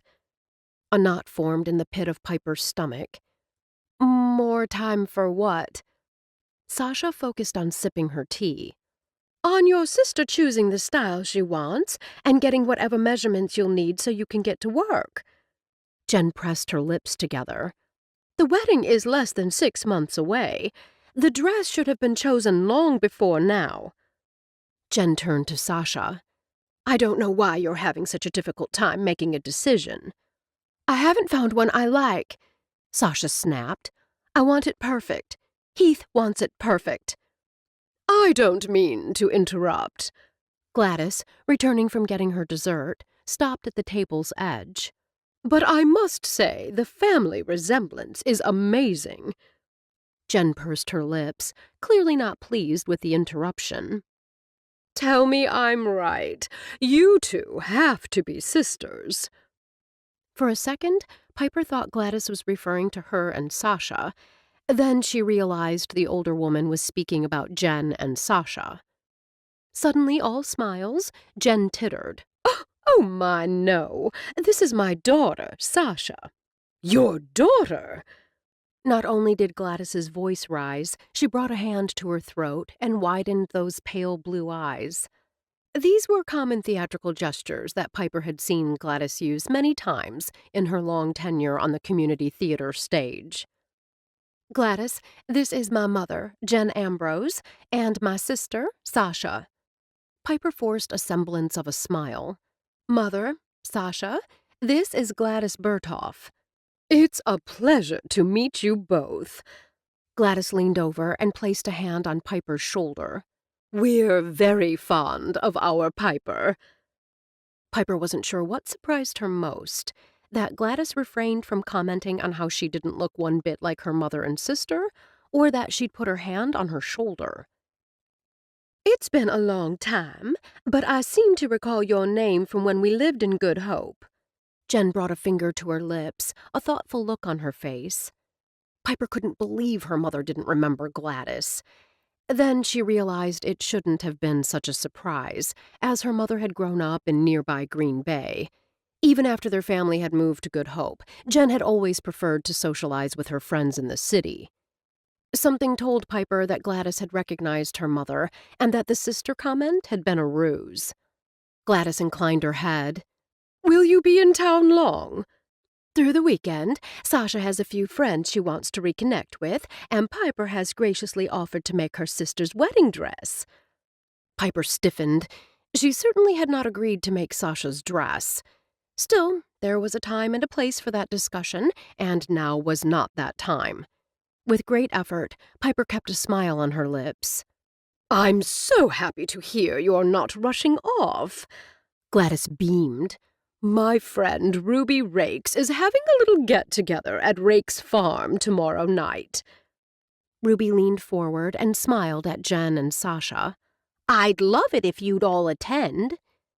Piper recalled getting an invitation to the holiday event for merchants, but was pretty sure the community wasn't invited. Gladys, One look from the older woman had Piper going silent. Piper was about to tell you that everyone who is anyone in Good Hope will be there. Gladys shifted her attention to Sasha. I wouldn't be surprised if one or two of your old friends might be in attendance. Sasha shot a questioning look in Piper's direction. Piper thought about 3 long days and nights with her mother. At least at the party there would be other people. Nobody throws a party like the Rakes. Piper smiled at her mother. Since it's Black Friday, I'll be working during the day, but I'll be off at 6. Piper met her mother's narrowed-eyed gaze with a firm one of her own. That will give you and Sasha time to reconnect with friends and nail down the wedding dress specifics. Piper still wasn't committing to making it, but they'd have that discussion later. Then we can relax and enjoy ourselves in the evening. Sounds like fun to me, Sasha said when their mother hesitated. It might be nice to get out and mingle. Jen shot a pointed glance at Piper. We just need to be sure to keep our focus on the dress and everything that needs to get done. I've noticed Piper excels at staying focused. Gladys offered Piper a supportive smile. That's because Piper doesn't have a boyfriend or anything else in her life but work. Jen gave her eldest daughter a pitying glance. When you only have yourself to worry about, it's easy to stay focused. Not have a boyfriend? Gladys's dark brow arched. Why, Piper's boyfriend is sitting right here. Once Piper's mother and sister sat down, Anders had focused on the delicious meal in front of him. His plan was to finish his food, then head out the door. If he thought Piper needed his assistance, he'd stay, but he had every confidence Piper could handle her opinionated mother without his help. When he heard the word boyfriend and Piper in the same sentence, he shifted his gaze and found all eyes on him. The worry in Piper's eyes had him offering her a reassuring smile. Though he hadn't heard the conversation, it appeared that, for reasons unknown, Gladys had intimated he was Piper's boyfriend. For more unknown reasons, Piper hadn't jumped up and told Gladys she had it all wrong. I don't believe we've been introduced. Piper's mother darted a disapproving glance at her daughter, which appeared to bounce off Piper. Anders pushed to his feet and moved to the end of the table where the 3 Ambrose women were seated. He held out a hand to Piper's mother. Anders Cross, it's a pleasure to meet you, Mrs. Ambrose. As the woman took his hand, she studied him, much like one would a bug under a microscope. Are you a Southern boy? Yes, ma'am. You have a good ear. Anders smiled. I grew up in Athens, Georgia. My parents still live there, and one of my brothers is in Atlanta. What does your father do? He's a federal court judge. My mother has her own interior design studio. My brother is an investment banker. And what? Before Jen could grill Anders some more about his people, Piper interrupted. Anders's other brother, Beck, owns this cafe. Jen waved a dismissive hand, intent on digging deep with Anders. How did you and my daughter meet? Mom. This time Sasha stepped in. Quit with the interrogation. I simply want to make sure that... Jen paused, as if sensing there was no tactful way for this comment to end. Sasha is right. It's lovely to meet you, Anders. I'm sure we'll have more of a chance to chat this weekend. I'd love to stay and talk more, but there's somewhere I need to be. He smiled at Piper. Walk me to the door? I'd like that. Ah, young love, Gladys remarked with a melodramatic sigh while they were still within earshot. There's simply nothing like it. Anders took Piper's arm. They were nearly to the front door when he changed course. Where are you going? To the back, he said, where we can have some privacy. The area near the back door was deserted, just as Anders had hoped. I'm sorry. I know this has to be incredibly awkward for you. Piper chewed on her bottom lip, and 2 lines of worry formed between her brows. I should have said something right away, but I didn't want to cause a scene with Gladys insisting you were my boyfriend and me saying you weren't. Once I have my mom and sister in the car, I'll tell them that Gladys was mistaken, that you and I are just friends. Why do you think Gladys said what she did? Piper shrugged. Probably because she wishes it were true. Seems like it has to be more than that. Piper quit chewing on her lip, though the worry lines remained.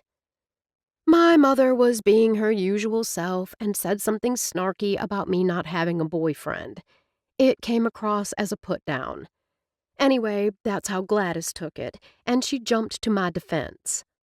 I believe you're right, which is why I think you should continue to let your mother believe we're more than friends. Shock had Piper's eyes widening. Why would I do that? It seems to me that having the 2 of them showing up unannounced will be difficult enough. Anders paused and fought to find just the right words. Why add to your stress by telling them otherwise? If they think I'm your boyfriend, and that takes heat off of you, well, that's fine with me. When she hesitated, and he saw that she still wasn't convinced, he offered his most enticing smile. Think of it another way. If you need a break, you can tell them you want to spend time with me so I don't feel left out, or something like that. A spark flared in her eyes, and he saw that having an out had hit a chord. I don't want to put you in an awkward position. Piper's gaze searched his. Unless I stop this soon, Gladys will have everyone believing you and I are dating. Heck, it'll probably be in the open door tomorrow. He cocked his head. The newsletter? I thought that mainly had news of interest. Amy had briefly showed it to him on her phone. It also has a gossip column. Piper gave a laugh. That's what most people read first. That's okay, too. Because she looked so distraught, he stepped close and wrapped his arms around her. If you're worried this will affect me adversely in any way, don't give it another thought. There isn't anyone I want to date in this town but you. Tipping her face back, she searched his gaze with her expressive brown eyes. You're sure? I'm positive. He lowered his head and covered her mouth with his in what was meant to be a sweet, comforting kiss. But the heat that simmered between them flared, and his lips melded to hers. Her hands came up, and her fingers tangled in his hair as the spark became a flame. Mom wanted me to... Her sister's voice was like a splash of cold water. Piper sprang back from the kiss and would have likely stepped away, but Anders took her hand, lacing his fingers through hers, then bringing their joined hands to his mouth for a kiss. My fault, he told Sasha. This was supposed to be just a quick goodbye, but we got to talking and then to kissing. You understand. A bleak look crossed Sasha's face, but was gone so quickly, Anders wondered if he'd only imagined it. I do. Piper turned to Anders. I'll text you. We'll find a time. He smiled agreeably, though he wasn't exactly certain what she referred to. Then he stole another quick kiss. Nice to meet you, Sasha, he called out as he pushed open the back door and left the 2 sisters alone.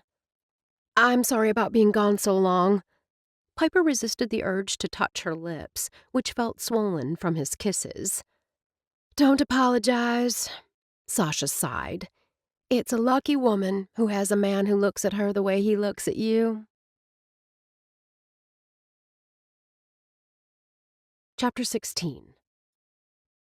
Anders ended up spending the evening at his brother's house. After a quick dinner, he sat at the table with Sarah Rose and JT, gluing colored pumpkin seeds on trees the 2 had drawn. Sarah Rose looked up from her tree. Are you really Daddy's brother? I am. Anders glued a purple pumpkin seed to the top tree branch. Why didn't I see you before? Sarah Rose asked, her green eyes curious. I lived far away. Anders kept his tone matter-of-fact. Sarah Rose might be precocious, but she was still young. There was no need for a detailed explanation. Now I'm here. Forever? Sarah Rose smiled brightly. Will you be here forever? Forever is a long time. He grabbed a seed that JT had been raising to his mouth and set it in front of him. On the paper. Will you be here for my birthday? Anders was embarrassed to admit he didn't know when that was, other than he thought she'd been born in summertime. If I'm not living here, I'll come back for your birthday. Promise? With those large eyes focused on him, he found himself nodding. Time to pick up, Amy announced. I don't want to pick. Sarah Rose stopped when her mother gave her the look. Did all mothers have such power? Anders wondered. Who wants to put all the blue seeds away? Anders asked. Sarah Rose's hand shot up. I do. I think JT's favorite color is yellow. The toddler gave a serious nod. Do you want to put all the yellow seeds back into the jar with all the other yellow seeds? He asked the boy. In answer, JT reached for the yellow seeds scattered across the tabletop. I'll put away the other colors, Anders announced to no one in particular. Amy leaned over his shoulder and spoke low in his ear. If some of the colors end up in the wrong jars, that's okay. Good to know. In record time, they had the table cleared. Who's ready for a shower? Beck called out. Then 2 books? Sarah Rose asked. Then 2 books. Beck gave Amy a kiss before shooting Anders a look. Keep my wife company? You bet. As they had most every night he'd been over, they moved to sit by the fireplace. This was a nice Thanksgiving. Anders sipped the cup of hot apple cider Amy had made, stirring it thoughtfully with the cinnamon stick. Thanks for including me. Beck loves having you here. So do I. Amy shifted her body on the sofa in his direction. I'm not sure what your future plans are, but I'm just going to put this out there. If you don't have this burning desire to live somewhere else, I hope you consider staying in Good Hope. It's a wonderful place to live, and it's not just for families. I'll think about it. Anders realized he wasn't just placating his sister-in-law. He was actually considering staying. Amy lifted the steaming mug to her lips. Does your willingness to look at the possibility have anything to do with your girlfriend? Anders didn't even pretend to not understand. He grinned. I wondered how long it'd take you or Beck to bring that up. It was the talk of Muddy Boots. Gladys is thrilled, of course, and taking credit for bringing the 2 of you together. Amy cocked her head. Is it true? Anders didn't need to ask Amy to keep what he told her confidential. There wasn't anyone he trusted more than her and Beck.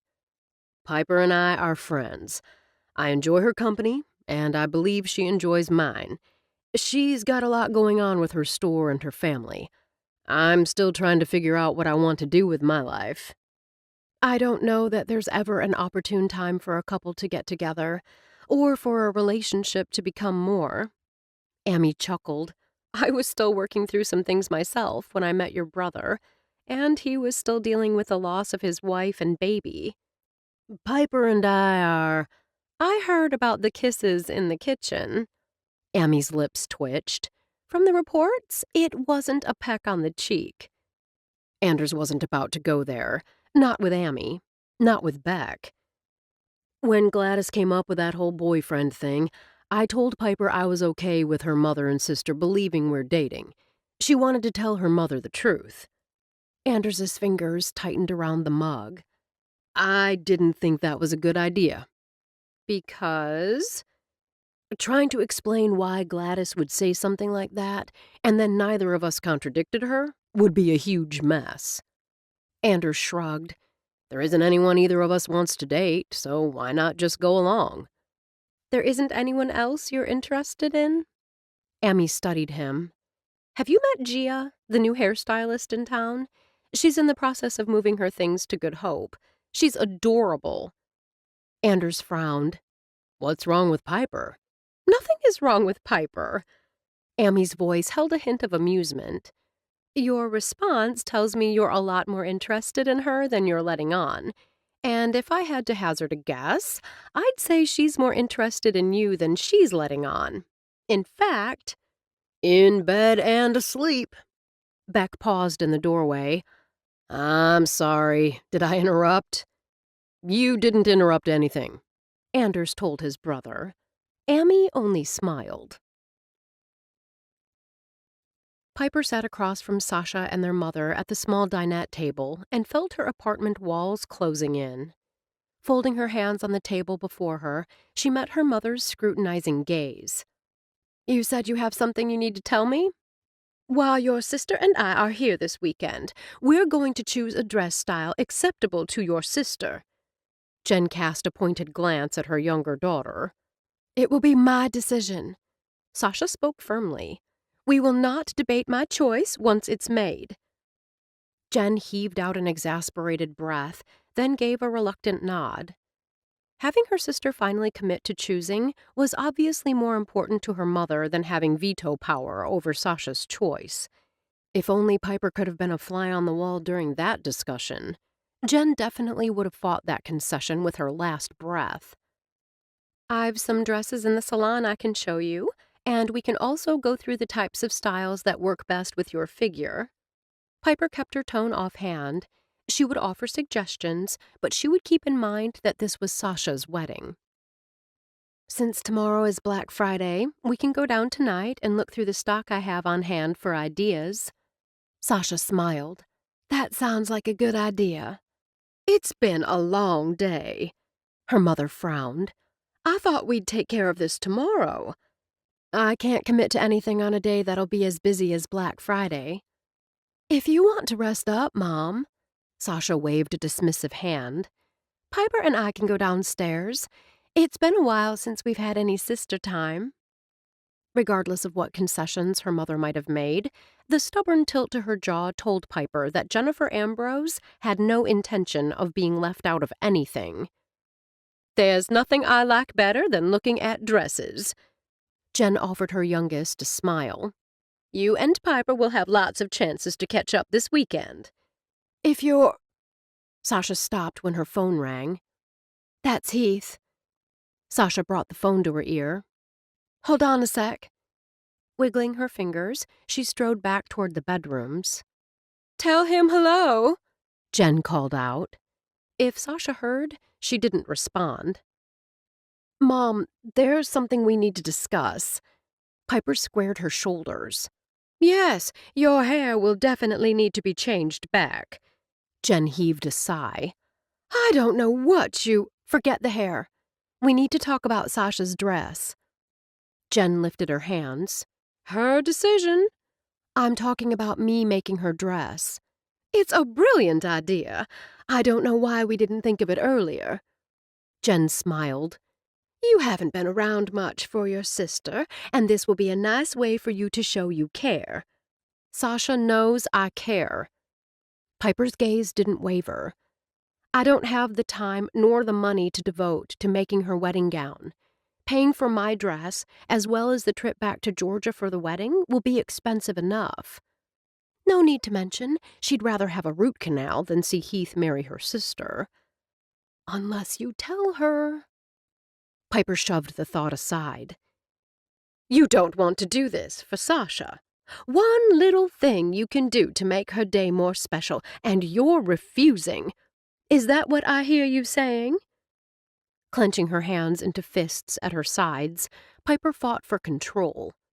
"Absorbing the cost of a wedding gown is not one little—" "Oh, for goodness sakes, I thought we'd already settled this." Sasha strode over to sit at the table.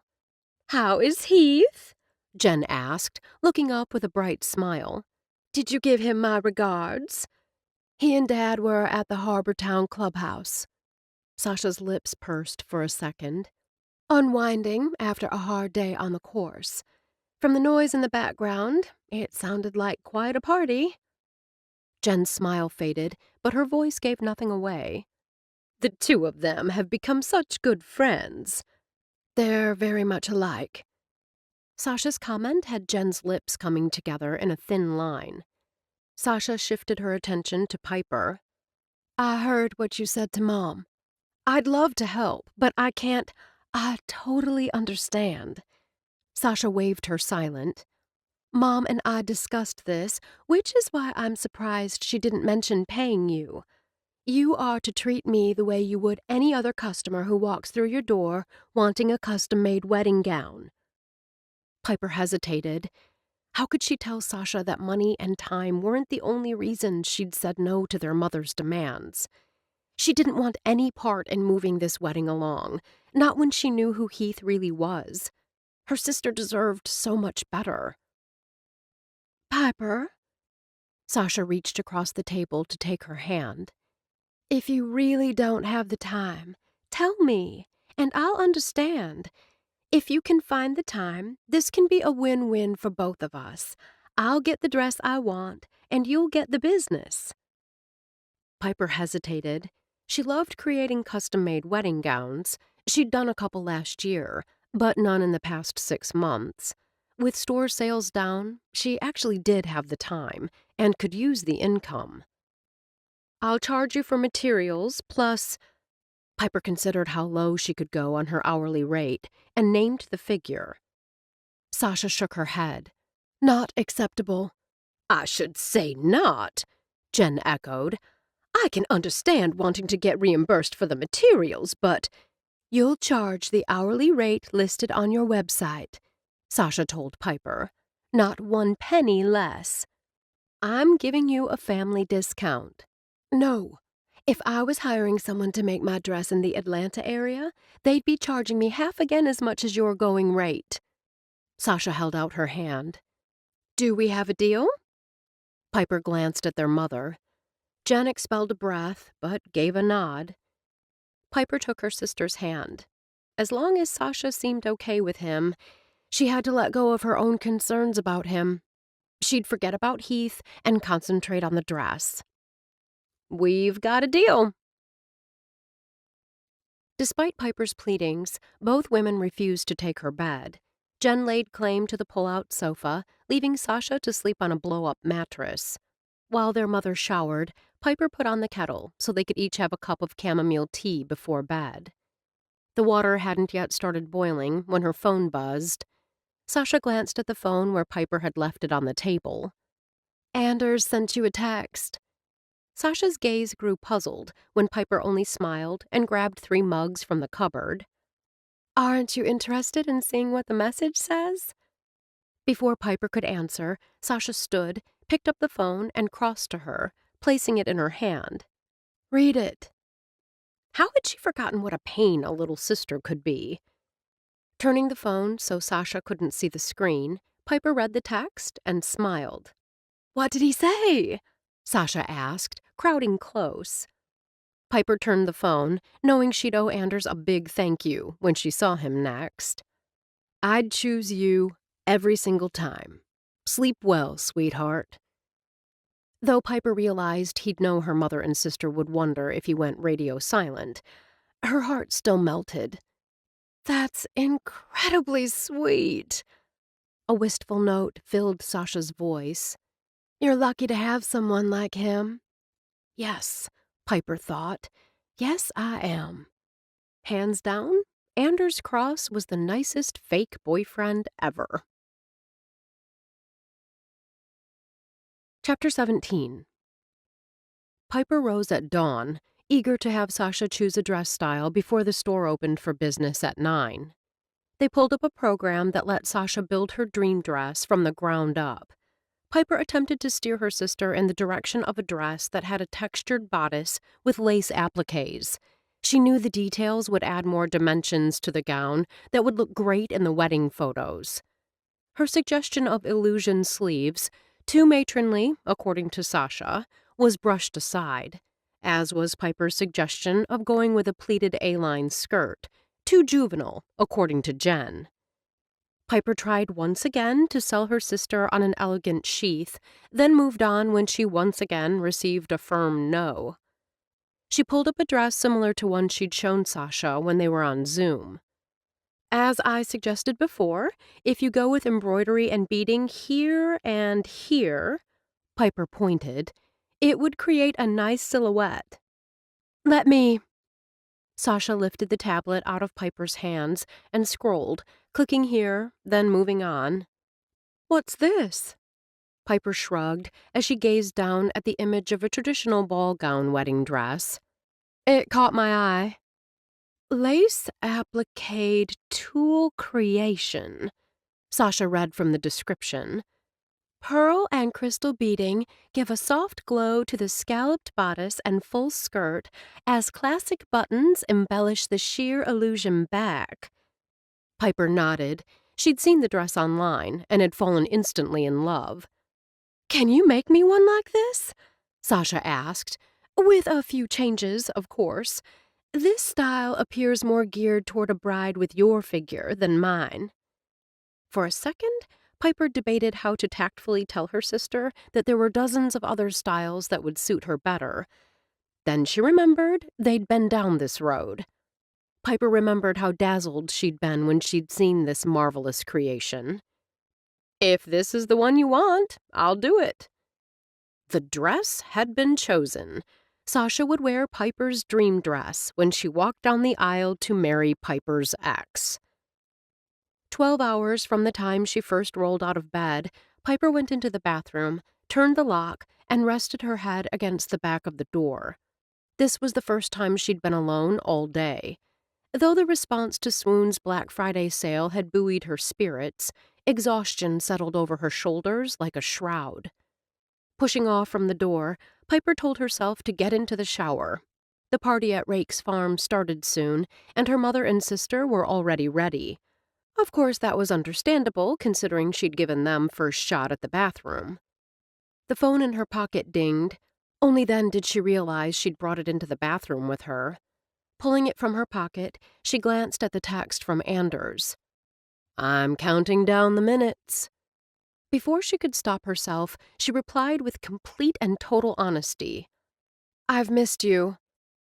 Can you meet downstairs for 5? There won't be any alone time at the party. Until that moment, she hadn't realized Anders would be at this evening's event. She should have considered it. After all, both Beck and Amy were business owners in Good Hope. She really shouldn't. There was that word again. Before she could change her mind, she dashed off her response. Opening the door, she grabbed her coat from the hook. Her mother and sister sat on the sofa, glasses of wine in hand. Jen frowned. Where are you going? Just downstairs for a minute. Whatever for? You need to get ready. You haven't even had your shower or done anything with your hair. That's because she let us use the shower first, Mom. Sasha's lips lifted in a wry smile. Neither of us is in there now, Jen said pointedly. I'm meeting Anders for a few minutes downstairs. He has something he wants to, talk with me about. Sasha grinned and made kissing noises. Piper couldn't stop the heat from searing her cheeks. I won't be long. She bolted with the sound of her sister's laughter following her down the stairs. Anders stood inside the door. You left the outer door unlocked. She couldn't take her gaze off his face. Something about him steadied her in a way no one before ever had. I'll make sure to lock it tonight. She winked and stepped closer. Wouldn't want the riffraff getting in. You look gorgeous. She smiled, then quickly sobered. Not according to my mother. Anders stepped closer to her, brushed a strand of hair behind her ear with a gentle finger. What does she know? Everything, Piper quipped. Just ask her. He laughed and wrapped his arms around her. When she lifted a brow, he grinned. I'm your boyfriend. Because having his arms around her felt so good, she didn't argue. She tipped her head back. Thanks for the text last night. It really impressed my sister. Did it impress you? If only the words had been true. It was good to hear from you. If that's the best I get from you, I'll take it. He studied her thoughtfully. When you texted you missed me, was that for your sister's benefit? She shook her head, feeling embarrassed by the urgent need to see him. Having my mom and sister in the apartment with me is exhausting. I found myself thinking of you and the puzzle and missing all of it. Rough day? She nodded. How was business? Busy. She smiled. The one bright spot. Sasha even pitched in to wait on customers when she saw how busy I was. What about your mom? She doesn't like retail. Piper sighed and did what she'd been wanting to do since he'd put his arms around her. She rested her head against his chest. His hand softly stroked her hair.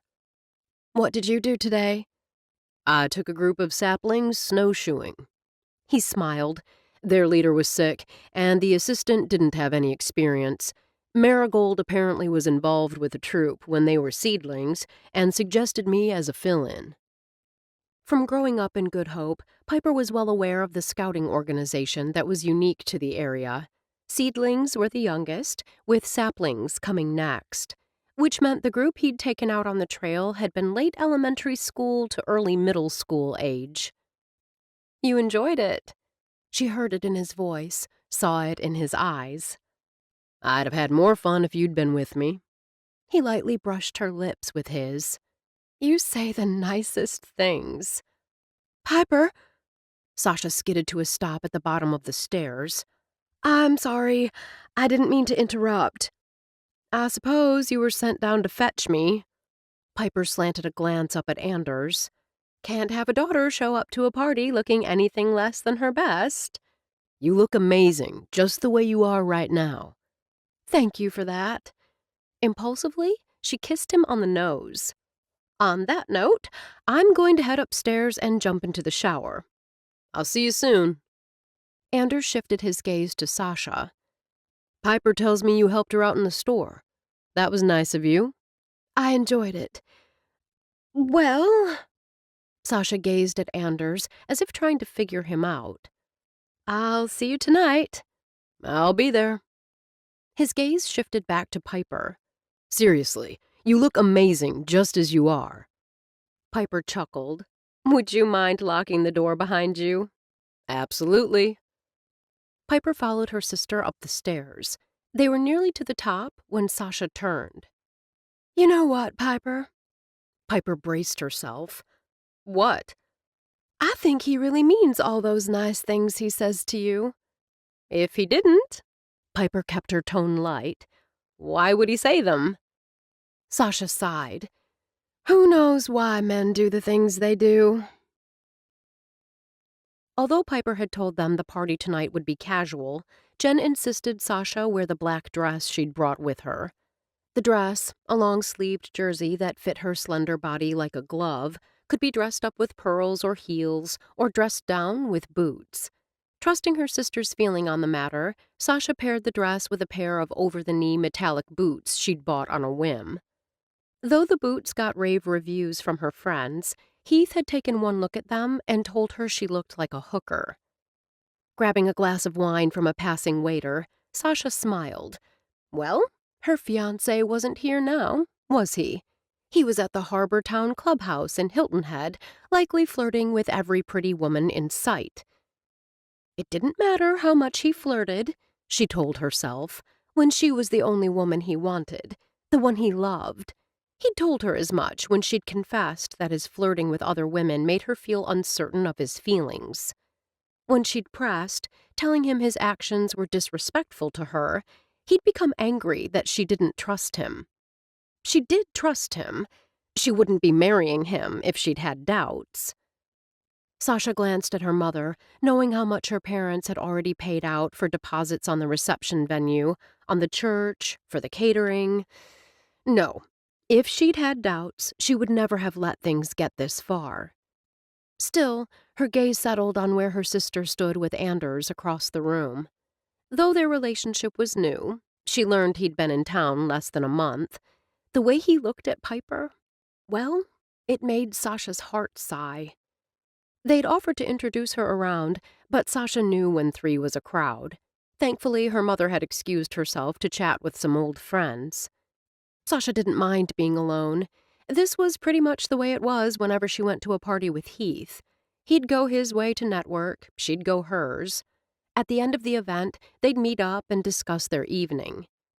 Being on her own at parties had become the norm. This evening, she was comfortable relaxing by the fire with her glass of wine and making idle conversation with those who passed by. In a few minutes, she might snag an appetizer, though only one. Her soon-to-be husband had a thing against fat chicks. I don't believe we've met. Sasha turned at the sound of the cultured voice and realized this was someone new. She was sure he hadn't been at Muddy Boots on Thanksgiving. She'd never have forgotten such a strikingly handsome man. His hair, dark as a raven's wing, and his eyes, like smoke, made up only part of the appealing picture. With classically handsome features along with a lean but muscular body, this man had it all, including intelligence and good humor lurking in the gray depths of his eyes. "Hello." Sasha smiled and sipped her wine. He studied her for a moment, then smiled back. I'm Ethan Shaw, and you are... Sasha Ambrose. When Sasha shifted her drink from her right hand to her left in order to shake the hand he extended, she realized she'd left her engagement ring at Piper's by the bathroom sink. Though Heath chastised her every time, she always took her ring off when she washed her hands. She didn't like the soap residue dimming the shine, though listening to Heath rag at her had the same effect. Ambrose. Ethan searched the room, and his gaze settled on her sister. Piper stood beside the colonnade with Anders, his hand resting lightly against her back while they spoke with another couple. The two hadn't been apart since Anders had strolled up to them when they first arrived. The silence between her and Ethan extended, and Sasha realized he was waiting for an answer. "Piper is my sister. My mother and I came to town for Thanksgiving."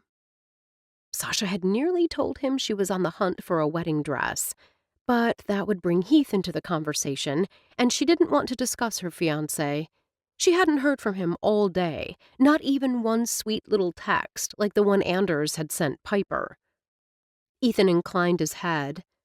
How long are you staying? "We're supposed to leave on Sunday." Sasha wasn't sure why she'd said it that way, supposed to leave, except she wasn't certain she'd be ready to go that soon. If it were up to her, she'd put her mother on the next flight to Atlanta while she stayed with Piper. After all, there was no job for her to rush back to, and Heath had made it clear he had a big project and would be working a lot of hours in December. Are you considering staying longer? She lifted the glass to her lips. "I'm considering lots of things." If I'm recalling correctly, you grew up here before you moved to... "Atlanta," she said. You remember how special the holidays are in Good Hope. "I do somewhat, but I was in middle school when we moved, and my memories are a little hazy." Maybe.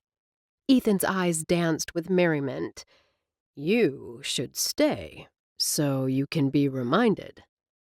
He was flirting with her, and she was flirting back. No different than how Heath behaved at every party they ever attended. But she wasn't like Heath. She was engaged, and it wasn't right for her to let Ethan Shaw think she was available. "Look, He put a hand on her arm, and she could feel the heat through the jersey. I'd love to stay and get better acquainted, but someone I invited to the party has just arrived. "I understand. I was simply a placeholder." Sasha chuckled, actually feeling better about their interaction. She let her gaze briefly scan the room, focusing on the entrance to this large parlor. "Whoever she is, I can guarantee she won't have boots like these." Sasha lifted one leg so he could admire her shiny footwear. Very striking. He lowered his voice to a husky whisper. The boots caught my eye. "The story of my life." Sasha heaved a melodramatic breath. "It's always the boots that dazzle. I'm the afterthought." You could never be anyone's afterthought. His admiring gaze slid over her. I'll let you in on a little secret. I'm not meeting a woman, but a potential business partner, He's also an old friend from high school. In that case, Sasha made a shooing gesture. Be on your way, sir. Time is money. How many times had she heard Heath voice a variation of that sentiment? Sasha resisted the urge to sigh. Too many times. Still, she admired her fiancé's drive and ambition. Ethan studied her for a long moment. Our paths will cross again. For a split second, she thought he might lift her hand to his lips. And how ridiculously sweet would that be? Goodbye, Sasha. She settled for wiggling her fingers and smiling. Lifting her glass to her lips, she realized it was empty and set out to find a refill. Chapter 18. You have a beautiful home, Piper told Finn. The seasonal touches add to the warm, welcoming feel of the interior. I give all credit to Lindsay. Finn sipped her club soda. The things she can do with flowers are amazing. I'm glad you could both make it, Jeremy added. Thanks for letting me crash. Anders rocked back on his heels. Like Jeremy and many of the other men in attendance this evening, he dressed simply for the party, in jeans, boots, and a sweater. I realize this event was supposed to be strictly for business owners. I'd love to add you to our list of business owners, Jeremy said. Instead of dismissing the suggestion, Anders chuckled. First, I'd have to figure out what type of business is needed. If you come round sometime next week, we can talk possibilities. As if concerned he'd been ignoring Piper, Jeremy shifted his gaze. How was traffic on Wrigley today? Brisk. Piper pretended to wipe sweat from her brow. I was worried, but by the end of the day, I'd surpassed last year's record. It'll take a while to build those businesses. Finn's sharp-eyed gaze searched hers. Do you think you'll be able to hold on for that to happen? Finn's directness, her no-nonsense approach, was one of the things Piper most admired about her. If she thought it, she said it.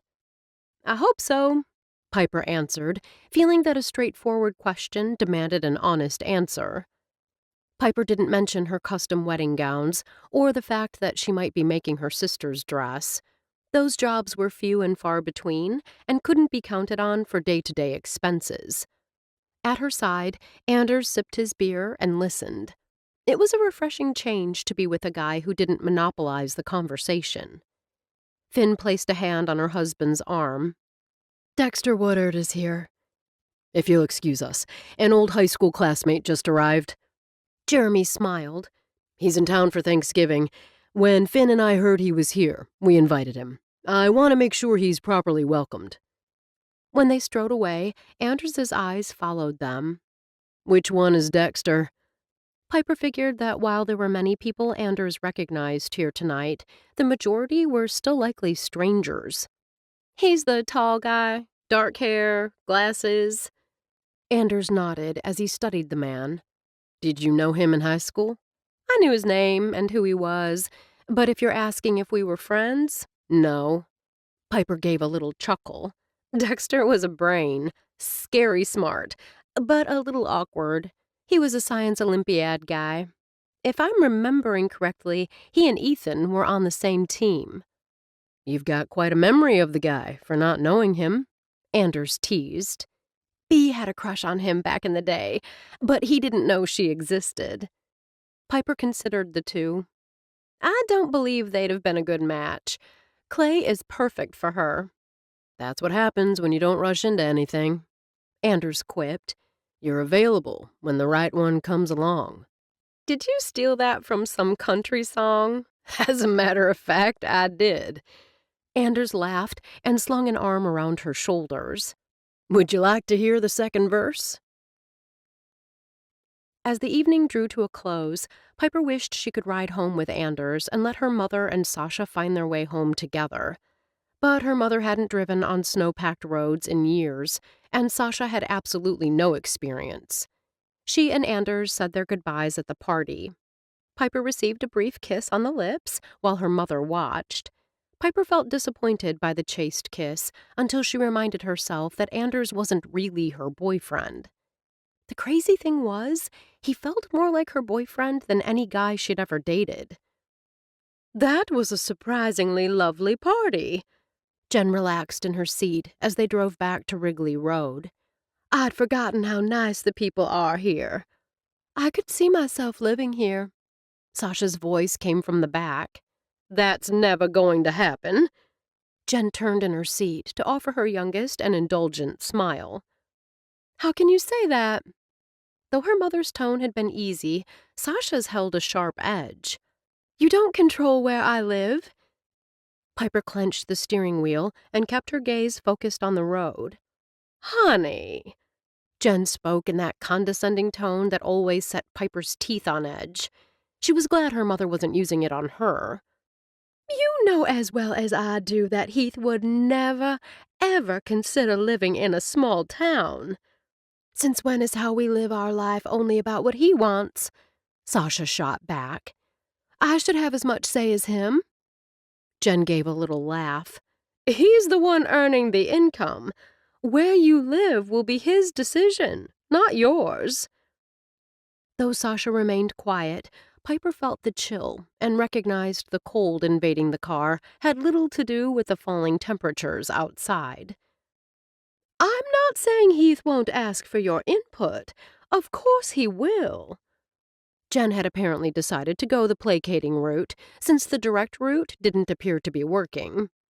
"But he has to look out for his career and go where he'll be the most successful. You'll want him to be successful because that means he'll be making more money, and you'll both be happier." "You're saying Dad is happier in Atlanta?" Sasha challenged. "He's earning a higher salary there than he did in Good Hope, but you two sure don't seem any happier." Out of the corner of her eye, Piper saw her mother tense. The supercilious smile she'd pasted on her lips moments earlier, when speaking with her youngest, disappeared. "My marriage isn't your business." Jen's voice could have frozen ice. "My relationship with Heath isn't any of yours," Sasha shot back. "I'll tell you one thing. I won't marry a man who treats me the way Dad treats you."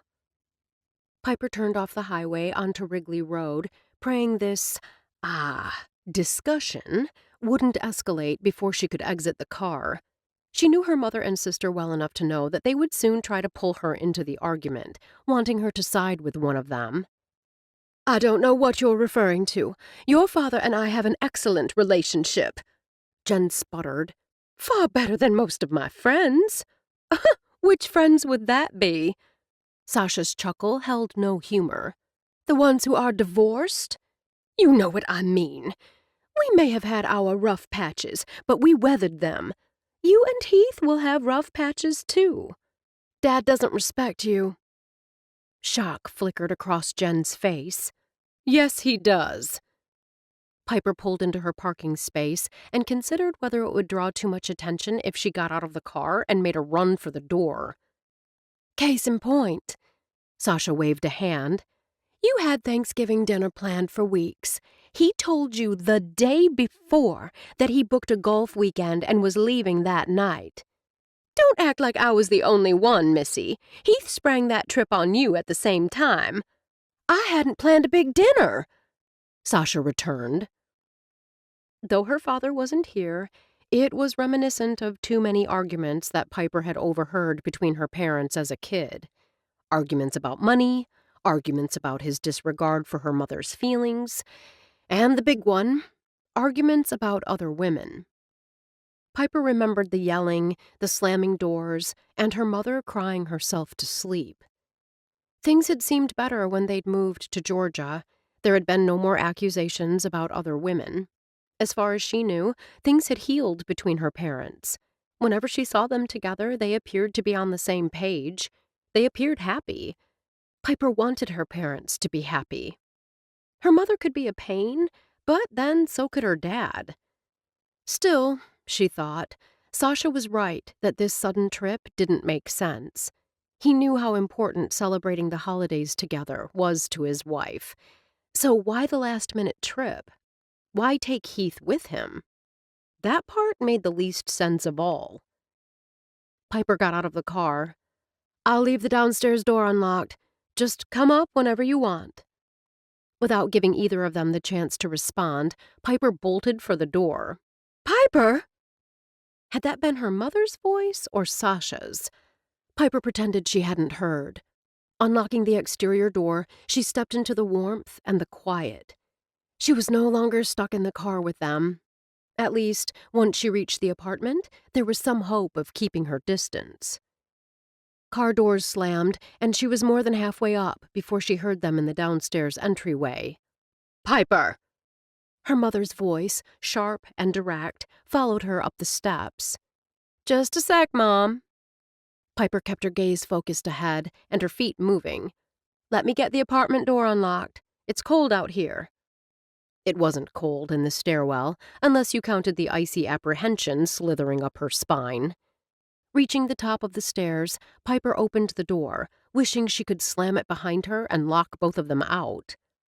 An ungracious thought, to be sure, but Piper had been privy to enough of these battles to know to stay clear.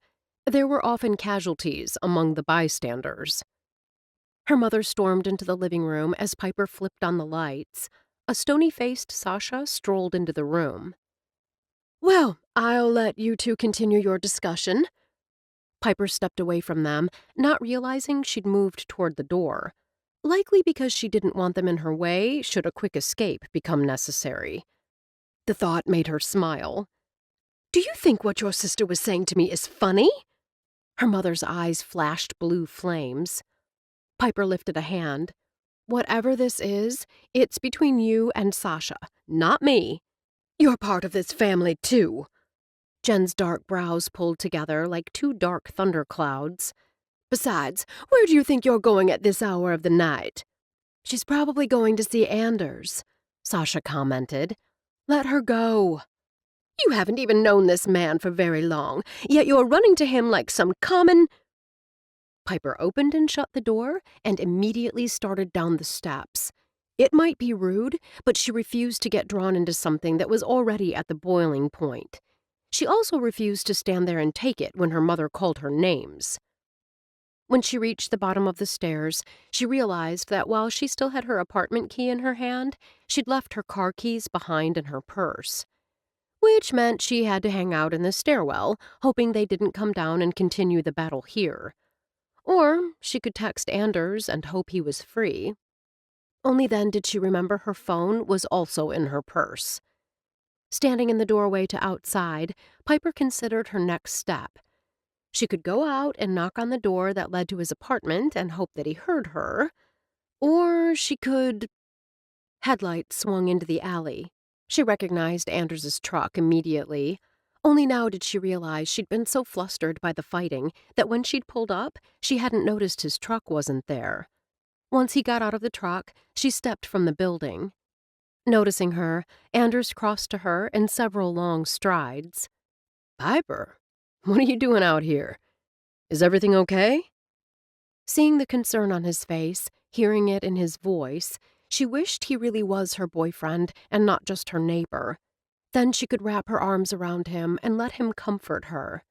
She could kiss him until she forgot all about her mother and sister. Instead, she cleared her throat. "Just a little spat between my mom and sister. My mom tried to suck me into the discussion, so I left." "I'm sorry to hear that." Anders touched her arm. "That's tough." She lifted one shoulder, let it drop. "Par for the course." "Where are you planning to go?" She gave a strangled chuckle, knowing if she didn't laugh, she might cry. "I'm not sure what the plan was, but since I left my car keys and my purse upstairs, I'm not going anywhere. Not unless I'm willing to brave the war zone to get them, and I'm not." "I've got an idea. Why don't you come up to my place? I make a mean cup of hot cocoa in the microwave." He wiggled his eyebrows and made her laugh. "And that puzzle is still tormenting me." What did it say that having hot cocoa and working on a puzzle with him sounded like heaven right now? "I don't want to intrude." Anders cocked his head. "Why would you think you'd be intruding?" "I'm not your girlfriend. I'm just a neighbor." She wasn't sure why she felt it was important to remind him. You're so much more than my neighbor. Stepping to her, he slung an arm around her shoulders, gave her a squeeze. Come on up. Give yourself a few minutes to decide your next step. Might as well be warm while you decide. There was a question in his voice, and the fact that he didn't try to push her to come up with him meant a lot. I'd like that. He smiled then, a bright flash of light that had her going warm all over. Once they were inside his place, he made them 2 cups of hot chocolate, complete with marshmallows. My mom used to make hot cocoa on the stove from scratch. The heat from the mug seeped into her hands and had her relaxing. We used to buy the packets in the grocery store and make ours in the microwave. Anders lifted his mug. I'm following an old family tradition. They took a seat at the card table as Piper studied what had been done on the puzzle so far. It was a comfortable silence, and Piper got the feeling he was letting her regroup and settle. Have you done anything more on this since that first night? He grinned sheepishly and pointed. I got that corner edge done. Piper shook her head. I specifically recall putting that section together the last time I was here. He chuckled. What can I say? I've been waiting for you. Something in his words had her lifting her eyes to meet his gaze. I've been waiting for you, he repeated slowly, like he was trying to tell her something. Her heart flip-flopped, but she told herself not to be foolish and read too much into the words or the way he said them. She picked up several edge pieces. I enjoyed the party tonight. Let me help. He took one of the pieces from her fingers. The simple touch had her breath hitching. When I watched you at the party, I'd never have known you were an outsider. As Piper sipped her cocoa, she spotted a place for one of her pieces. When it snapped into place, she felt a surge of satisfaction. Cocoa and puzzles. She knew what Heath would have said about such an evening. Thankfully, the man was Sasha's problem, not hers. Are you considering me a party crasher, Ms. Ambrose? She laughed at his affronted tone. You and dozens of others were invited guests. It gets old seeing the same faces. I enjoyed seeing you there. I liked having the opportunity to meet even more Good Hope citizens. He took her hand and laced his fingers with hers. I especially enjoyed the time I spent with you. I liked that too. Piper expelled a sigh. It's such a different experience. He gave her hand a squeeze, then waited for her to say whatever she wanted to say. If she didn't expand on the cryptic comment, she knew he wouldn't push. When my ex and I would go to parties, we'd get there and immediately split up. She shook her head. How had she ever thought that was normal? Usually we wouldn't interact with each other until it was time to leave. Why is that? Heath called the parties networking opportunities, saw them as a place to build business relationships. Piper shrugged. Hindsight is always 20/20, and looking back, I believe he just wanted to flirt. After all, it's difficult to make headway with another woman when you have one standing next to you. Why he would want any woman but you is difficult for me to understand. I was never enough for him. It felt good to speak the truth. I was never thin enough, my hair and clothes were never stylish enough, my job not important enough. Anders lifted his gaze, and the look in his eyes was as steady as the clasp of his hand. I could easily refute all of his assertions, but if he felt that way about you, why did it take him cheating for you to walk away? I've asked myself that question hundreds of times. Piper stared off into space, not wanting to see the disappointment in his eyes. Have you ever come up with an answer? Not one that makes me feel better about myself. Piper didn't know how to explain to him something she didn't understand herself. I've always struggled with my weight. It affects my self-confidence. At first, Heath was all compliments, but when he started with the little digs about how something I wore would look better if I was thinner, I wanted to please him. I saw the lack as being in myself, and not in him. Anders had grown quiet, and storm clouds had moved into his golden eyes.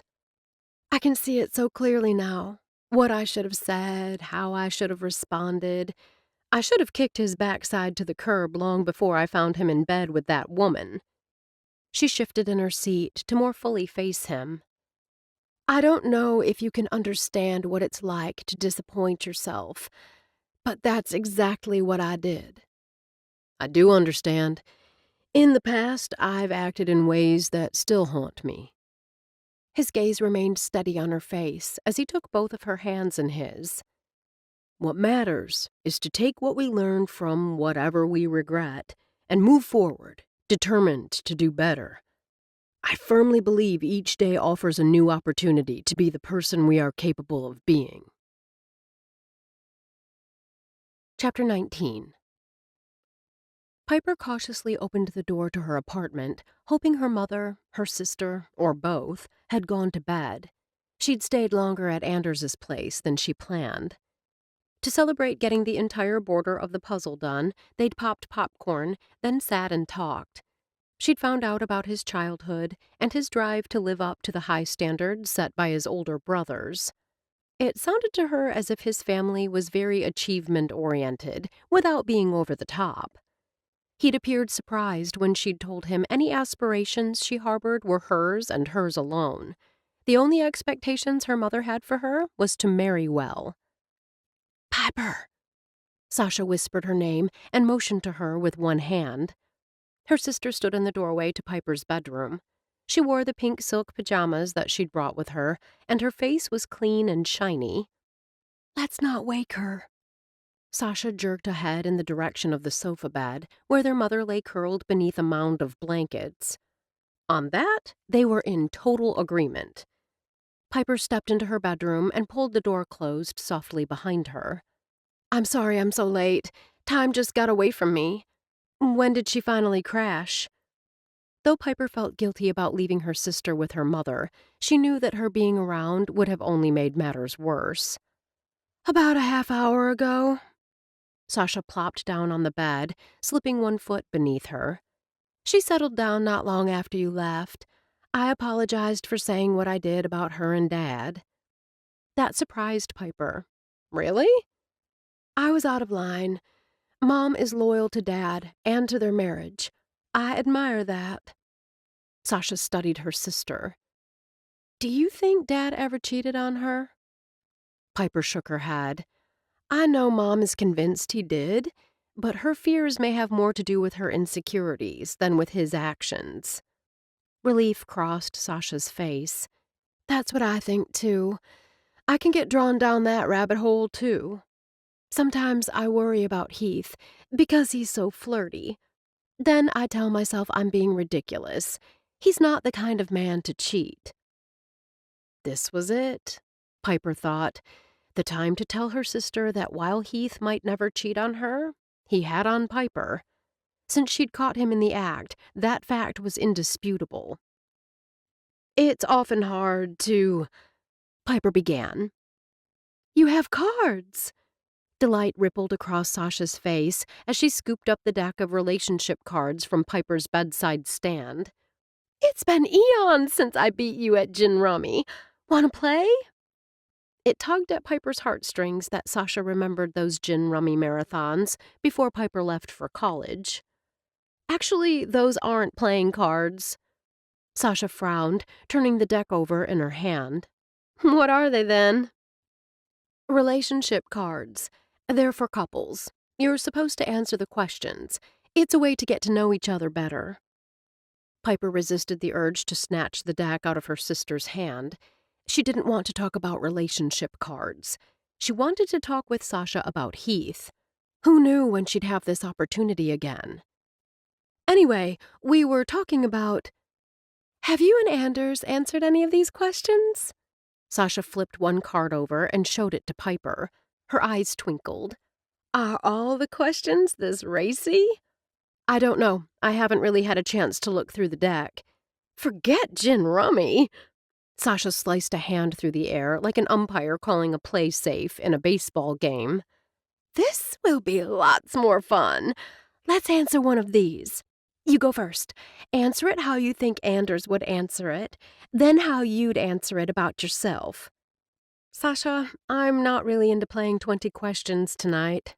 Piper offered her sister a bright smile.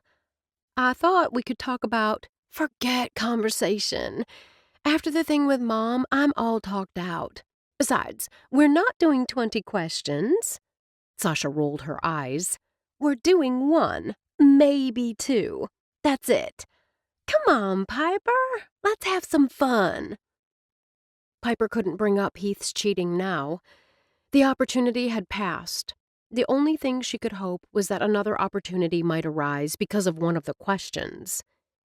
You draw first, and then answer. No, I draw and you go first. Piper decided it wasn't worth arguing over. She knew how stubborn her sister could be. Okay. Sasha pulled a card from the middle of the deck and read, What's your favorite trait of mine? Piper hesitated. Remember, you're going to answer how you think Anders would when thinking of you. Piper thought of the short time she'd known Anders. Would her answer even be accurate? It was only a game, she reminded herself. She could almost hear Heath's voice in her head. Why are you so serious about everything? She shoved the thought aside. I think Anders would say his favorite trait of mine is my determination to pursue what's important to me. That's good. Real good. An odd look crossed Sasha's face. What would you say is your favorite trait of his? This question was easy. Piper didn't even have to take a minute to think. The way he listens to me. Piper's lips curved as she remembered how it felt to have those golden eyes focused so intently on her. If I have something to say or something I need to talk about, he gives me his complete and total attention. He genuinely cares about what I have to say.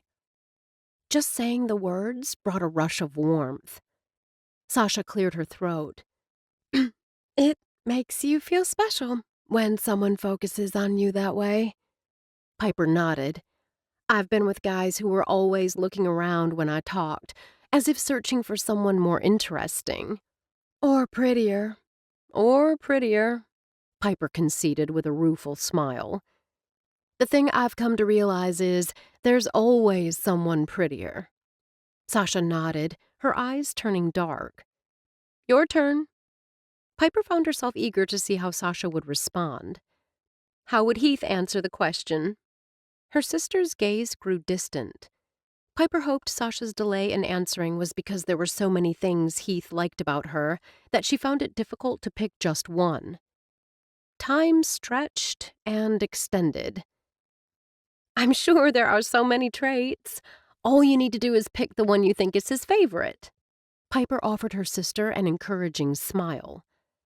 Sasha took a breath, then let it out. I guess it would be how most of his associates appear to like me. Not really a trait, Piper thought, but she wasn't about to quibble. I can see that. You're very approachable. Sasha shot her a relieved smile. Good. Now that we're done with that, what is your favorite trait of his? Piper wanted to get the conversation back on Heath.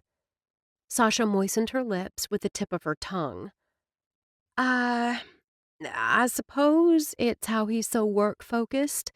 Being a success is everything to him. Piper thought her sister's observation was spot on. Nothing wrong with being goal-oriented, but her sister's last comment gave her pause. She wondered if Sasha realized just how telling that comment was. I need to get some sleep. Sasha jumped up from the bed. I thought we'd do another question. Piper held the deck up and offered an enticing smile. Lots to choose from. I'm done with those. Sasha scrunched up her face. They aren't as much fun as I thought they'd be. Piper awoke the next morning to find her mother and sister packed to leave. She stared in confusion at the two suitcases by the door. I thought your flight wasn't until tomorrow. It isn't, but we're going to do standby. Jen's lips pressed together for a second. While our stay here has been perfectly lovely, we've achieved our purpose of Sasha choosing a dress, and we're ready to head home. Our men will be home from their trip today. We want to be there to greet them." Piper shifted her gaze to Sasha. "We didn't do your measurements. I wanted to at least get the first muslin fitting." Jen's sharp gaze skewered her youngest daughter. "You told me that was all done." "I took my measurements yesterday," Sasha assured her mother before turning to Piper. "They're on the counter in the store to the left of the register." "Okay." Piper forced a smile. "If you watch the store for me now, I should be able to cut out the dress in muslin so you can try it on. Measurements are good, but a fitting would be more exact." Sasha shifted from one foot to the other. Piper thought how much more difficult this whole process was going to be without that first fitting. "Surely you're not in that much of a rush. I can get on it right now." "I'm eager to get back and see Heath." Sasha waved a hand. "Being forced to sleep on the floor has left me with an aching back." "I offered you my bed. And to be clear, you weren't on the floor," Piper said pointedly. "You were on an air mattress." "That sofa bed isn't much better," her mother groused. The good feelings Piper had regained toward her sister vanished. The rudeness was no more than she'd expect from her mother, but Sasha had seemed different this weekend, more approachable. In fact, after her talk with Anders last night, and then talking with Sasha afterward, Piper was more than ready to tell her sister about her own experience with Heath. When she'd gone to bed last night, Piper had wondered if a heart-to-heart would even be necessary. Unless she was mistaken, Sasha had sounded a little disillusioned with Heath. The vibes that Sasha had been giving off about her fiancé had been distinctly cool. "Thank you for your hospitality, Piper." Jen leaned forward and air-kissed Piper's cheeks. "Keep us informed on the progress of the dress." Piper nodded, then shifted her gaze to her sister. "I hoped you might stay longer." "She spoke with Heath this morning. He called from the airport early." Jen smiled. "Her darling fiancé wants her home when he gets there." Giving a nod of acknowledgement to her mother, Piper kept her eyes on Sasha. "You could still stay a day or two more." "I can't." Sasha's smile didn't reach her eyes, but for a second, warmth returned before disappearing again. "I can't." "I understand." Piper glanced at the suitcases. "Can I carry these down for you?" "That would be nice," her mother said. "I've got mine." Sasha positioned the strap over her shoulder. "Tell Anders goodbye for us, and everyone." Unexpectedly, Sasha leaned forward to give Piper a fierce hug. "Take care of yourself." 10 minutes later, Piper bid them happy holidays and watched them drive off in the rental car. What had just happened? Something was clearly going on. Heath wanted Sasha back home? Considering how possessive he could be at times, she supposed that made sense. But Piper had the feeling more was going on than either Sasha or their mother would admit. Her mother had been visibly upset, too, much more upset than Piper would expect over a simple argument with her youngest. Secrets. She could practically smell them in the air. These had a foul odor. Ever since her experience with Heath, Piper had little tolerance for secrets of any kind. That's why she appreciated Anders so much. The guy was an open book. Piper's plans for the day had been shaken up. She'd hoped Sasha would help out today in the store. In between customers, she would take her sister's measurements. If business hit a slow spot, she might be able to get the muslin pattern cut out and stitched together, so her sister could try it on before she returned to Atlanta. The upside of her mother and sister being gone was that she could have more time with Anders.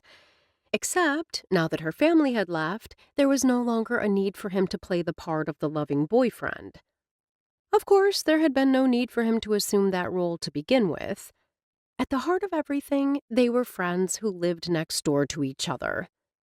As she hurried to get ready to open the store, Piper smiled, hoping she'd get to see her friend today.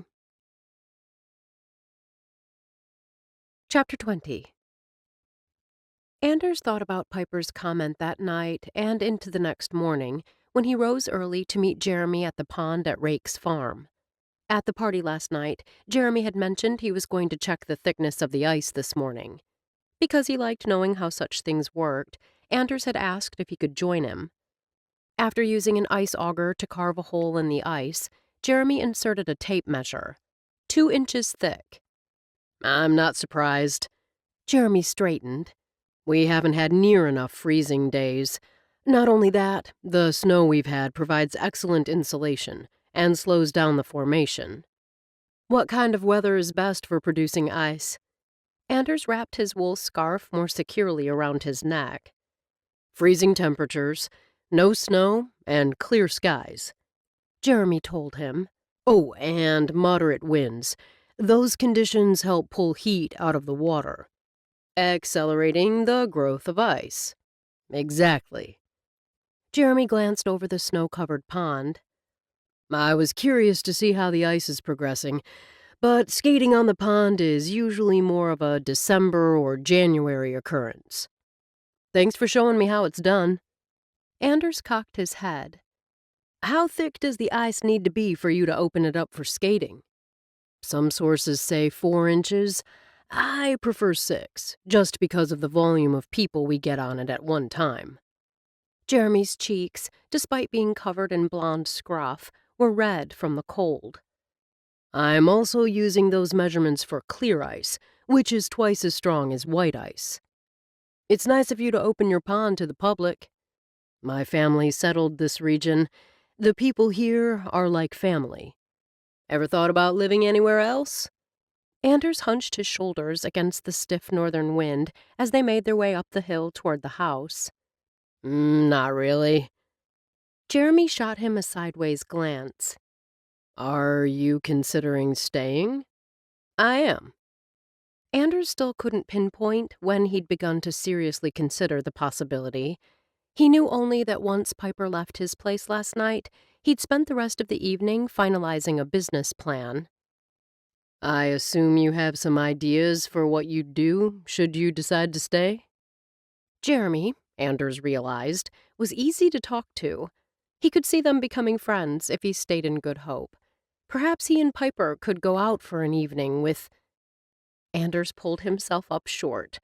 The decision to stay in Good Hope had to be based on what he wanted, what was best for his life going forward.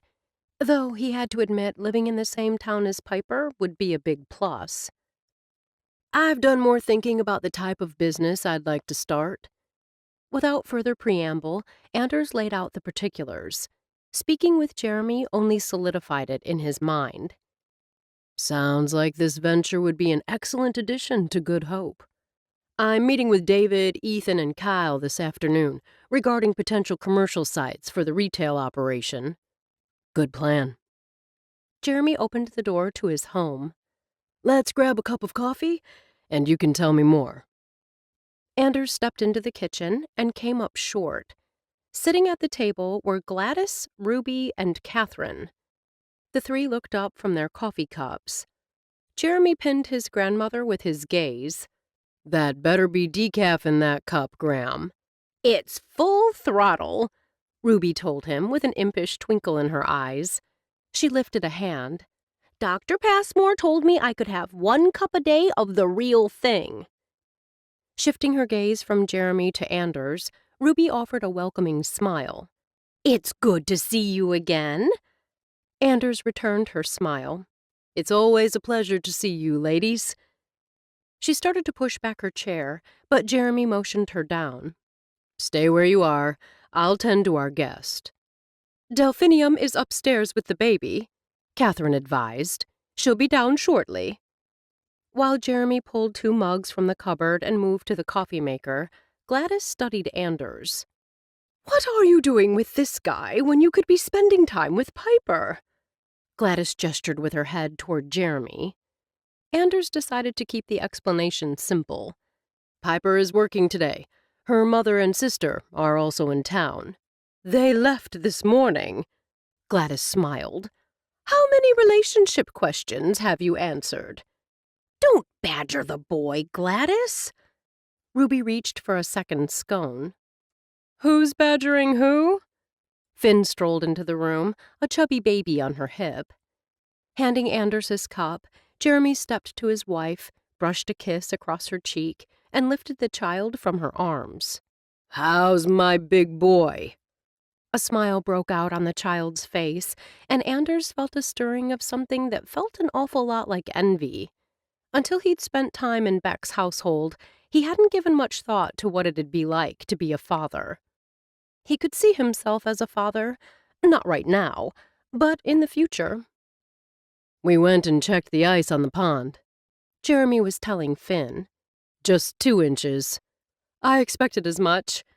Finn shifted her attention to Anders. Ruby brought a bag of scones from Amy's bakery. Can I get you one?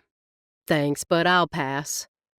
Jeremy planted a kiss on top of his son's head before handing the baby back to Finn.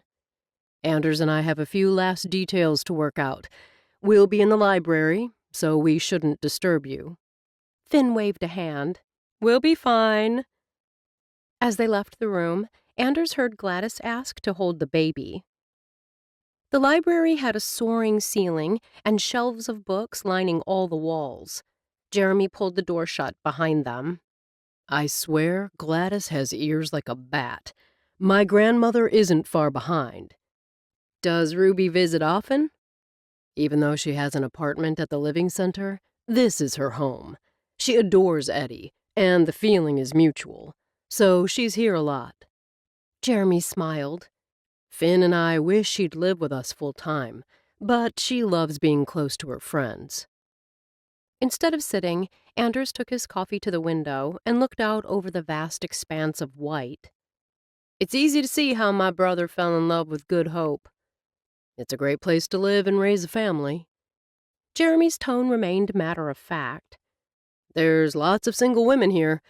I realize Gladys is pushing Piper on you. Anders turned away from the window. Piper and I are together because we want to be together. Gladys may want it too, but that doesn't change the fact that Piper's the only one I want.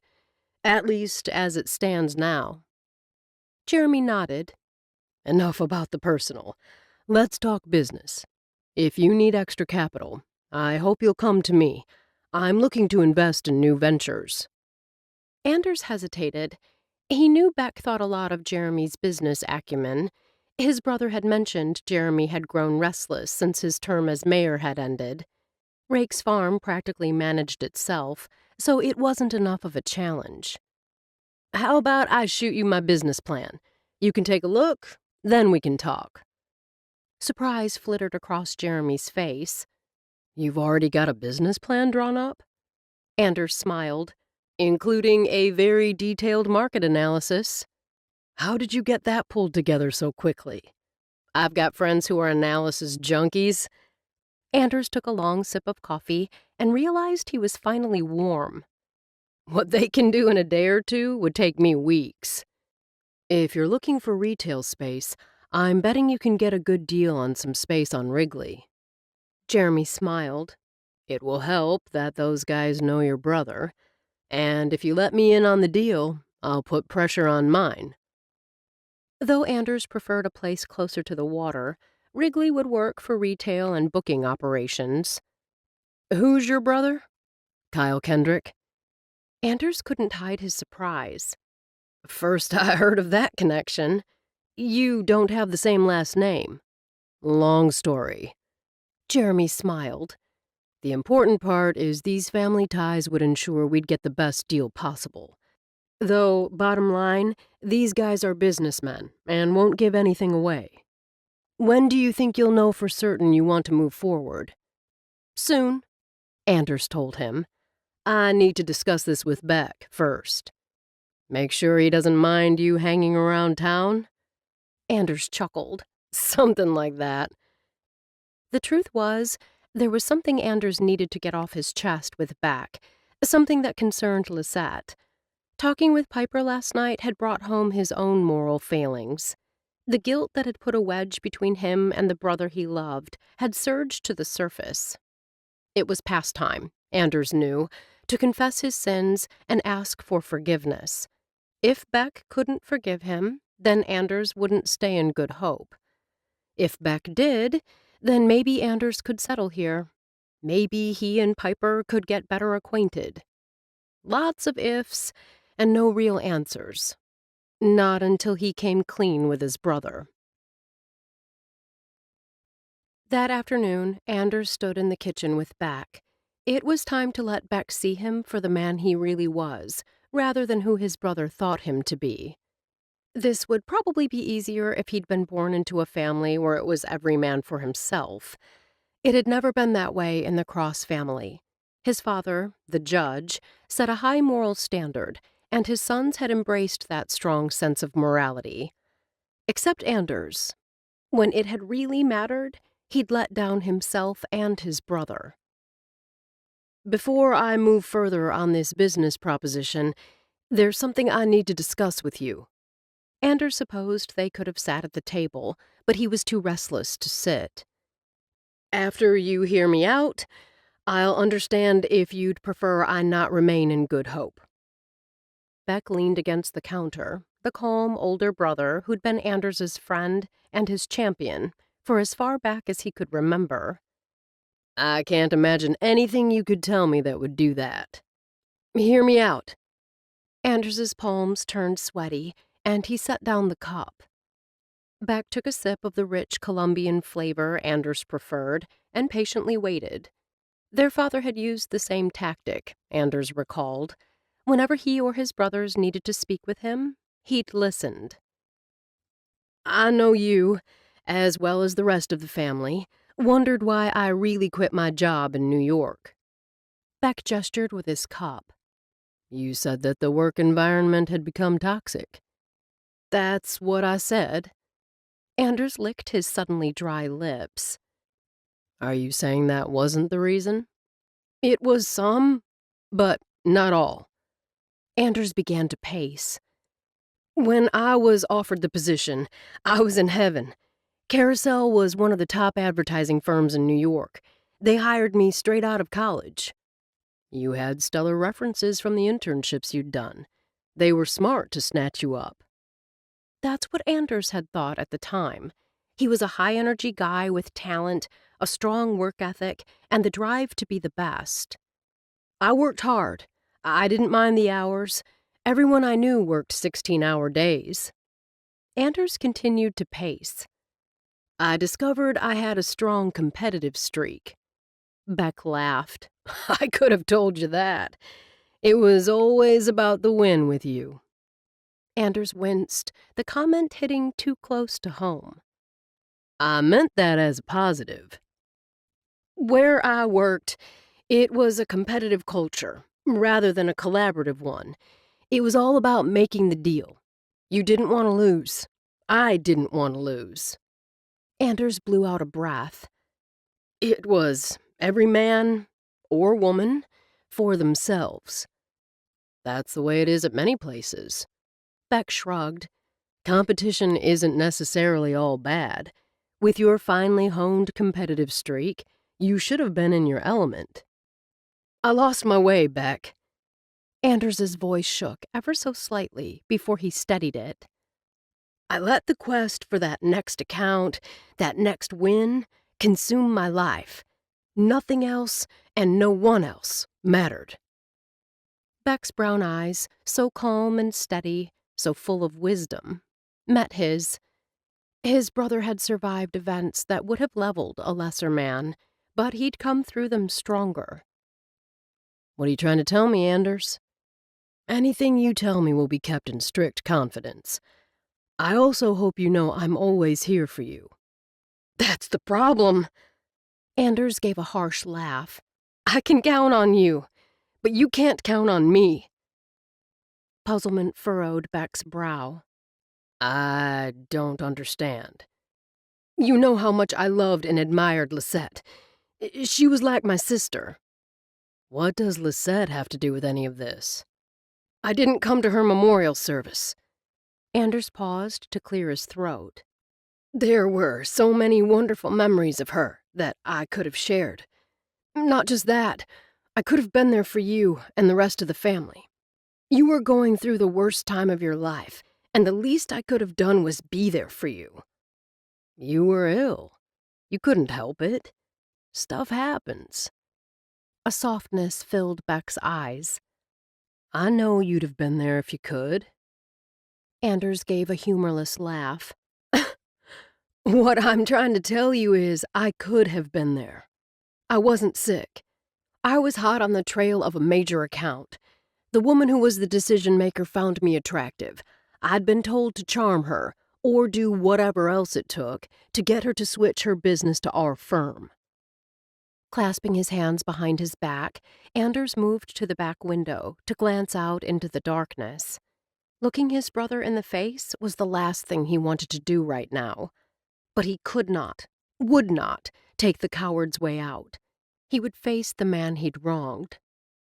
Anders turned to face Beck, who now studied him with an inscrutable look. I could have come to the funeral. I chose to lie to my family, to lie to you, so I could win an account worth millions. Well.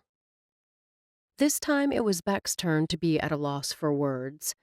He raked a hand through his dark hair.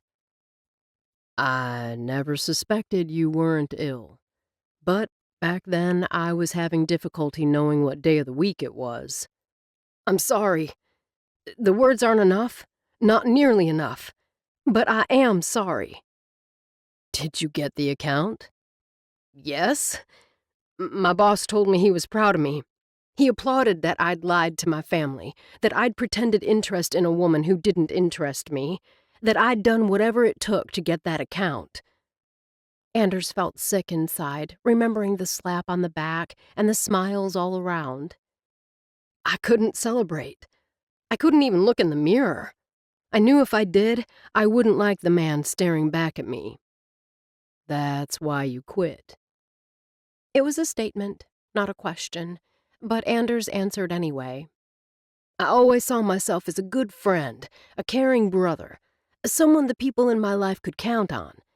But I realized I'd started down a dark road where winning was all that mattered.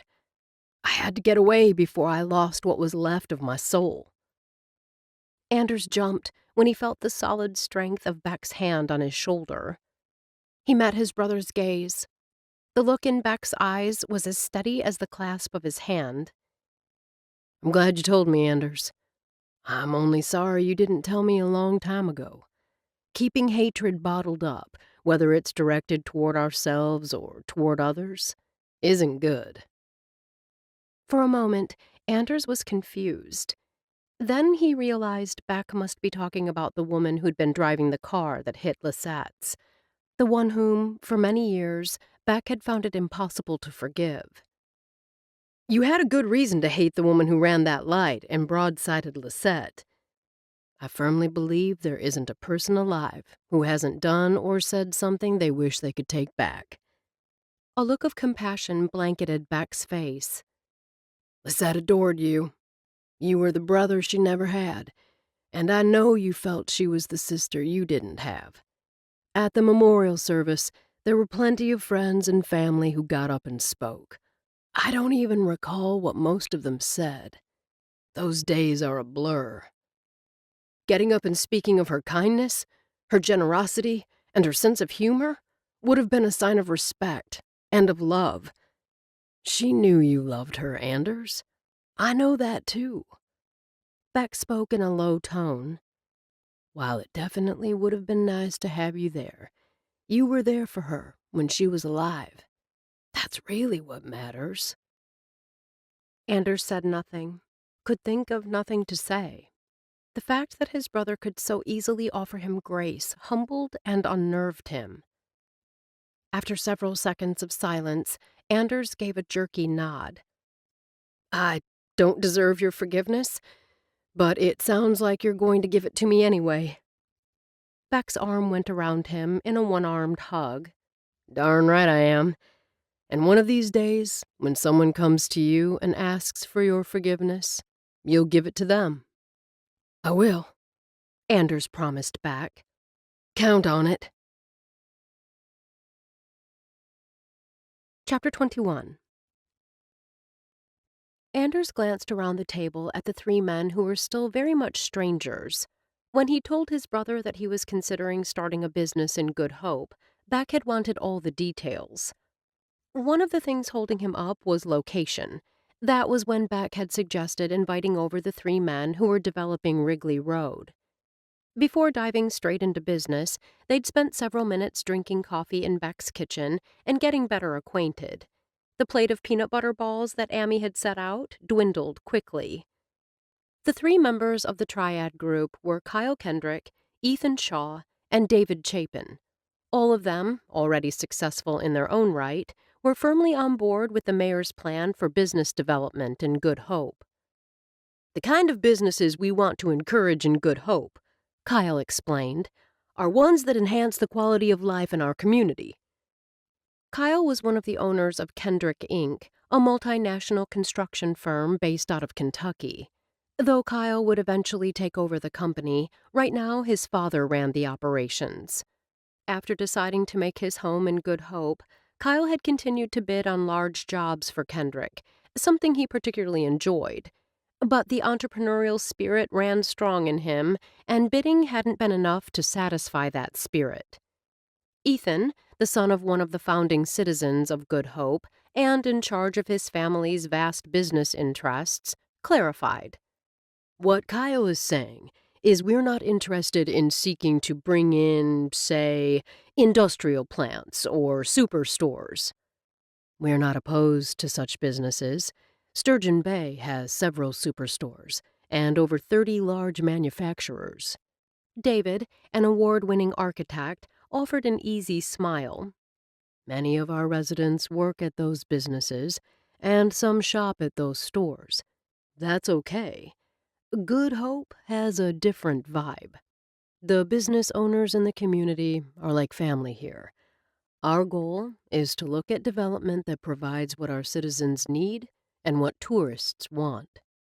Which is why, Ethan leaned forward, resting his forearms on the table, "your idea appeals on many levels." Kyle lifted a hand. "I apologize again for getting here late and asking you to repeat what you've already said, but I'd appreciate a quick recap of your business plan." "My background is in advertising, but the last 5 years I've been living the outdoor life. I discovered it suits me." Anders smiled. "Looking back, it now seems like all my experiences brought me to this point. I'm proficient with most everything you can do outdoors, from kayaking, sailing, and water skiing to all the winter sports. I've grown restless with just getting by. I want more." "Anders wants to open an outfitter operation here in Good Hope," Beck said. Anders shot his brother a look. He knew Beck was excited about the possibility of him staying in Good Hope, but he could handle this. "Sorry?" Beck held up his hands. "It's just this whole plan is so perfect for you, and for Good Hope. I am excited about this as well." Anders glanced around the table. "For now, I'd like you all to agree to keep my plans confidential." "That goes without saying," Ethan responded. "You can be assured of our discretion." "Good. What I'm envisioning is an operation that would include a retail store, water and land-based guide activities, and rentals. In the summer, this would include activities such as hiking, rafting, canoeing, and kayaking. In the winter, we'd be looking at cross-country skiing, snowshoeing, and snowmobiling. Eventually, I'd like to begin offering fishing expeditions." Kyle rubbed his chin. "Fishing expeditions would be a huge undertaking, but extremely profitable." Ethan nodded his approval. "I've got 6 months to get that in place for the season." Anders knew it was a tall order, but he felt a familiar adrenaline surge at the thought of doing something he loved. "Charter fishing for king salmon and trout on Lake Michigan and bass or walleye on Green Bay would bring in the tourists. Boats and fishing gear aren't my forte, but I'm sure I'll be able to hire people who possess that knowledge and would like a job." Anders thought of Jeremy and his enthusiasm for the project. He smiled. We see a fair number of tourists in the winter, Ethan commented. What you're proposing would draw even more to Good Hope. I'm in my element in the winter. Anders recalled the fun he'd had leading the group on the cross-country trails in Peninsula State Park. If business is slow, I can teach lessons or lead groups. Heck, I'll do whatever necessary to bring in revenue. You'll have some significant startup costs, David began. Not a problem. Anders had thought everything out. I have a good sum of money in the bank, thanks to my brother Elliot, who is a whiz with investments. Plus, Jeremy Rakes is interested in partnering with me, or, at the very least, being an investor. Beck shot a startled look in his direction, and Anders realized he'd forgotten to mention that to him. Kyle appeared equally surprised. Jeremy is extremely knowledgeable about Good Hope, what works here and what doesn't. Approval filled Kyle's eyes. You couldn't ask for a better partner. The other men around the table nodded their agreement. Sounds as if you've thought of everything. Kyle lifted a copy of the business plan that Anders had handed out. This is impressive. Thanks. Anders knew they were all busy men, and it was time to get down to why they were here.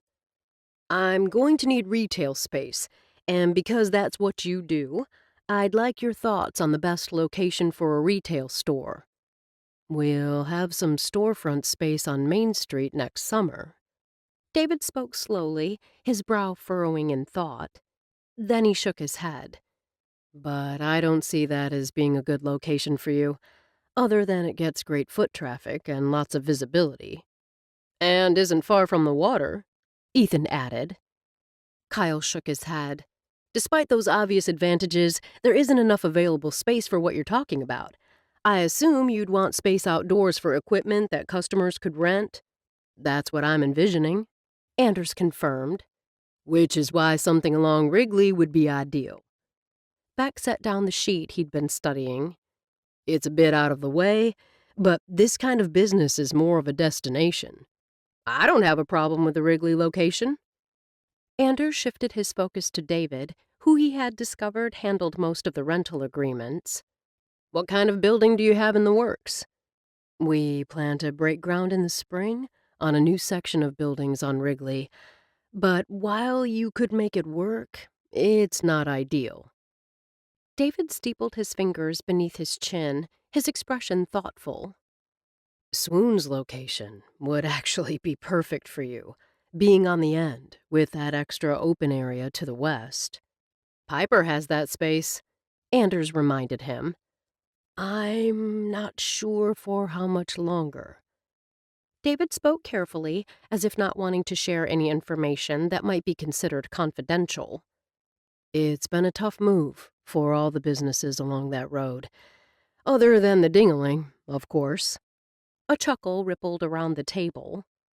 Swoon may not be able to survive the winter, though I know Piper will give it her best shot. David met Anders's gaze. If that space comes open, would you be interested? No way. Not if it means Piper has to move. We would never ask her to leave. David spoke firmly, as if wanting to make sure there could be no misunderstanding. I'm talking only if she decides for herself to move the store or close it. Okay, sure, but... David lifted a hand. That's all I need to know. I'll pull together some figures, perhaps draw up some papers, just in case subleasing becomes an option.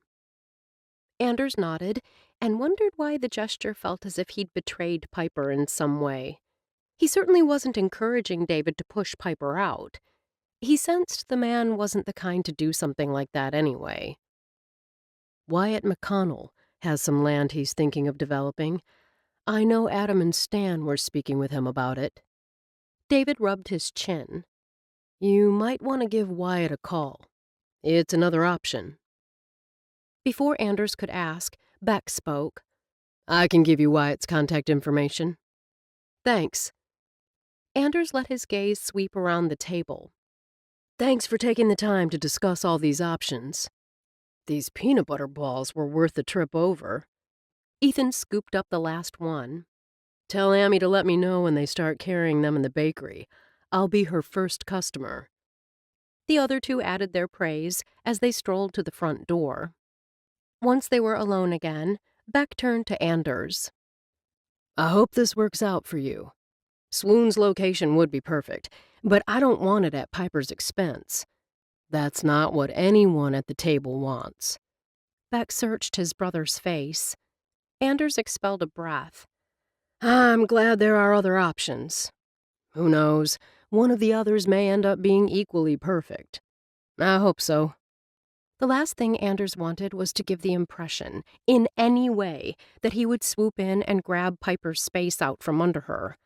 But if she did have to break her lease, it would be to her advantage to have another business ready to sublease. "You like her?" Something in his brother's voice had Anders looking up. "What are you asking?" "It's just that it's been a long time since I can recall you being in a relationship."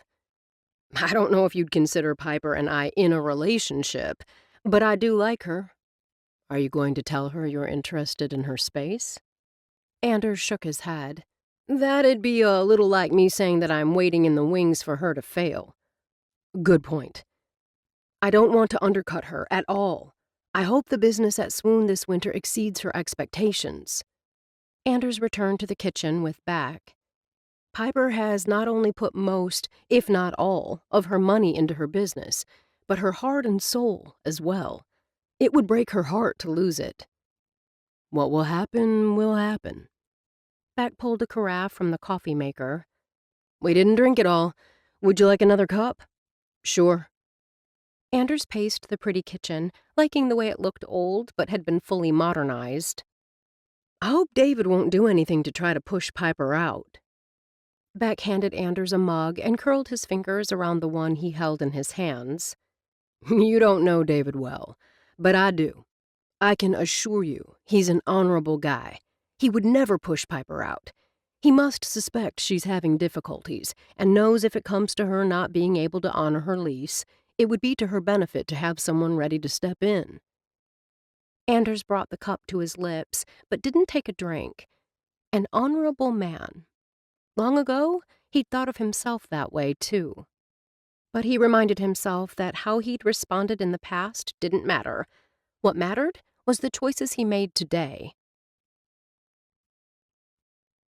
As Piper had continued the Black Friday pricing through Saturday, the store was hopping. In some ways, her mom and sister leaving early was for the best. She couldn't imagine having had the time to start cutting the muslin, even if she had Sasha's measurements, which she didn't. She'd searched all around the cash register before concluding that Sasha hadn't left them. Her sister had likely said she did, only to get their mother off her back. Piper had to admit the ruse worked. Now she would have to pressure Sasha to send her the measurements. This process shouldn't be so difficult, and it wouldn't be if only Sasha would stop tossing up roadblocks. Once she closed the store at 6, Piper vowed that she would not give a second thought to her mother or sister. She would go upstairs and relax, perhaps take a long bath, maybe read a book and have a glass of wine. She hadn't seen or heard from Anders today. Then again, her family had left, no need for him to play the attentive boyfriend. After making a quick dinner, Piper considered her options as she watched people scurry into the ding-a-ling from her window. Bea and Charlotte would be busy. Actually, the holiday season was a hectic time for most people. She let the curtains fall shut, wishing she had Sasha's measurements so she could start on the gown now. Not only because she would need the time, but because she needed the money. The fact that the store had posted record sales yesterday and today didn't quell her growing unease. Her bank account had taken a hit when she'd been closed for several weeks during the move. Then learning that she wouldn't have the money coming in from Lindsay and Izzy had been another hit. "You can only do your best," she told herself. Still, having that dress money was really going to help. If she were a millionaire, she'd have gladly made the dress for her sister for free. But she wasn't. If they were going to pay someone to make the dress for Sasha, they might as well pay her. Bath or book? She was still weighing the pros and cons of each when her phone buzzed. Scooping it up, she glanced at the caller ID. Piper smiled when she saw her sister's name. "Hi, Sasha. You and Mom made it home okay?" "We did." Sasha cleared her throat. "I'm sorry we left in such a hurry, and I'm sorry for being such a brat. You were very kind to us." There was something here, Piper thought, but decided not to push. Sasha was calling her for a reason, and she got the feeling it wasn't simply to let her know they'd arrived in Atlanta safely. "You both seemed a bit tense." Piper kept her tone light. "I realize you had some busy days here, not to mention being out of your element can be difficult." "Heath called early and wanted me back." A hint of strain crept into Sasha's voice. "He should be here in a few minutes. There's some work party he decided we absolutely have to attend." "I hope you have fun." "Thanks." Sasha expelled a breath. "Do you have a pencil? I have the measurements you need. Mom will be sending you the money right away for the dress." "I can't wait to get started." Piper forced enthusiasm into her voice. "You'll be a beautiful bride." "Yes, well—" Sasha paused, then called out, "I'm coming!" "I take it Heath is at the door?" "He is, and he doesn't like waiting." Sasha hesitated. "Again, I'm sorry, Piper. Really sorry for how I acted." "It's okay." Piper wanted to say more, sensed her sister needed to talk, but she knew Heath would be in a foul mood if Sasha kept him waiting any longer. "Enjoy your party, and let's chat soon." Less than 5 minutes after Piper ended the call with her sister, her phone rang again. She smiled at the name on the screen. "Charlotte, it's good to hear from you." "I'm so glad I reached you." "Is something wrong?" No, everything is good." Charlotte gave a hearty laugh. "I was just hoping you weren't busy and could come over tonight." "I don't have anything on the books for this evening." "First, I need to tell you what's on the agenda." Charlotte laughed again. "If you'd have told me a year ago that I'd be so excited over decorating a Christmas tree, I'd have said you were crazy. But Adam and I would love to have you join us so we can make it a party. Bea and Clay are coming. You can bring Anders if you'd like. We'd all love the chance to get to know him better." Charlotte talked fast, the way she did when she was excited. Piper pulled her brows together. "You want all of us to decorate your Christmas tree?" "Yes," Charlotte confirmed. "To be clear, I'm not talking about putting on the lights. Stan suggested doing an old-fashioned tree. Adam and I jumped all over the idea." Old-fashioned tree. Piper tried to reconcile the image of an old-fashioned anything with her stylish and cosmopolitan friend. "You know, strings of popcorn and cranberries. We'll also make cookies to hang on the tree." "Won't Molly get into them?" Piper asked, thinking of Adam and Charlotte's yellow lab. Good point." Charlotte paused. "We'll just have to put them up high. What do you say? Should be loads of fun." "It sounds like a blast." Actually, Piper thought, it sounded just like what she needed to boost her spirits. "What time do you want me over?" "Does 7:30 work?" "Absolutely. Can I bring anything?" "Just yourself." Charlotte paused. "And Anders, if that works for you." Chapter 22. "It'll be the next left." Piper pointed, though she was pretty sure Anders knew his left from his right. "The street is still a couple miles away." "I haven't been out this way before." Anders turned and shot her a smile. "This will be a new experience. Thanks for inviting me." "Sorry it was so last minute. Charlotte called me right before I called you." Piper realized she was chattering, but couldn't seem to stop herself. Apparently, this little get-together was totally spur of the moment. "I wasn't busy." Anders shrugged.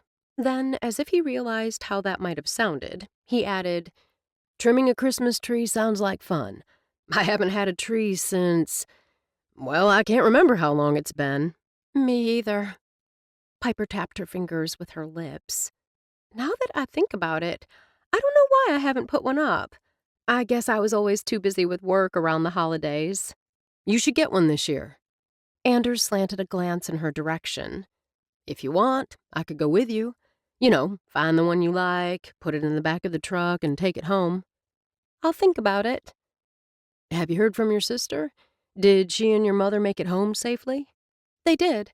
Sasha called me. Piper hesitated. I can't help but feel she's having second thoughts about the wedding. Quiet filled the truck cab for several seconds. Have you thought any more about telling her what happened when her fiancé was your boyfriend? Piper blew out a breath. I nearly did, but then the moment passed and, well, I'm just not certain it's the right move. She planned to leave it at that, but then felt compelled to add, I feel guilty about not telling her. It's just that it was so nice having her here, and I felt like we were getting back on track. I worry if I tell her and she doesn't believe me, I'll lose my sister. You're the only one who can make that decision. Anders's gaze remained on the road. I had a heart-to-heart with my brother over something I did years ago. How did it go? She prompted when he didn't continue. Piper figured if he didn't want to discuss it, he wouldn't have brought it up. His lips curved. Better than I believed possible. Reaching over, Piper put her hand on his coat sleeve. I'm glad. He covered her fingers with his and gave them a squeeze before returning his hand to the steering wheel. The upside is, there's no more secrets between Beck and me. I can't believe how much better I feel. It's like I had this anvil on my chest that I didn't even know was there. That's gone now, and I can fully breathe again. Piper nodded, though his gaze remained focused on the snow-covered highway. She understood what he was saying. When she'd heard the sadness in Sasha's voice today, she'd been so tempted to tell her about Heath. I don't like keeping this secret. I fear he'll hurt Sasha in the same way, and it'd be so much worse for her since they're engaged. And what if he does it after they're married? The thought just kills me. Piper stared out into the darkness. Still, if I tell her, I could easily end up being cast as the villain, even though I didn't do anything wrong. What I don't understand, and you can tell me to mind my own business if you don't want to say it, is why you didn't tell your parents and sister about it when it happened. Piper heaved a breath. She glanced at her hands clenched in her lap. My parents went through some rough times when we lived in Good Hope. My mom was convinced my dad was cheating. They never spoke with me about it, but I had ears. He denied it, but it put a crack in their marriage. They've had their ups and downs since. I worried that telling them Heath cheated would bring up all that old stuff. For what purpose? It's not like they could do anything about it, and at the time, I was convinced I'd never see him again. Anders nodded, and she could almost see him processing her words. I can see not telling your parents, but why not Sasha? She was away at college. Sasha was the smart one, the pretty one, and I felt embarrassed, like I hadn't been enough, so it was my fault he strayed. You realize now that wasn't true, right? You know the lack was in him, not in you. Most of me believes that. Piper sighed. A teeny part of me still wonders. Here's the turn, she said as the street came into view. We're nearly there. I've never strung popcorn before. Piper carefully used a large needle to pull the golden thread through the kernel. I would never have thought to coat the thread with beeswax. An old trick I learned from my mother. Stan stood by the antique china cabinet, sipping eggnog. There was room for Stan to sit at the dining room table where they were all gathered, but Adam's father insisted he preferred to stand. Piper knew Stan suffered from post-polio syndrome, but he was moving well this evening. She liked Stan's optimistic nature and easy smile. He liked the way he called her Pips sometimes. That was Sasha's childhood nickname for her, and always stirred fond memories. She could see why Charlotte adored him. Charlotte glanced around the table. Anyone up for more eggnog? I've still got some in my cup. Bea looked up from her string of cranberries. I wouldn't say no to another cookie. For you or for the beggar next to you? Stan shot Molly a pointed glance. The dog thumped her tail against the hardwood as everyone glanced in her direction. This one would be for me. Bee's eyes twinkled. I want it all for myself. We have a doctor's appointment on Tuesday. Charlotte sighed and patted her belly. I'll have to weigh in, so I'm stopping at 1. Adam handed Bea a cookie wrapped in a napkin, then slanted a glance at his pregnant wife. You've been eating super healthy, Charlotte. If you want another one, I say eat it. Clay, who'd just crunched into one, gave a thumbs up. Anders looked up from his popcorn chain. Life's too short to stop at 1. Since you all insist. Charlotte took the cookie from her husband's hand. But this is positively the last one. How different this would have been, Piper thought, if Heath had been here. Neither of them could have been encouraging any cookie eating, that's for sure. Well, Heath might, if he was trying to ingratiate himself by going along with the group. Piper sighed. Was that what her sister had to look forward to once she married Heath? Was Sasha really okay with living by his standards, especially after a lifetime of being subjected to their mother's constant criticism? Returning her attention to the popcorn, Piper listened to the easy conversation swirling around her as Christmas music played softly in the background. Until this evening, she hadn't realized how exhausting it had been to have her mother and sister around for even a few days. With her mother, she never knew what might provoke a caustic comment. With Sasha, she'd constantly wondered if she was doing the right thing by not telling her about... Piper? Bee's hand on her arm pulled Piper from her reverie. Piper smiled. I'm sorry. I guess I was lost in La La Land. I like to go there myself from time to time. Bee chuckled. I was just wondering if your sister ever found a dress she liked. Charlotte looked up from the cranberries she was stringing. The men were listening to Stan tell a story about Christmas when he was a kid. She found a style she liked. Piper resisted the urge to sigh. How much easier life would be for them all if Sasha had simply chosen any one of the gorgeous dresses she'd seen. She wants me to custom make it for her. With you doing the sewing, the dress will be amazing. Bee clasped her hands together. You do such lovely work. Work? Anders pulled his attention away from Stan to gaze at the three women. Piper is making her sister's wedding dress. Charlotte thrust out her hands and made a bowing motion. I'm in awe of your talent. I can barely sew on a button.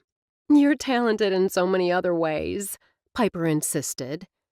Anders studied Piper. How did I not know you also make wedding dresses? Only a couple a year. Piper slid the needle through another kernel of popcorn. Wedding gowns take a considerable amount of time. Sasha is lucky to have a sister like you. Picking up another cranberry, Charlotte inclined her head. What style did she pick? It's a lace applique tulle creation with a scalloped bodice and full skirt. A gorgeous dress, but not one particularly suited to her since she's so slender. Piper expelled a breath. An elegant sheath or a classic column style would play more to her strengths. The style she chose will require considerable customization.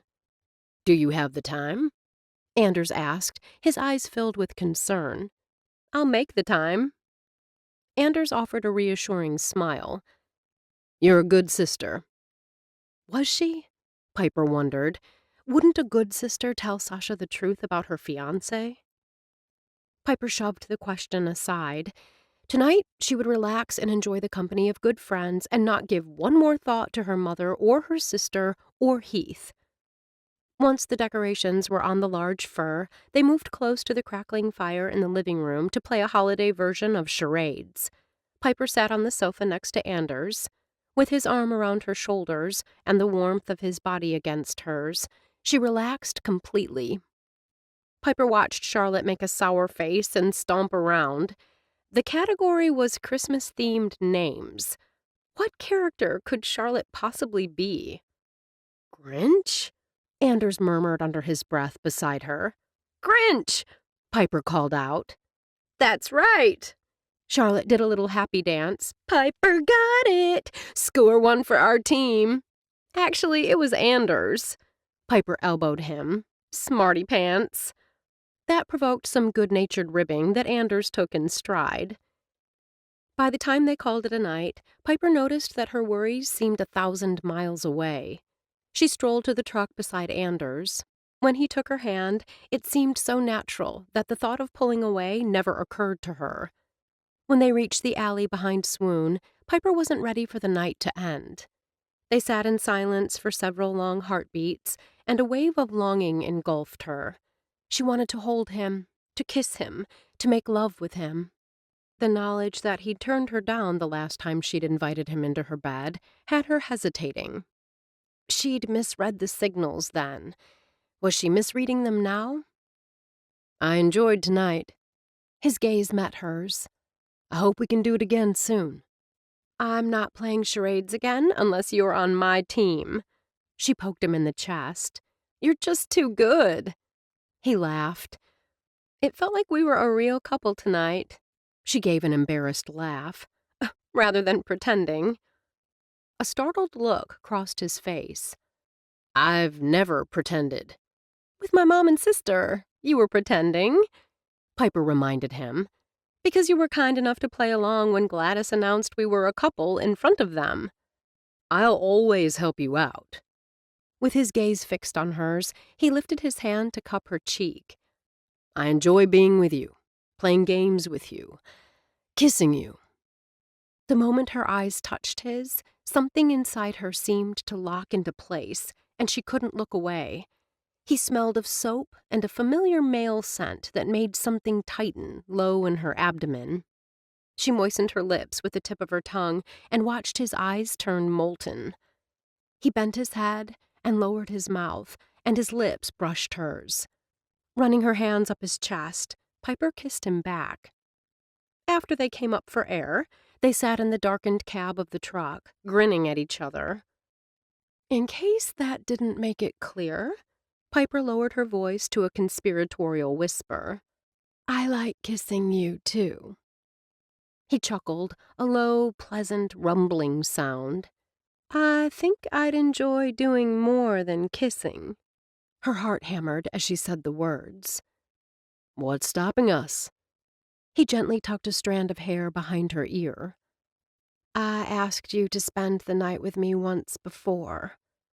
Though her heart continued to race, her tone came out offhand, just as she intended. This time, you have to ask me. He scattered kisses up her neck.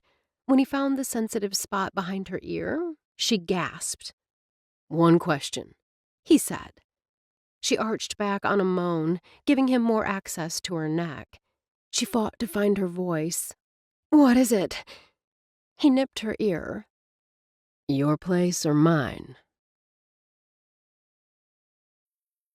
Chapter 23. Piper's heart beat in uneven rhythm as she climbed the stairs to Anders's unit. When they entered his building, he'd taken off his gloves, shoving them in his pocket. When she did the same, he took her hand. I like the feel of your skin against mine. Before starting up the steps, he brought their joined hands to his mouth for a kiss. The eyes that met hers were dark and filled with need. Or was that only a reflection of her own desire? Piper couldn't remember ever wanting anyone the way she wanted Anders. It was as if her entire being yearned for him. Though she hadn't known him long, it felt as if she'd known him all her life. When they reached his apartment and shed their coats, she stood there for the longest moment, simply looking at him. He stepped to her, gently slipping an arm around her before pulling her close. One hand slowly and gently moved up her back. When we were sitting in front of the fire at the farmhouse, I found myself fantasizing about what I'd do when we were alone. The tension in her shoulders slowly began to ease. Don't give me that, she murmured against his shirt front. You were laser-focused on charades. They were so close that Piper felt the laughter that rippled through his body. He kissed the top of her head. Okay, so maybe not during charades, but when we were all just sitting and talking. Piper wasn't sure what she'd expected. Maybe that they'd get upstairs and start ripping off each other's clothing. This was nice, too. What do you think of Adam and Clay? With her arms looped around his neck, it seemed so natural to slide her fingers into his wiry hair. They're good guys. Interesting. Charlotte and Bea are a lot of fun. I can see why you're friends with them. Leaning closer, she trailed her tongue along his jaw and was rewarded with a quick intake of breath. What was I saying? You were saying that you wanted to kiss me again. She planted a kiss at the base of his throat. He laughed. You know me so well. His arms tightened around her, and this time he kissed her with a slow thoroughness. The beating of her heart mingled with his as a hot riff of sensation traveled up her spine. Piper. He breathed the words when they came up for air. How you make me feel. Taking her hand, he placed it against his shirt over his pounding heart. Just kissing you does this to me. She smiled, the knowledge that she affected him as much as he did her, giving her confidence. You mentioned there would be games? He cocked his head. I did? Ever heard of the game May I? Piper experienced a ripple of excitement. She kept her eyes focused on him. She'd read about this game, but had never thought she'd summon up the nerve to ever play it. Before each touch or move, we ask permission. He smiled. I like the sound of this game. Eager to get started, Piper stepped to him. May I kiss you? His lips curved upward. You may. Cupping his face, she kissed him softly on the lips, then stepped back. So we're taking it slow. His eyes twinkled with merriment. An interesting strategy. Reaching down, he scooped her up into his arms. Her heart fluttered like 1,000 butterflies in her chest. He kissed her hard on the mouth. You have my permission to do whatever you want. No need to ask first. Piper woke early the next morning and stretched, feeling completely content and utterly spent. She kept remembering how Anders had looked at her, as if she were the most beautiful woman he'd ever seen. Last night, there had been no pressure to be anyone but herself. She'd been able to explore his body and give free rein to her own desires. He'd not only liked her initiative, he'd encouraged it. Such freedom had been a heady experience. Anders popped his head inside the bedroom door. Coffee is ready? In a matter of minutes, she was seated across the table from him, enjoying a steaming cup of freshly brewed coffee. She lifted the mug to her lips and took a long drink. What's on tap for you today? Nothing really. Those beautiful golden eyes settled on her face. Beck texted and asked if we wanted to meet him and the others this morning at Muddy Boots for breakfast. He asked if we wanted to meet him? She arched a brow. Or you? Anders reached across the table and laced his fingers with hers. My brother knows we're together. The we was implied. Piper hesitated. She wanted to go. Bea would be there, along with lots of others she considered friends. Yet she wasn't part of that group. Once Anders left, she shoved the thought aside. She couldn't go there, wouldn't go there. Last night she'd made the decision to embrace the time she had with him. When it ended, there would be no looking back, no regrets. The only thing she couldn't do was fall in love with him. Anders glanced at his phone. They're at church now? That gives us 45 minutes until we have to leave. Text him we'll be there. She gazed at him through lowered lashes. Are you up for a quick shower? He grinned. I thought you'd never ask. The Christmas stroll, Anders learned the following Friday evening, was an annual event in Good Hope. Apparently the Christmas stroll and holiday market had been going on as far back as anyone could recall. In early December, the stores in the downtown business district stayed open late on a Friday night to serve special goodies and treats. When you're in high school, Piper confided, strolling is a rite of passage. The town looks like something out of one of those Hallmark movies. Anders let his gaze sweep the snow-covered streets, the brightly colored lights all around the store windows, the holiday flags fluttering from each of the ornate light poles flanking Main Street. The streets in the area had been closed off to motor vehicles for the evening. The Daily Grind, a business not in the immediate area, had set up a refreshment cart in the street. "Do you want a cup of cocoa?" Anders touched Piper's arm when he saw her gazing at the cart. Not right now."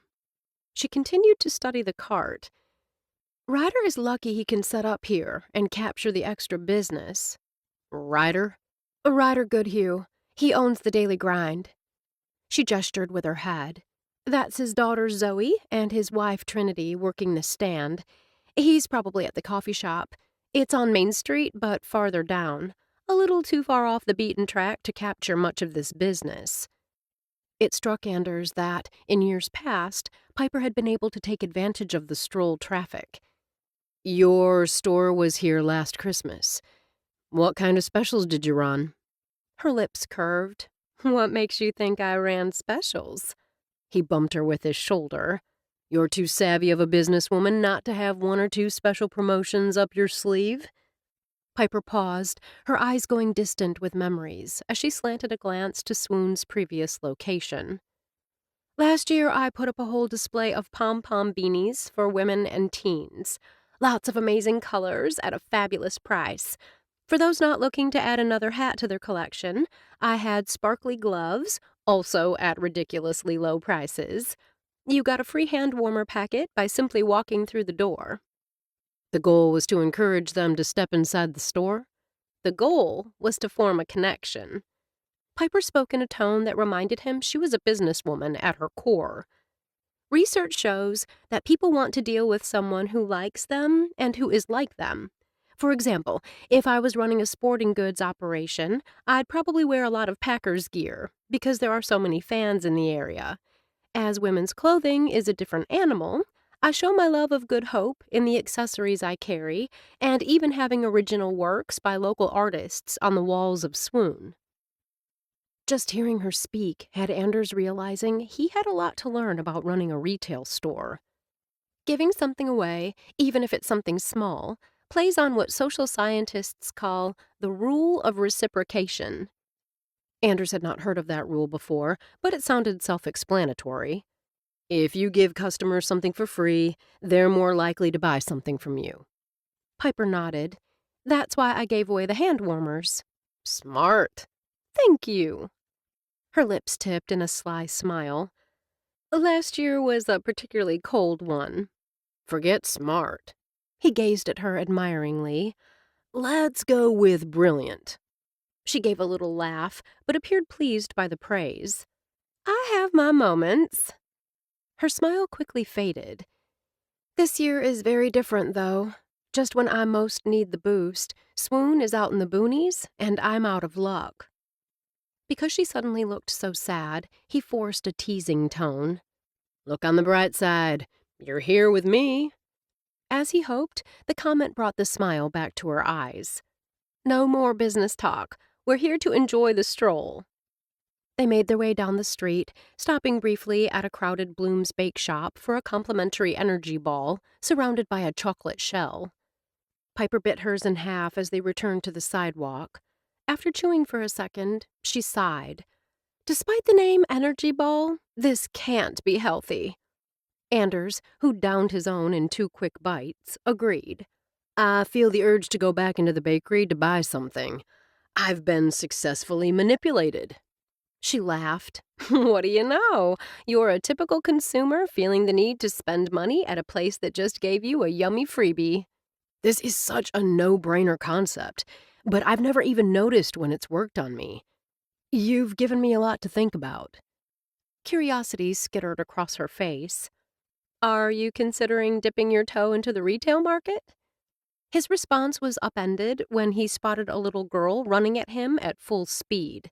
Planting his feet, he prepared for Sarah Rose's leap. He caught her firmly in his arms. Instead of pulling her close, he swung her wildly, making her giggle. "Sarah Rose," he said with a laugh. "You nearly knocked me over." He took a few stumbling steps back to illustrate. The girl giggled, then laid her head against his chest in a sweet gesture that had his heart swelling. He stroked her dark curls. He'd missed out on so much by not making family a priority. He wouldn't make that mistake again. She suddenly jerked her head up, nearly cracking him in the chin. Daddy! I found Uncle Anders! I saw that. Beck smiled easily at Anders as he caught up. Good catch. He turned to Piper. How are you doing this evening? I just finished enjoying one of your wife's amazing energy balls, so I'm revved. She cocked her head. I thought you'd be working at Muddy Boots.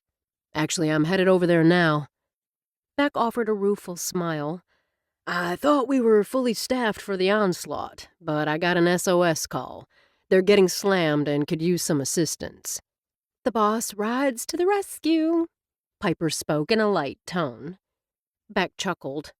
Something like that. Who's watching JT? Anders asked. He'd seen Amy behind the counter at the bakery, so his nephew couldn't be with her. Steve and Lynn. Beck pointed to Sarah Rose. This one is going to join him. There's my little princess. Steve Bloom, Amy's father, strolled up. His gaze swept the threesome. Everyone having a good time? Anders had met the man at one of the Sunday dinners hosted by Steve and Lynn. Tall and lanky, with gray hair, silver-rimmed glasses, and hazel eyes, the high school teacher had a perpetual smile on his face. Anders thought of Steve, with his penchant for cardigans, as the peninsula's version of Mr. Rogers. Piper and I are just getting started, Anders answered. I'm enjoying myself. Daddy, let me pet the pony, Papa. Sarah Rose held out her arms to her grandfather. The older man took her from Anders and gave her a quick snuggle before setting her down and taking her small hand firmly in his. He glanced at Beck. I didn't realize they had pony rides this year. They don't, Beck confirmed, though it's something to think about for next year. Sarah Rose petted one of the horses that pulls a sleigh. His neck was really soft.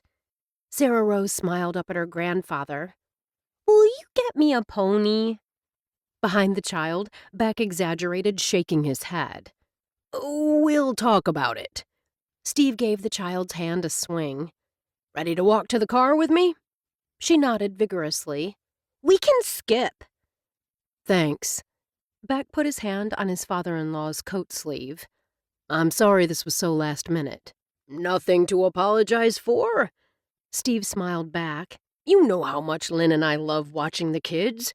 Tell Amy they can spend the night. I know she worried it'd be asking too much, but it's a treat for us. I appreciate it. Beck crouched down so he was face to face with his daughter. You'll be spending the night with Nana and Papa. Be a good girl. I love you. I will, Daddy. I love you too. Sarah Rose flung her arms around him and kissed his cheek, then shot her grandfather an impish smile. Ready to skip?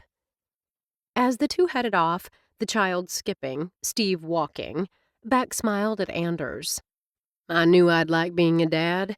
I just never realized how much. You're involved. Piper's eyes took on a faraway look. That's huge. They chatted for only a minute more before Beck hurried off in the direction of Muddy Boots. He's a good father, Piper murmured. Back in Georgia, Beck had such a hectic lifestyle. Anders watched as his brother skirted a crowd of teenage girls. I wondered if he'd ever be able to slow down. There had been a time when Anders had wondered whether he himself would ever be able to settle down in one place. He glanced in the direction of several bright red sleighs and shifted gears. Ever gone on a sleigh ride? Piper shook her head. They're new this year. He took her hand. Let's give it a try. Chapter 24. Anders slipped the carriage driver a couple of extra bills for a longer ride. When Piper pulled out her wallet, he waved the money away. This is my treat. As the sleigh started moving, Anders slipped his arm around Piper's shoulders. It was the perfect evening for such a ride. Bells jingled in the cold air, and the pleasant scent of pine wafted from the large trees flanking both sides of the road. Even better, the brisk wind had died down. Piper glanced around as the sleigh glided easily across the snow-covered path. This is nice. Thank you for treating me. Thank you for coming with me. Piper settled back into the seat and snuggled against him, resting one gloved hand on his chest. "After the week I've had, I needed this." Anders cocked his head. "Things hectic at the store?" "Black Friday and the day after were busy, but encouraging." She shook her head. "It's been dead since." He pulled her closer. Though the driver sat higher and far enough away from them to be out of earshot, Anders kept his voice low. "Is being slow normal for December?" "No." Piper expelled a ragged breath. "In the past, business remained fairly steady. This hasn't been a normal year.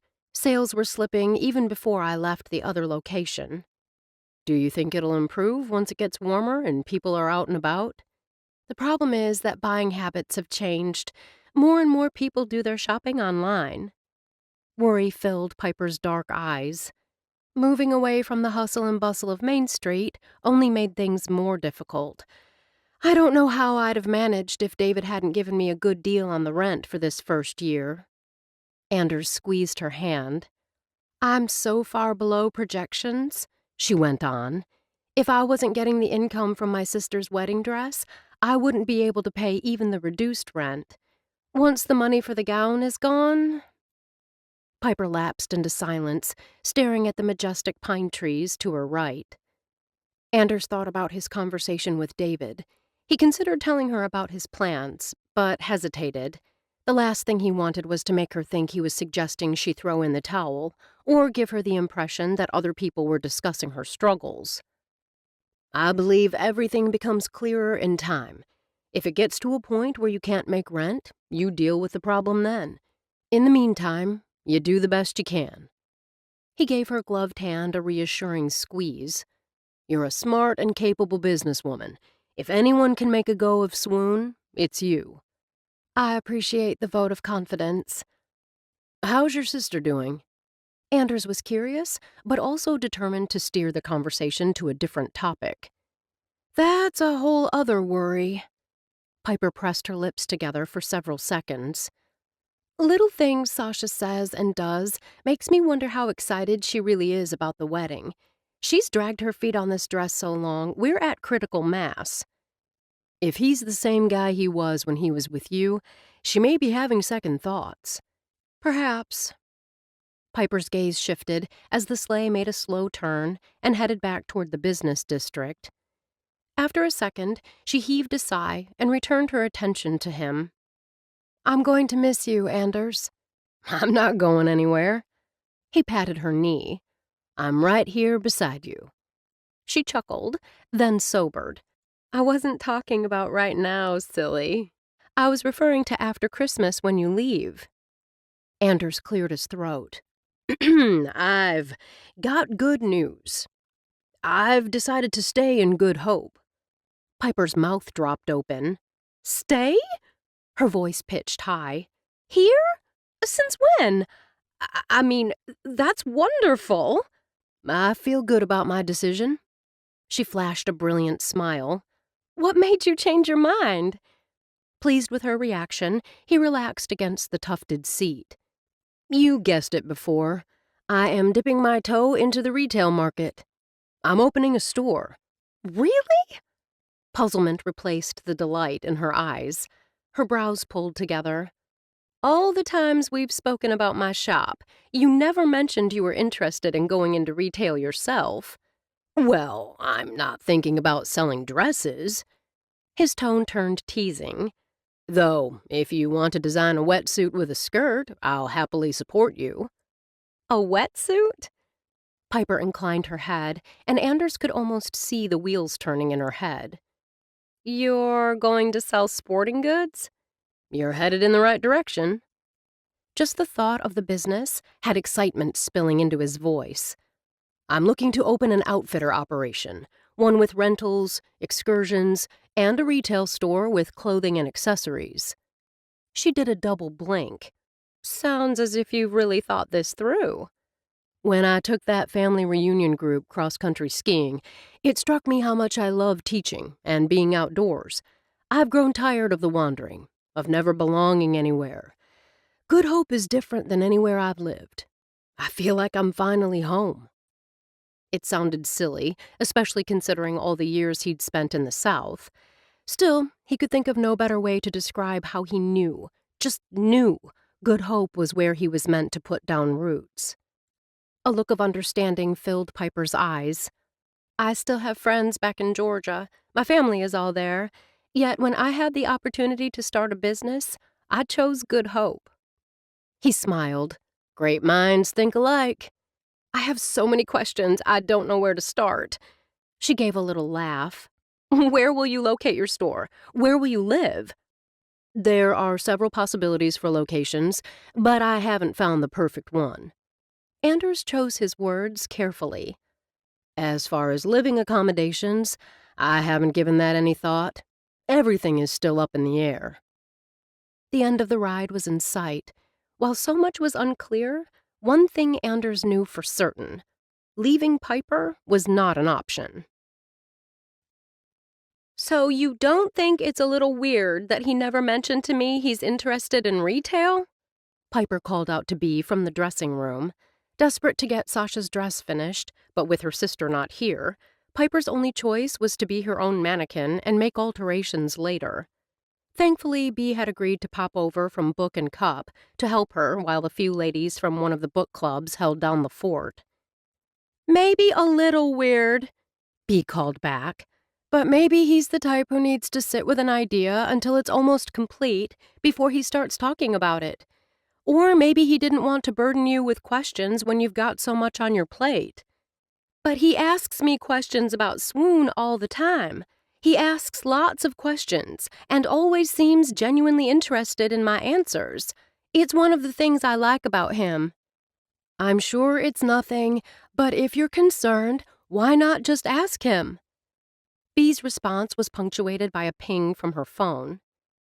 Piper, are you almost ready? Etta just texted me from the store. I need to get back. Piper looked at the dress. It should have been tight, but it fit her perfectly. Sorry, I'm coming. Still frowning, Piper stepped out of the dressing room. Sasha must have given me the wrong numbers, or I wrote them down wrong. These are more my measurements than hers. It looks amazing on you. Anders stood in the center aisle of the quiet store, wiry hair peeking out from under a ski cap. He gazed at her with a look on his face akin to awe. Simply amazing. Piper stared at him, shocked. He must have walked into the store while she was changing. Bea stepped from behind the counter and rushed over to her. Oh, Piper, the dress is perfect for you. Piper held up a hand. Thank you both for the kind words, but this is Sasha's dress. The way it fits me tells me it's not going to fit her properly. It's still gorgeous, and I love it. Bea squeezed her shoulder. Sasha is going to love it too. I know she will. Bea started toward the door. Hey! Piper called out. I still need to get out of this. Etta says there's a delivery that I need to sign for. Bea jerked a thumb in Anders's direction. This guy volunteered to watch the store. When Piper said nothing, Bea cocked her head. You don't mind if I leave, do you? Piper shook herself from her stupor. Of course I don't mind. Go get your delivery. I'm going to get out of this dress. She made the mistake of glancing at Anders after Bea scurried out the door. His eyes were dark with desire, and she had a feeling she knew what was on his mind, because it was on her mind, too. He stepped to her. Did I hear you say you need help getting undressed? At 5, Piper left to meet Charlotte just inside the town hall. Every year, Good Hope had a gingerbread house competition, and for 2 days, citizens could walk through the rows of entries for a nominal fee and vote for their favorites. Door prizes were given away every hour, and food and beverage vendors could sell their wares. As Piper and Charlotte were both working on Saturday, they had decided to meet up and do a walkthrough once Charlotte finished with her last appointment at 5. I just realized, concern filled Charlotte's eyes, that your store is usually open until 6. I hope you didn't have to get someone to cover the last hour. Piper gave a snort of laughter. Hardly. Why pay someone to stand around? Other than Black Friday, I can't recall the last time I had a customer come in between 5 and 6. Next week, I'll be changing my closing time to 3. Is business that bad? Worse. Piper sighed. Think you'll be able to turn it around? They paused in front of a red gingerbread barn, complete with a rooster in the upper window and a perky wreath over the barn door. I'm afraid that would take a miracle. I'm not seeing any miracles in my future. Piper kept her voice matter-of-fact as she smiled at the sheep and cows in the replica's surrounding yard. Is there anything I can do? Charlotte barely glanced at the next display, a gingerbread cabin complete with antlers made from pretzels over the front door. No, but thank you for caring. Piper let out a shuddering breath. I've been doing a lot of thinking. I'm going to speak with David and see what it would take to get released from my lease. I thought you said the money from making your sister's dress would tide you over. Charlotte kept her voice low at the sight of Anita Fishback standing several feet away, frowning at a dilapidated gingerbread house covered in graffiti that had trash in its yard. It will help me get through this month, but there will be costs with closing down the store, so I'll need the extra. If David won't let me out of the lease, well, I'll deal with that at the time. Charlotte's hand closed around her arm. Let's go speak with Bea right now. Clay will go to his brother and— No. Piper shook her head. I'm not involving them in this. This is business. It's my concern, not anyone else's. What about Anders? Piper inclined her head. Usually she was pretty good at following shifts in conversation. Not this time. What about him? What does he think you should do? I haven't asked him. He knows the store is struggling, but I don't believe he knows how close I am to closing the doors. That's strange. It's my business, Charlotte, not his. Though Charlotte's expression remained doubtful, she hoped for a change of subject. As they wove their way through the tables of exhibits, Piper tried to imagine her life without swoon. From the moment she'd first started working in retail, having her own store had been her goal, her dream. Well, she'd fulfilled that dream. Now she was going to have to let it go and move on. Chapter 25. Though Piper hadn't thought it possible, business on Thursday ended up being worse than it had been on Wednesday. Only one person walked through the front door the entire day. The lack of customers at a time when the store should be bustling with happy Christmas shoppers fueled Piper's belief that the writing was on the wall. As soon as she closed the store, Piper went to her sewing machine, intending to work on Sasha's dress. She couldn't summon the energy. Deciding to call it a day, she climbed the stairs to her apartment. Once there, she downed a couple ibuprofen, hoping to quell the headache forming behind her left eye. She grabbed a cola and guzzled it, another trick from the past. Coupling caffeine with the pills seemed to have a synergistic effect. When her phone pinged, she didn't lift her head from the back of the sofa. She knew Anders was busy helping Beck and Amy get ready for the upcoming Victorian home tour. Beck and Amy's home was one of the most popular, and homeowners decorated their houses and dressed in period costumes for the event. Anders had invited Piper to help out, but she'd already made plans with Charlotte this afternoon. Even if she had been available, she wouldn't have been any help with this headache. The phone pinged again. This time, Piper reached over and tipped the screen. Sasha. Only the fact that she'd left 3 messages for her sister in the past 2 days and hadn't gotten a return call had her accepting the FaceTime request. Hi, Sasha. I appreciate you calling me back. Piper! Her name came out on a strangled breath.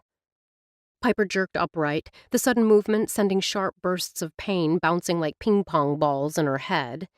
Placing a hand to her throbbing head, she blinked Sasha into focus and saw her reddened face and swollen eyes. What's wrong? Piper's breath caught. Did something happen to Mom or Dad? Why didn't you tell me? Sasha's question barely registered. Tell you what? Is something wrong with Mom or Dad? Piper demanded with more urgency. They're fine, Sasha snapped. Answer the question. I don't understand what you're asking. Why didn't you tell me Heath cheated on you? Or did you plan to keep your little secret forever?" The room began to spin. Piper closed her eyes. Big mistake. Opening them, she swallowed against the bile rising in her throat and fought for calm.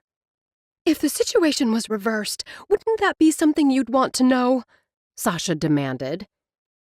Piper cleared her throat. "I hoped he would be different with you." The excuse, while true, sounded lame even to her own ears. But she didn't add her other reasons. Sasha probably wouldn't have believed her, and Piper hadn't wanted to jeopardize their warming relationship. And for all she knew, Heath actually loved Sasha, like he hadn't loved Piper. "How did you find out?" "Dad told me. Taking Heath with him to Hilton Head wasn't simply a guy's trip." Sasha swiped at her eyes.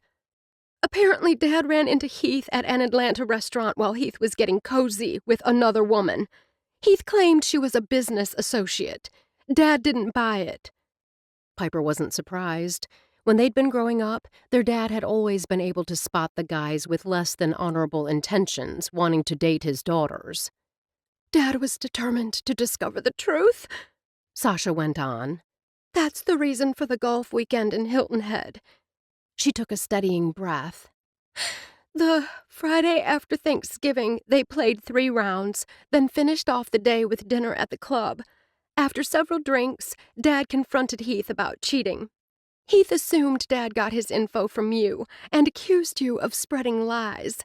Dad didn't know what he was talking about, but rolled with it." Sasha paused to take another shaky breath. Piper stayed silent, giving her sister room to say what she needed to say. "Heath said he knew the story you were telling everyone and insisted that you didn't walk in on him with another woman. He said you were trying to sabotage our engagement because you're jealous and angry that he chose me over you." "Sasha, I'm not done." Sasha's tone turned to ice. "Heath made it clear he's never cheated on me, but Dad gave Heath 2 weeks to speak with me about what happened between you and him. If he didn't, Dad would tell me what he knew." "Heath talked to you?" "He called off the engagement. He told me he was offended by Dad's lack of trust, said he didn't want to be part of such a dysfunctional family." "I'm sorry, Sasha." While Piper wasn't sorry her sister's engagement had ended, she was sorry for her pain. "I'm sorry, too. Sorry my own sister didn't care enough about me to tell me my fiancé was a cheater." Bitterness laced Sasha's words. "At least Dad cared enough to go the extra mile, but not you. I wanted to tell you 1,000,000 times, but I worried you wouldn't believe me. I knew Heath would deny it, and he can be very convincing." Piper's palms turned sweaty. "I worried you wouldn't believe me and cut me out of your life." "Always about you, isn't it, Piper? Not one thought about anyone else." Sasha's lip curled. "A coward, that's what you are. A coward who thinks only of herself." Piper couldn't respond, too stunned to speak. "You want to know what I think?" Sasha said. "I think you didn't tell me when I was in Good Hope because you feared that if I broke up with Heath, you wouldn't get the money for the dress." "That's not true." "Isn't it?" Sasha's voice turned razor sharp. "Did you ever wonder that the reason I was dragging my feet on the dress might be because I was having second thoughts?" "The thought did cross my mind, but you never gave any indication that—" "You never asked." "You're saying this is my fault?" Piper's voice cracked. She wasn't sure if it was the headache, but none of this was making sense. Sasha and their mother had decided that she would make the dress, even after she'd resisted. And no one had told Sasha she had to date, much less marry, Piper's ex. Just as she'd anticipated, she'd become the villain in this mess. "I'm just thankful Dad cared enough to do the difficult thing." Sasha's eyes turned ice cold. "The wedding is off, so you can forget about the dress. Oh, and the money, too." "Sasha." Piper fought for calm. "I don't care about the money. I care about you." "You have a funny way of showing it." Sasha's laugh held a sharp edge. I don't want your apologies. It's too little too late. I want people in my life who truly care about me and have my best interests at heart, not a coward who hides behind excuses. I'm done with you, Piper. Piper opened her mouth, but the call abruptly ended. She stared at the screen, her heart fluttering in her throat. What she'd feared for so long had finally happened. The truth had come out, and she'd lost her sister. Anders pulled into the lot behind Swoon. Though he and Piper hadn't made plans for the evening, she'd been on his mind all day. He'd swung by Bayside Pizza on the drive home, hoping they could enjoy the pie, then spend the rest of the evening together. With the enticing aroma of spicy meat and sauce filling the cab of his truck, Anders called Piper. He smiled when she answered on the first ring. Hi, Piper. It's me. Have you eaten? Hi, Anders. I'm not hungry. Something in her voice put him on alert. Is something wrong? She sniffled. Everything? Are you at home? Yes. I'll be right there. Anders found the outer door unlocked. He took the steps two at a time. Seeing the door to her apartment ajar, he pushed it open. Piper stood in the middle of the room, her face a ghostly white, her eyes huge. Dropping the pizza box on the counter, Anders crossed to her. What's wrong? She flung her arms around his neck and burrowed against him. Relief flooded Anders that whatever was troubling her wasn't something he'd done that hurt her. It's over. The words came out on a sob. For a moment, his heart stopped. Not them, he told himself. She wouldn't be holding him this way if she was talking about their relationship. He held her, just held her, stroking his hand up and down her back in an attempt to soothe. After a long moment, he stepped back. Wiping her tears away with the pads of his thumbs, he searched her face. How can I help? She shook her head. You can't. Though he wanted to know what had her so upset, he sensed she needed to tell him in her own time, in her own way. Taking her hand, he walked to the sofa and pulled her down beside him. They sat there for the longest time, their heartbeats the only sound in the room. Finally, Piper cleared her throat. My sister found out about Heath, and now she wants nothing to do with me. Anders pulled his brows together. I don't understand. Is it that she doesn't believe you? Does she think you made it up? Taking a deep breath, Piper relayed the conversation. Piper, she's just hurt right now. Anders took her hand. She'll come around. She's your sister. She thinks I'm a coward. And selfish. What do you think? She shrugged. Maybe I am.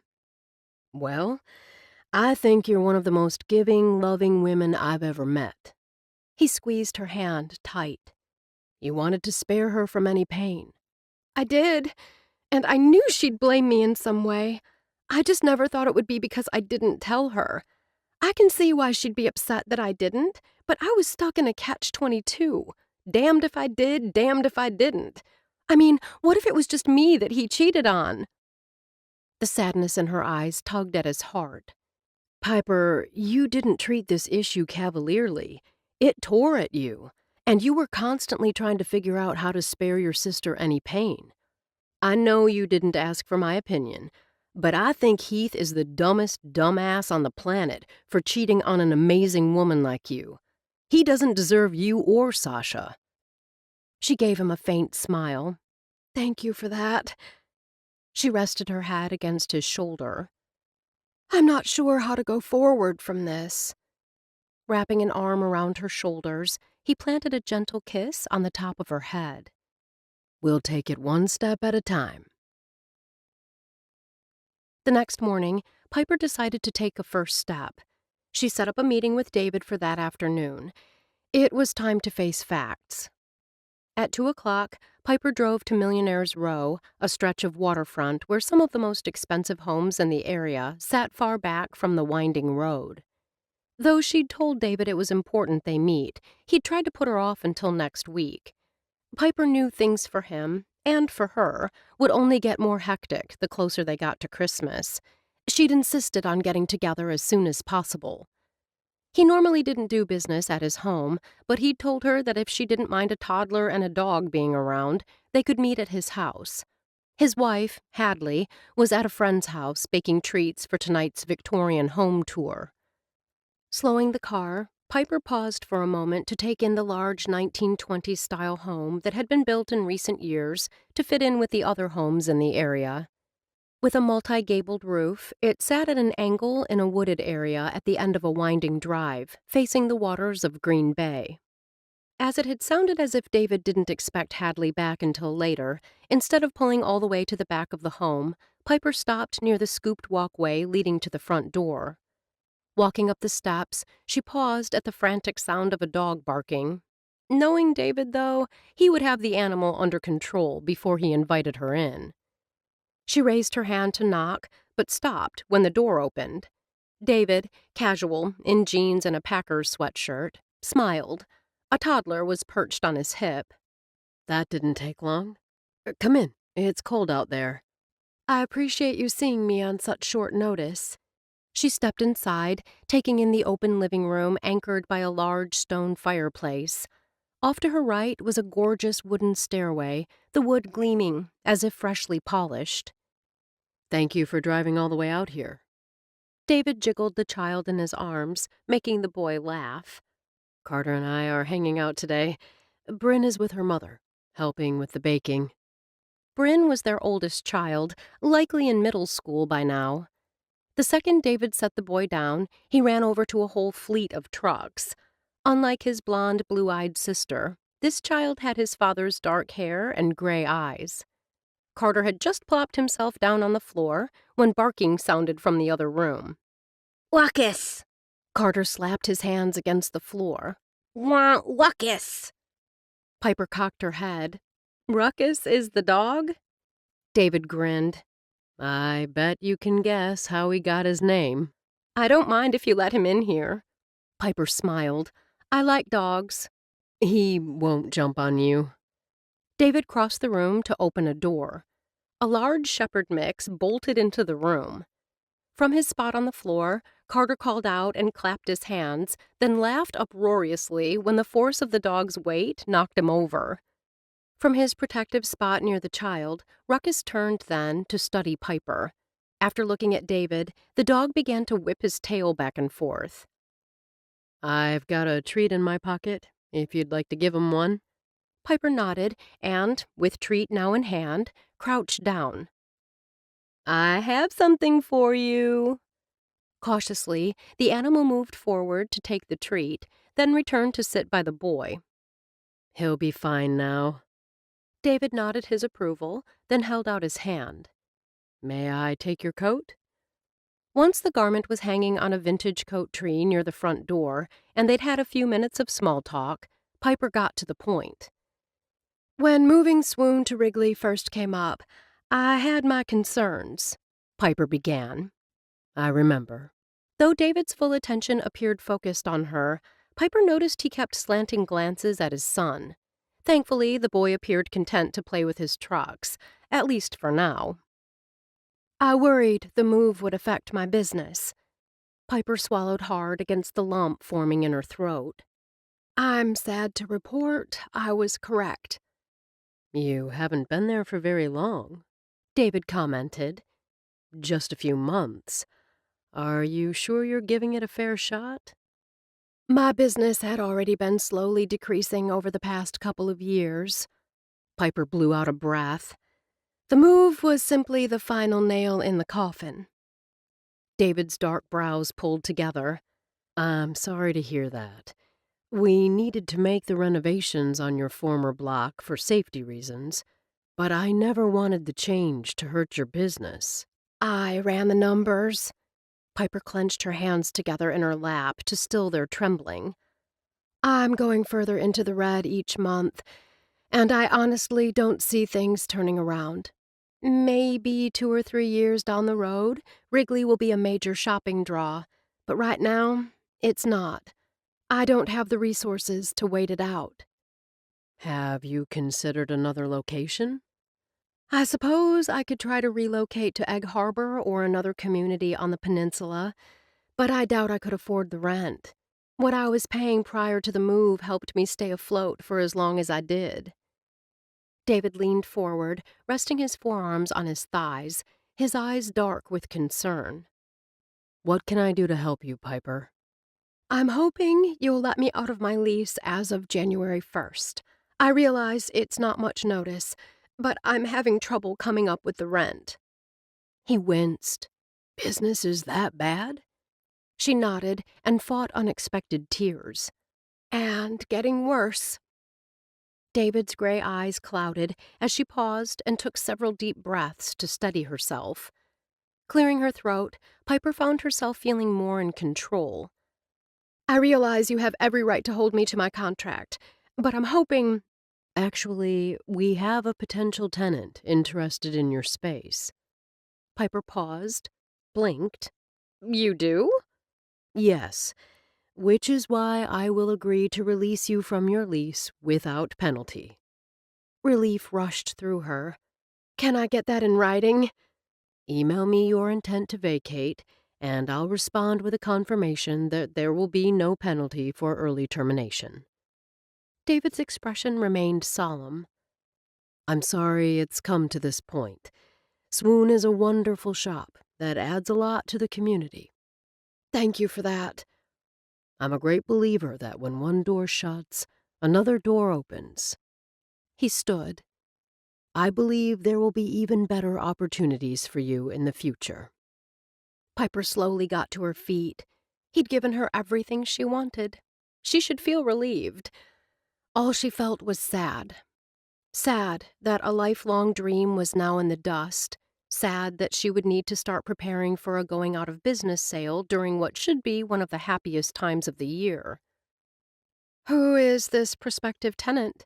Piper asked. Anyone I know? David retrieved her coat. I can't say. Just like what you and I discussed today, it's confidential. It's up to you to decide who you'll share your news with. Piper wouldn't be calling her family, that's for sure. She would tell Bea and Charlotte, but neither was first on her list. Anders would understand how completely devastating it was for her to lose Swoon. He would soothe and comfort, and even let her cry on his shoulder if she wanted. He would be there for her, just like he said he'd be. Chapter 26.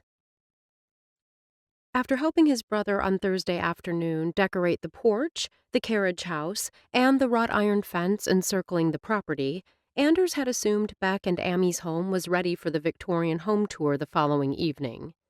When Beck had informed him Friday would be devoted to the interior, Anders had thought he'd help put up the tree. How wrong he'd been. The tree, a large fir that went all the way to the high ceiling, already boasted ornaments and a burnished gold star with a hint of sparkle at the top. Beck said putting a star at the top of a tree was a tradition started by him and Amy the first year they were together. His brother had gotten this goofy look on his face, telling Anders the star held special significance, though he didn't elaborate. Even with the tree already decorated, there were plenty of little touches to add.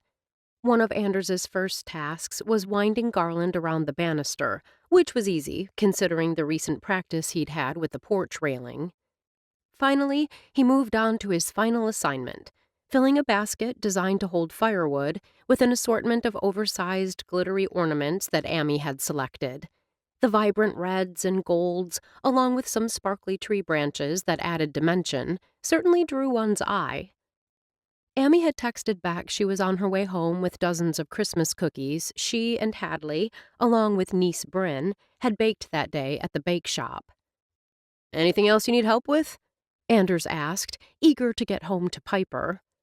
Beck thought for a moment, then shook his head. I believe the only thing left is wrapping each cookie in cellophane and ribbon. At Anders's questioning look, Beck added, The cookies are gifts for everyone who tours the home. Anders could only imagine how long it would take to wrap that many cookies. I can help. Steve and Lynn are watching the children. Amy and I are going to make an evening of it. Just the two of us. Beck didn't need to paint him any more of a picture. It was clear his brother had more than gift-wrapping cookies on tonight's agenda. 3 would definitely be a crowd. Beck slapped him on the back as he walked Anders to the door. I appreciate your help, both yesterday and today. I never realized how enjoyable decorating for the holidays could be. Anders made a sweeping motion with one hand. The designers always took care of the tree and decorations at home. Mom and Dad's lifestyle works for them. Beck smiled. This works for us. Beck's words circled in Anders's mind on the drive home. His brother was right. Their parents were both busy professionals who loved their careers. Anders had no doubt that if things had been different, Beck's lifestyle with Lisette would have followed that same path. It was strange, he thought, how life's detours could propel you in a different direction than you had planned. Heck, if not for the wake-up call he'd received, he might still be in New York working a bajillion hours a week and having only a superficial private life. Instead, he was here in the same town as his brother and planning a new career that would be a perfect fit. Would he have even considered the possibility of opening an outfitter enterprise without all that had happened in the past 5 years? Possibly not. Probably not, he amended. More important, all these changes had brought him to Piper. She was the greatest gift of all. I went to see David today. Piper sat across from Anders at her tiny dinette table, the pizza he'd picked up yesterday on the table between them. You did? Anders looked up from the slice he'd been saturating with red pepper flakes. Why? I asked him to release me from my swoon lease. You're going to do it? His voice turned as soft as his eyes. You're really going to close Swoon? I can't keep it going. Piper tried for matter-of-fact, but the quiver in her voice betrayed her. With sales as bad as they've been since I relocated, I wouldn't even be able to make my rent for January. I can lend you some money to tide you over. He offered an encouraging smile, though his eyes remained solemn. That's very kind of you. Piper took a bite of pizza and chewed to give herself time to settle. For the first time in her life, food held no appeal. But I have to be realistic. The writing is on the wall. I gave it my best. In this case, my best wasn't good enough. Maybe if you hang in there a little while longer, things will get better? Piper stiffened. I know you're trying to be encouraging, but if I could see even the slightest glimmer at the end of the tunnel, I'd persevere. I honestly don't.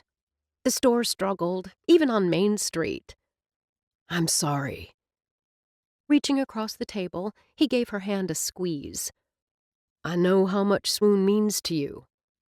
She nodded, the pizza she'd consumed forming a hard knot in her belly. I'm a failure. You're never a failure just because you failed. Her chuckle held no humor. Isn't failing the definition of failure? Anders's gaze searched hers. What he saw there must have reassured him, because the tent set to his shoulders relaxed. I could give you all the platitudes. Likely you already know them all. You're not a failure until you quit trying. Failure is not the opposite of success, it's part of success. Or, one of my favorites, failure is simply the opportunity to begin again. His hand had remained on hers, and he took a second to link their fingers. The truth is, sometimes things go well, other times they don't. Don't let failure be a part of your identity. Instead, ask yourself what you can learn from this setback going forward. Piper nodded. After a long moment, her lips quirked upward. Want to hear my favorite failure quote? He smiled. I like failure because it's so easy to achieve. This time, her laugh was real and cleansing. When Anders pulled her to him for a kiss, she was still laughing. Spending the night in Anders's arms allowed Piper to push aside, for a few hours, the pain of losing Sasha and Swoon. She realized the next morning that the pain was like a cracked tooth. You could go along with your life and forget it was there until you bit down hard or breathed in a patch of cold air. Saturday was spent taking care of business, trying to avoid cold air, and trying not to bite down. She did inventory and considered what items to mark down first and how to handle the closeout. By the time 3 o'clock rolled around, the pain had become a steady ache, despite her efforts to be careful. Still, she was dressed and ready for the Victorian home tour when Anders knocked at her door. He didn't ask how her day had gone, but she saw the concern in his eyes. She made it clear this morning that she wanted to table any further discussion of swoon until she felt stronger. Tonight, they could talk about anything except business. "Piper, there's one thing I just want to mention," he began on the drive over. "If it's related to anything to do with business, can it please wait?" She reached over and gripped his hand. "I really want to simply relax and enjoy the evening with you." He opened his mouth as if he wanted to tell her anyway, but then he appeared to relent. "Of course." He brought her hand to his mouth for a kiss, making her glad her gloves were still in her pocket. Though a number of people stood in a queue outside Beck's house, waiting to get in, the line moved quickly. Piper had been in Amy's house numerous times and had taken the tour last year with Bee, but she was still unprepared for the feeling of warmth that enveloped her the instant she stepped inside. In the background, a string quartet sweetened the air with music popular in the Victorian era. Bouquets of tightly massed flowers, boasting a heavy concentration of red roses, accompanied by lots of foliage, added a sweet fragrance to the air. Prim's twin boys, who were probably in middle school, stood in the foyer, welcoming guests and handing out Christmas cookies wrapped in cellophane. "They used to put arsenic in the green icing," Connor informed Piper as he handed her a cookie with bright green icing. "Don't worry, my aunt left out the arsenic this year." Callum grinned. "At least we think she did." "You've got to quit saying that." Bryn shot her cousins a sharp look as she refilled their baskets with cookies. "Someone might think you're serious." Anders leaned close to Piper's ear and whispered, "You can have my red one if you're scared to eat the green." "I like to live dangerously." It wasn't true, of course, but it made a good comeback line. As Piper stepped farther inside the home, her gaze took in the opulent decorations. "Did you do all this?" "I helped." "It's gorgeous." Piper's gaze settled on the staircase. "I love the greenery." "That's my handiwork," Anders admitted. She shifted her gaze to the tree. "How about that beauty?" "The tree is all Amy and Beck." His gaze lifted to the star at the top. "We haven't gotten a tree," Piper said, suddenly struck by the thought. "There's still time." He took her arm. "We'll make it happen." Amy approached them with outstretched hands. "I'm happy you could both make it." As was tradition with the Victorian home tour, the hostess was dressed for the period. Amy's Worth gown, a blue satin woven with gold threads, suited her fair complexion. Elegant satin shoes with pointed toes, French heels, and intricate beadwork added to the image. "Your home is lovely." Piper took Amy's hands and gave them a squeeze. "You look absolutely amazing." "Thank you, Piper." "Stunning." Anders leaned over and brushed his sister-in-law's cheek with his lips. "What are you doing kissing my wife, you rake?" Beck pretended to scowl, but his eyes flashed with good humor. Piper noticed that Beck fit the image of a gentleman host to perfection in black trousers, red silk vest, and white tuxedo shirt. His fitted tailcoat showed off his lean form to full advantage. "You have such a lovely home." Piper smiled at him. "It's kind of you to share it with the community." "It's our pleasure. I'm so glad you came." Beck rested a hand on Amy's shoulder and smiled apologetically at Anders and Piper. "If you'll excuse us, there's an issue with the string quartet that I need to discuss with my wife." Piper held hands with Anders as they made their way through the house. They were nearly at the exit when they ran into Hadley. "We saw Bryn at the front door." Each time Piper saw Hadley and her daughter, she was amazed at the resemblance. Just like Sasha was a mirror image of their mother, Bryn was Hadley's mini-me. She was doing a good job keeping the twins in line. That's my girl. Hadley's smile, open and friendly, shifted from Piper to Anders. I hear congratulations are in order. Anders inclined his head. Congratulations? On getting the space you were hoping for on Wrigley. I don't know the specifics, but I heard David talking to Ethan. Looks like you'll be able to take possession at the beginning of the year, just as you hoped. It took only a second for the words to register, for Piper to make the connection. She forced herself to breathe in and out, forced herself to smile, and even managed a pleasant-sounding goodbye as she and Anders slipped out the back door. Once outside, she jerked her hand from his. Piper, I can explain. For a few seconds inside, she'd harbored the tiniest flicker of hope that Hadley hadn't been talking about her space. At his words, I can explain, that hope burst into flames and fell to the earth, charred and broken. You need to take me home. She wouldn't cry, couldn't cry. Tears couldn't fall when your body was encased in ice.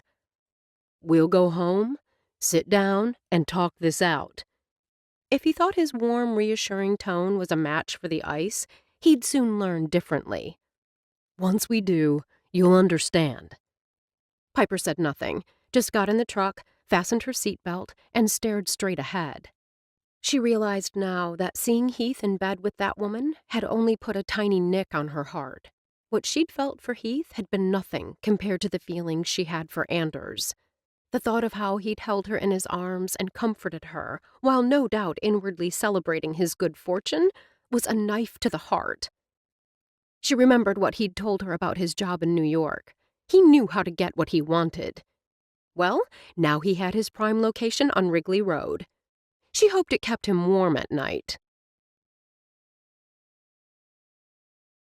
Chapter 27. On the drive home, Anders reassured himself that once he and Piper talked this out, she'd see she had no reason to be angry. But he didn't like that her silence felt as if he'd been judged and found guilty, when all he'd done was take over a lease she'd asked to get out of. Pulling into his parking spot, he forced a calm he didn't feel. Your place or mine? Yours. Anders wasn't sure if her choice was a good or bad thing. His turf, to be sure, but easier for her to simply walk out the door and be done with him. He hoped she'd listen to him explain the sequence of events and accept that he hadn't tried to influence her decisions in any way. They climbed the steps in silence. Her back, ramrod straight, only added to Anders's growing unease. Once inside, he took off his coat. Piper kept hers on. Anders moved to the table and pulled out a chair for her. She remained standing, the look in her eyes dark and accusatory. You pretended to be my friend all this time, but you were waiting for me to fail. What? Anders stammered. No, I wanted you to. You set me up. Anders held onto his temper with both hands. How did I do that? I had too much on my plate to get involved with anyone. I told you that. And I heard you. I told you we could just be friends. But you wanted more. So did I. Anders moved toward her, but Piper stepped out of his reach. She offered a shaky laugh. Right. This is my fault. Everything is my fault. Heath cheating on me? My fault. My sister's engagement collapsing? My fault. Me falling in love with you? Definitely my fault. Is that what this is about? You're scared of being in love with me? This he understood. The intensity of his feelings for her terrified him. He reached for her, wanting to comfort, to soothe. Once again, she stepped back. I'm not scared, Anders. I'm angry. I have a right to be. For weeks you've asked me questions about my business under the guise of being interested in me. In reality, you were gathering intel and making plans to take over my space. He frowned. That is not what happened. At all. If you would let me explain, did you or did you not tell David you were interested in Swoon's space? Anders tried to remember what he'd said when David had mentioned Swoon. It's a simple question, she snapped. Yes or no? Technically, yes, but when you had that conversation, were we already involved? Had you already gotten me to share with you just how much I was struggling with Swoon's finances? Again, technically, yes, but you've got it all wrong. Piper laughed, a hoarse, humorless laugh. Right, right. Once again, I'm mistaken, and this is my fault. She took a deep breath, and the bleakness in her eyes had him wanting to pull her close and hold her. He didn't dare. I've lost everything. My sister, my business, and you. You haven't lost me, Piper. I know it looks bad, but it's not at all what you're thinking. David, I can't do this right now. She held up her hands. I need to leave. Piper, wait! But she bolted. We should do this more often. Beck cast a sideways glance at Anders as they navigated a trail in Peninsula State Park. Though 10 degrees warmer would be nice. Anders, dressed for the hike, didn't mind the cold. The wind slapping against his face kept him from thinking too much about Piper. Which was ironic, considering that's why he'd asked his brother to go hiking this afternoon. Beck's head turned toward him. You said you needed to talk. Anders blew out a breath. I really screwed things up with Piper. The pronouncement hung in the air for several seconds as they climbed an incline, then stopped. The tall pines that surrounded this portion of the trail provided a measure of relief from wind gusts. A slight break in the trees offered an amazing view of Green Bay. The water, dark and turbulent, reminded him of Piper's eyes when she'd flung that last zinger. Anders rocked back on the heels of his hiking boots. Piper thinks I played her. The way she sees what happened, it's like I would have played an opponent back when I worked at the ad agency in New York. Beck rubbed his chin. Is this about you taking over her lease on Wrigley? Yes. She found out from Hadley the night of the home tour. I didn't have a chance to prepare her, so it gave her quite a jolt. Your interest in the space was supposed to be confidential. Beck frowned. It wasn't Hadley's place to divulge that information. Anders lifted a hand. Not her fault. How isn't it? Though Beck's tone remained reasonable, Anders heard the censure. Apparently, Hadley overheard David talking to Ethan about me leasing space on Wrigley. Anders paced, unable to remain still. She didn't know it was Piper's space he was referring to, or that the deal was confidential. She probably didn't even know at the time that Piper is closing Swoon. When Hadley congratulated me, Piper made the connection.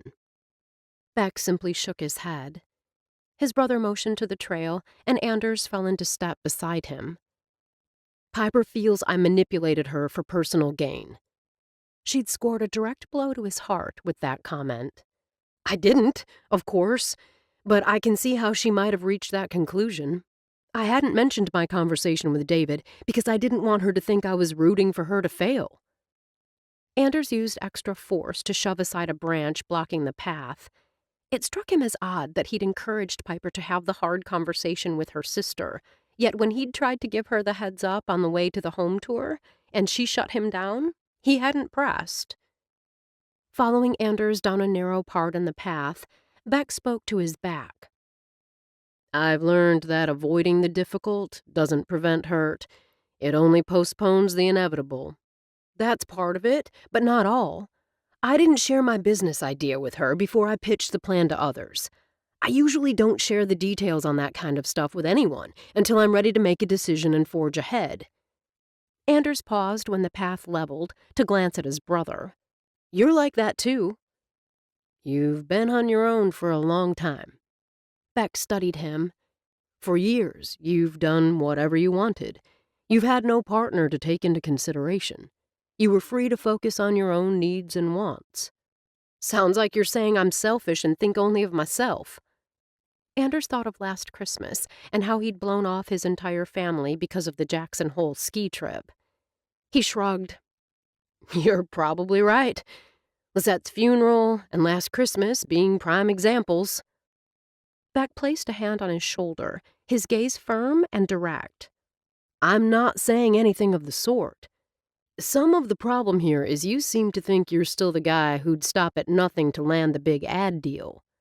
Yeah, it's probably best that she kicked me to the curb. Beck raised a brow. I'm trying to tell you that you're not that guy anymore. Not in the least. That guy wouldn't have fessed up like you did when you told me why you didn't make it to Christmas last year or Lisette's funeral. That guy wouldn't be torturing himself over another person's misfortune that actually landed him the perfect thing he needs to ensure his own success. You are not that guy anymore, Anders. Anders shot him a grim smile. Don't you have to say that because you're my brother? Because I'm your brother, I will never lie to you. You're a good man. You can be headstrong, certainly, but you're also caring and open to listening to opposing opinions. You're great with my kids, and that right there is the biggest clue of all that you're awesome. Beck's tone gentled. You, me, Piper, everyone has shortcomings. Everyone messes up. You're being too hard on yourself. Anders chuckled. Tell me one time you've messed up. When Amy and I were dating, I nearly threw away what we had. Beck's eyes grew dark with memories. She needed me, and I wasn't there for her. If that isn't screwing up, I don't know what is. Anders thought of Piper and how he'd totally mishandled the situation with the lease. He'd tried to protect her instead of just being honest. Amy's dad told me that every person deserves a partner who will be there for her in good times and bad.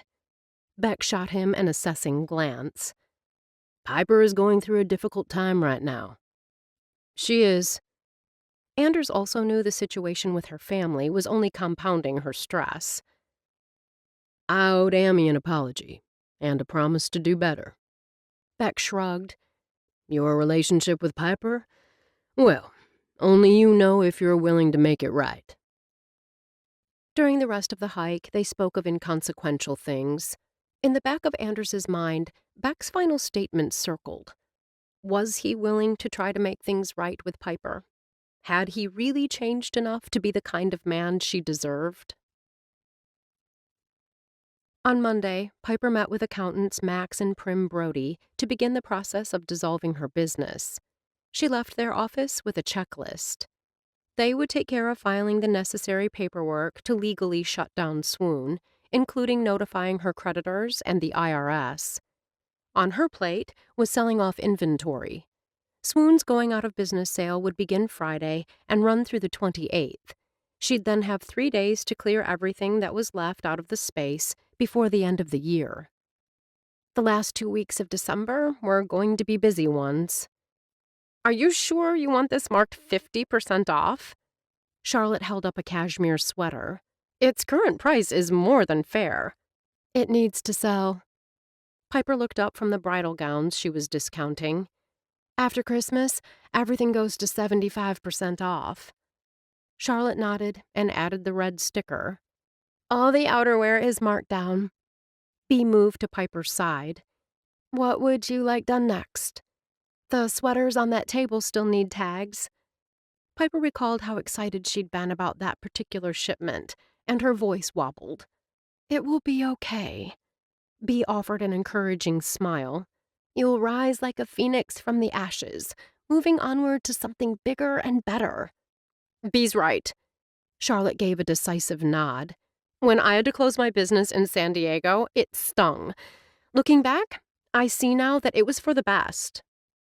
In the past, Piper would have swallowed her feelings to make things easier for her friends.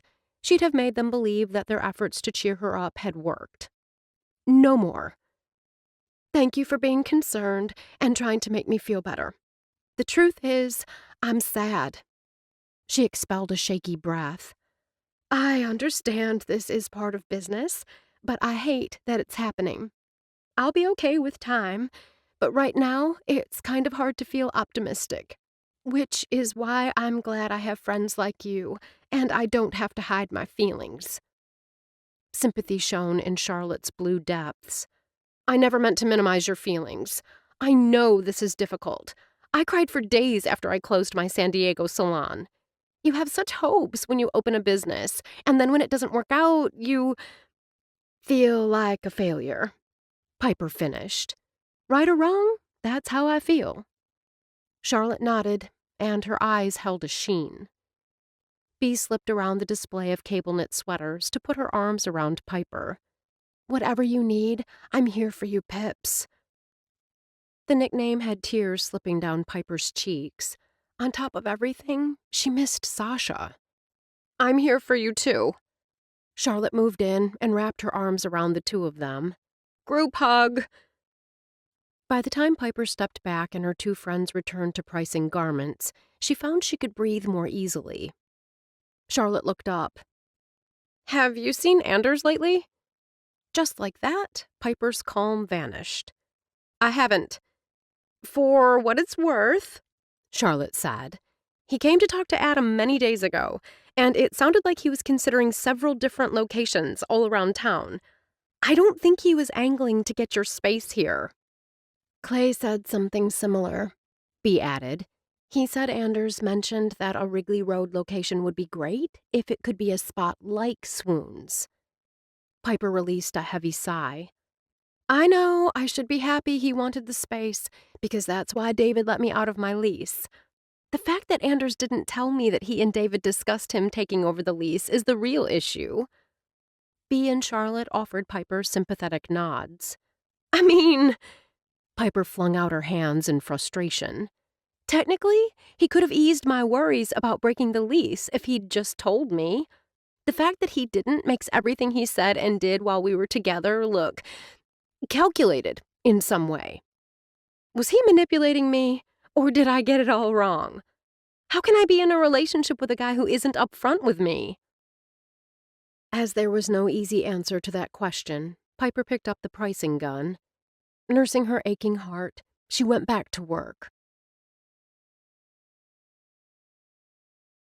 Chapter 28. Instead of heading straight up to her apartment after her friends left, Piper lingered downstairs. She walked around the store, touching the soft fabrics, remembering why she'd decided to purchase certain items and how excited she'd been when each shipment had arrived. Memories surfaced of the early years when business had been good and she'd held such high hopes for the future. Back then, she'd been confident and boldly optimistic. Swoon was her heart, and she was determined to succeed. She'd meant what she'd told Bea and Charlotte. She needed time to grieve the loss of her dream, to simply feel sad. The tears sliding down her cheeks unchecked, well, they were part of the process, too. She knew the situation with Sasha only added to her misery. Despite reaching out to her sister by phone and text with numerous conciliatory messages, Sasha had yet to respond. Their mother's only response had been to blame Piper.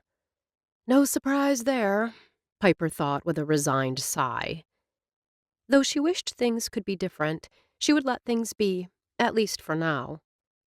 When Piper finally climbed the stairs, she seriously considered taking a shower and heading straight to bed, despite the early hour, until her gaze fell on the relationship cards next to the bed. She huffed out a breath, another reminder of failure. Scooping up the cards, Piper dropped them into her purse.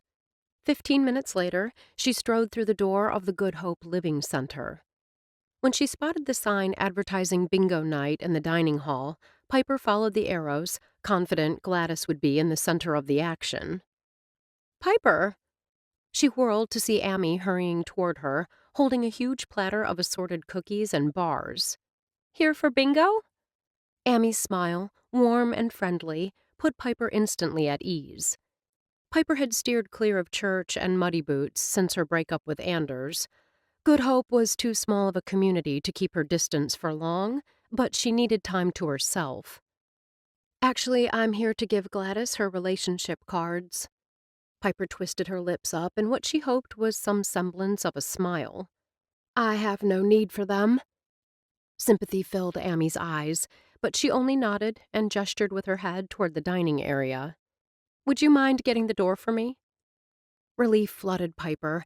She should have known Amy wouldn't make things difficult.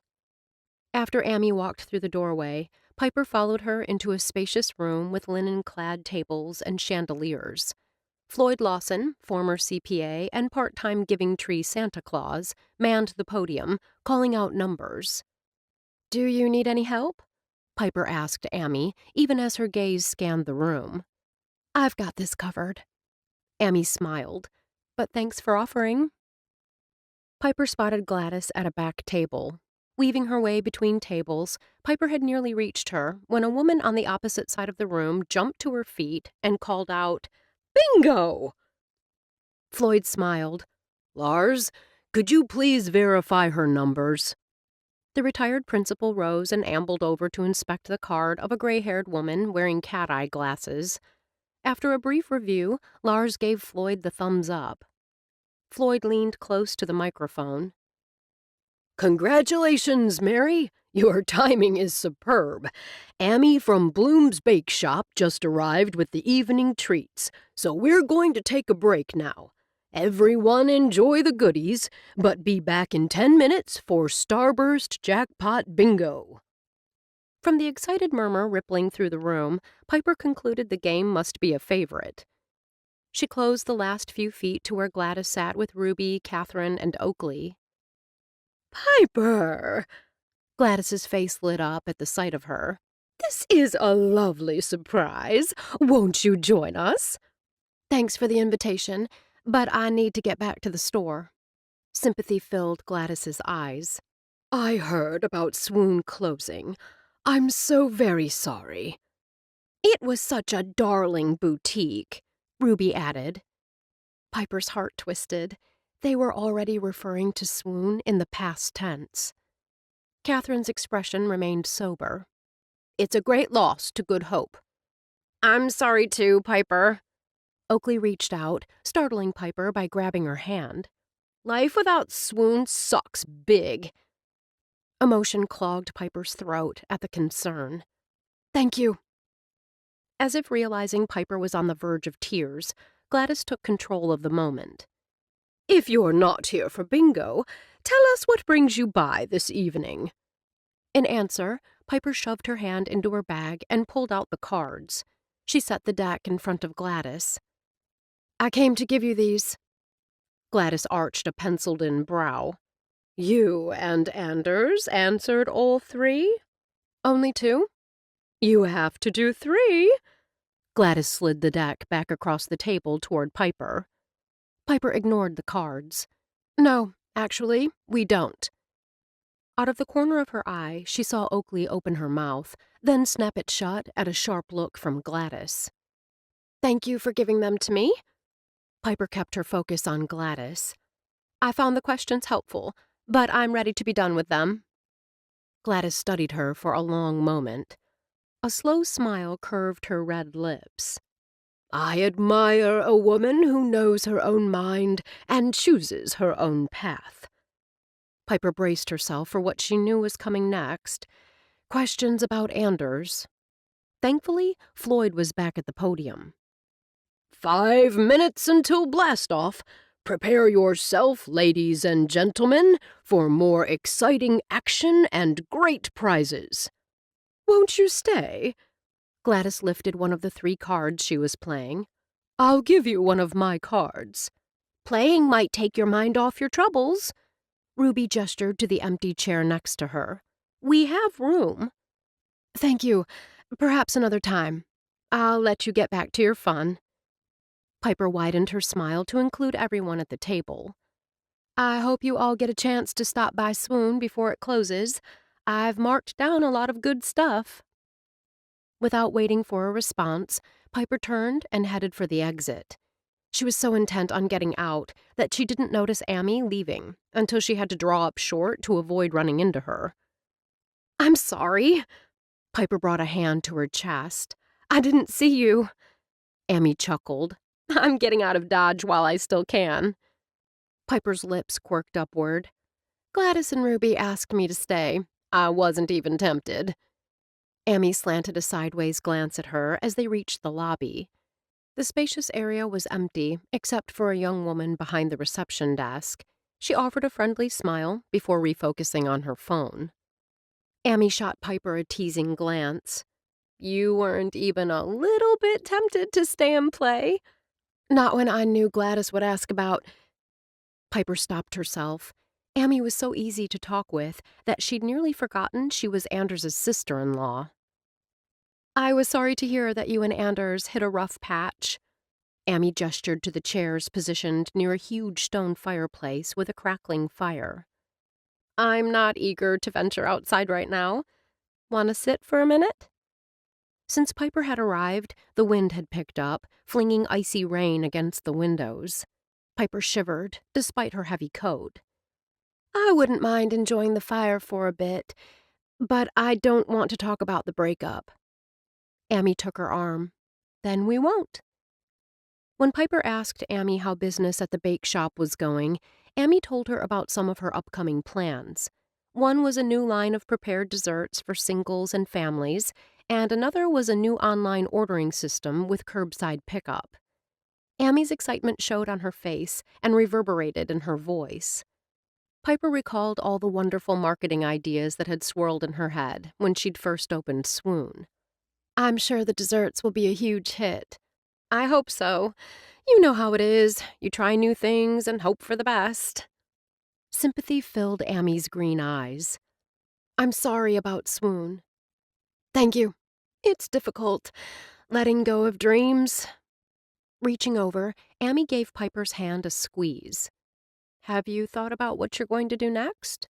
You mean other than surviving the holidays, the going out of business sale, and getting rid of everything that's left so I can be out of the retail space by January 1st? Amy flashed a sympathetic smile. You've got too much entrepreneurial spirit not to have other business ideas percolating. Since her split with Anders, Piper had taken time to consider her future. You know that small Victorian home on Summit? The pink one with the green and white trim? Piper chuckled. That's the one. I know it very well. When I was in high school, I used to clean for Dexter Woodard's grandmother. Once Mrs. Woodard died, a guy from Sturgeon Bay bought the home as an investment. He's been renting it out.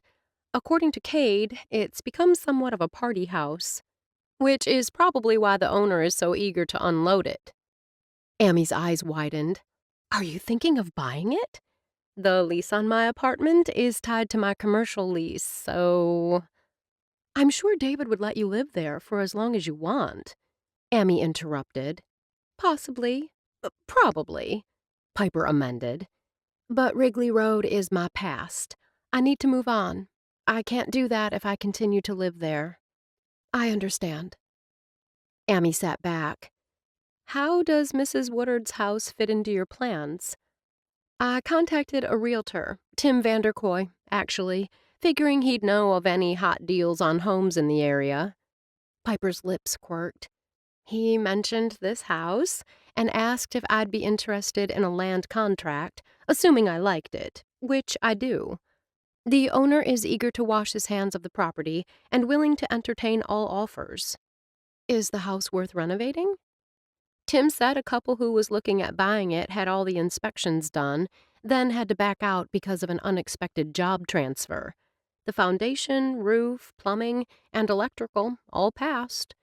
The potential is there, and it has the right feel. Forgive me if I'm getting too much into your business, but do you have the money? My down payment, interest rate, and other terms would be negotiated with the seller. I met with Max and Prim. I won't be completely destitute after Swoon is liquidated. I'm hoping to have enough to swing a small down payment. Why that house?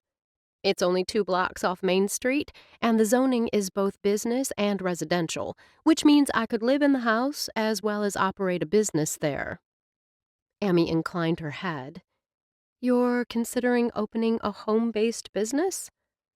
Over the years, I've built a following for my seamstress business. I'd like to expand into a full-fledged tailor shop, making several custom wedding dresses a year. Piper shrugged. I won't get rich, but if I watch my pennies, I should be able to live comfortably enough. Piper paused, hoping her plans didn't sound too pie in the sky. Still, she felt her excitement build.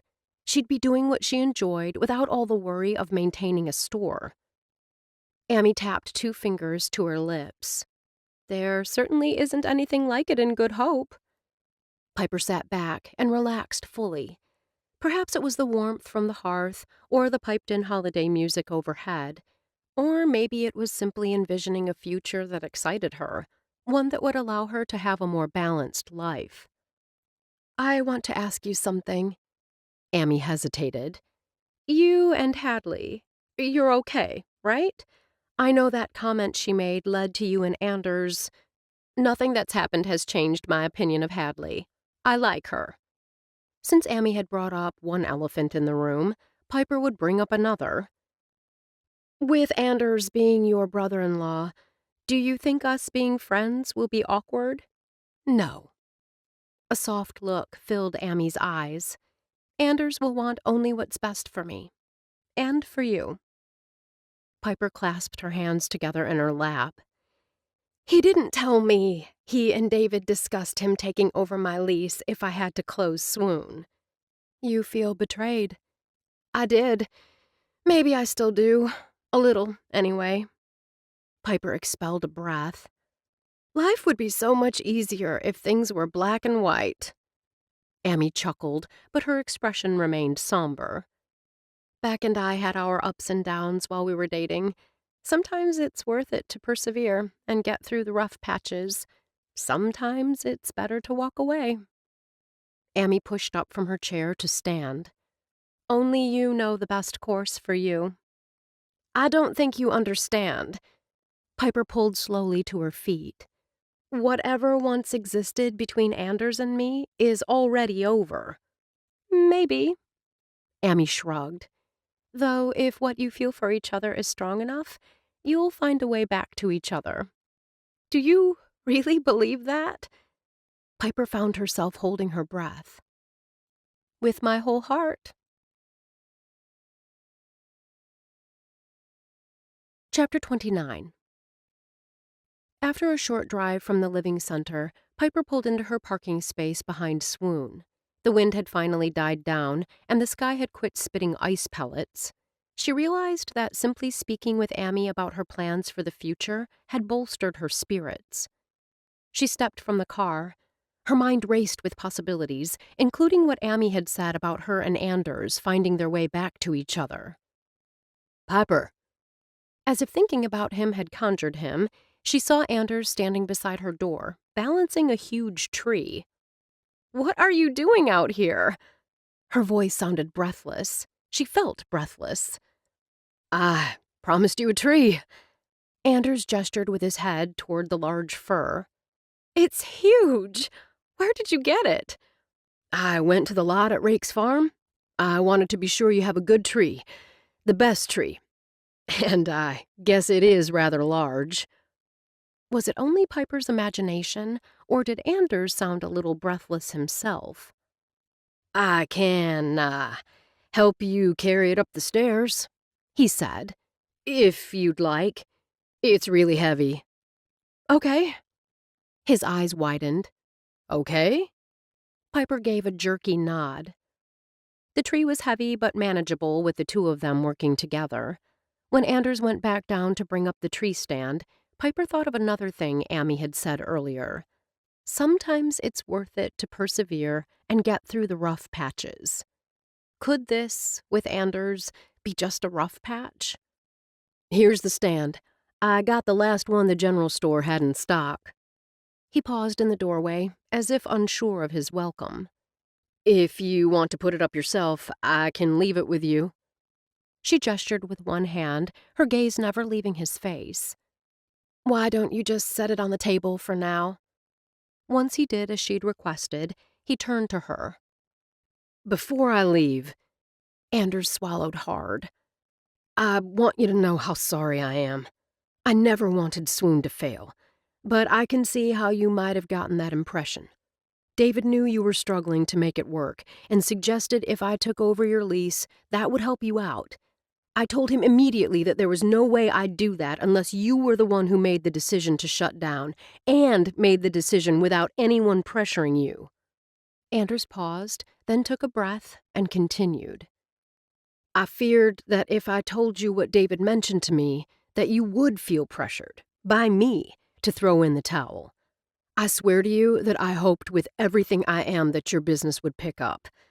And I'm sorry I didn't tell you all of that before you found out the way you did. I could have headed off the whole thing by just being honest, but I didn't know how to do it without seeming like I was trying to influence your decisions. Does that make sense? Piper's heart swelled. He'd been concerned about how best to support her, exactly what she'd always wished for. A lump filled her throat. Yes, it makes sense. It makes perfect sense. He reached out a hand to her, and the bald look of hope in his eyes touched the very center of her heart.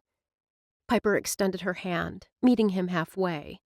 When his fingers closed around hers, the rightness of it all washed over her. I love you, Piper. His beautiful golden eyes never wavered from her face. Nothing is as important to me as you. I would much rather have you than any outfitter business, and if you'll let me, I'd like to help you save Swoon instead.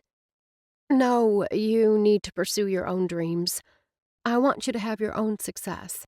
I've got some future plans that excite me that we can talk about later, if you'd like. I'd like that very much. She tightened her fingers around his. First, I want to say I'm sorry I didn't let you explain that night. I think you tried to tell me about the lease thing before we got to Amy and Bex, but I shut you down. I should have tried harder. I could have prevented the whole misunderstanding. It's okay, Anders. My head was so messed up that night because of my decision to close Swoon and how things went down with Sasha. I jumped to conclusions because my world already seemed to be crashing down around me. You know, like when you drop a box of puzzle pieces on the floor and everything gets jumbled. He nodded, his expression solemn. Continuing with the puzzle analogy, I believe, like puzzle pieces, some people simply fit. You and me, Piper, we fit. When things get jumbled in our lives, I want to be there for you, just like I know you'll be there for me. Can you forgive me for being, as my father would say, a dolt? Only if you can forgive me for jumping to conclusions and not giving you the chance to explain. Done, he said quickly, grinning. She laughed, and when he opened his arms, Piper stepped into them. I love you, Anders. She kissed his lips, and the taste was incredibly sweet. So very much. His arms tightened around her, and he expelled a shuddering breath. Piper rested her head against his chest and gazed at the gorgeous tree, their tree, propped against the wall. Thank you for the tree. Anders brushed a kiss against her hair. I have a special ornament in my pocket that goes with it. She tipped back her head, her curiosity piqued. What kind of ornament? When he released her and stepped back, Piper wished she hadn't asked. She preferred being in his arms. Then he pulled out a ring box and dropped to one knee. She gasped and covered her mouth with her hands. Being without you this past week has been pure torture, he said. I love you so much and can't imagine going through life without you by my side. He flipped open the box to reveal a large emerald-cut diamond. I believe that in good hope, we can achieve the balance and have the life we both want. I promise to put you before all else and be true to you always. The joyful tears pushing at Piper's lids slipped down her cheeks. Will you marry me, Piper? He met her gaze, and in those amber depths, she saw love, a love strong enough to last a lifetime.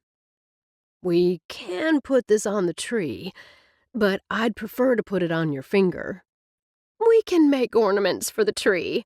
This one is staying with me, as well as the guy who goes with it. Piper held out her left hand, then laughed with sheer joy when he slid the ring onto her finger. Just like the two of them, it was, as she'd expected, a perfect fit. This has been True to You in Good Hope, a Good Hope novel, Book 15, written by Cindy Kirk, narrated by Amy McFadden, a member of SAG-AFTRA. Copyright 2020 by Cynthia Rutledge. Production copyright 2020 by Cynthia Rutledge.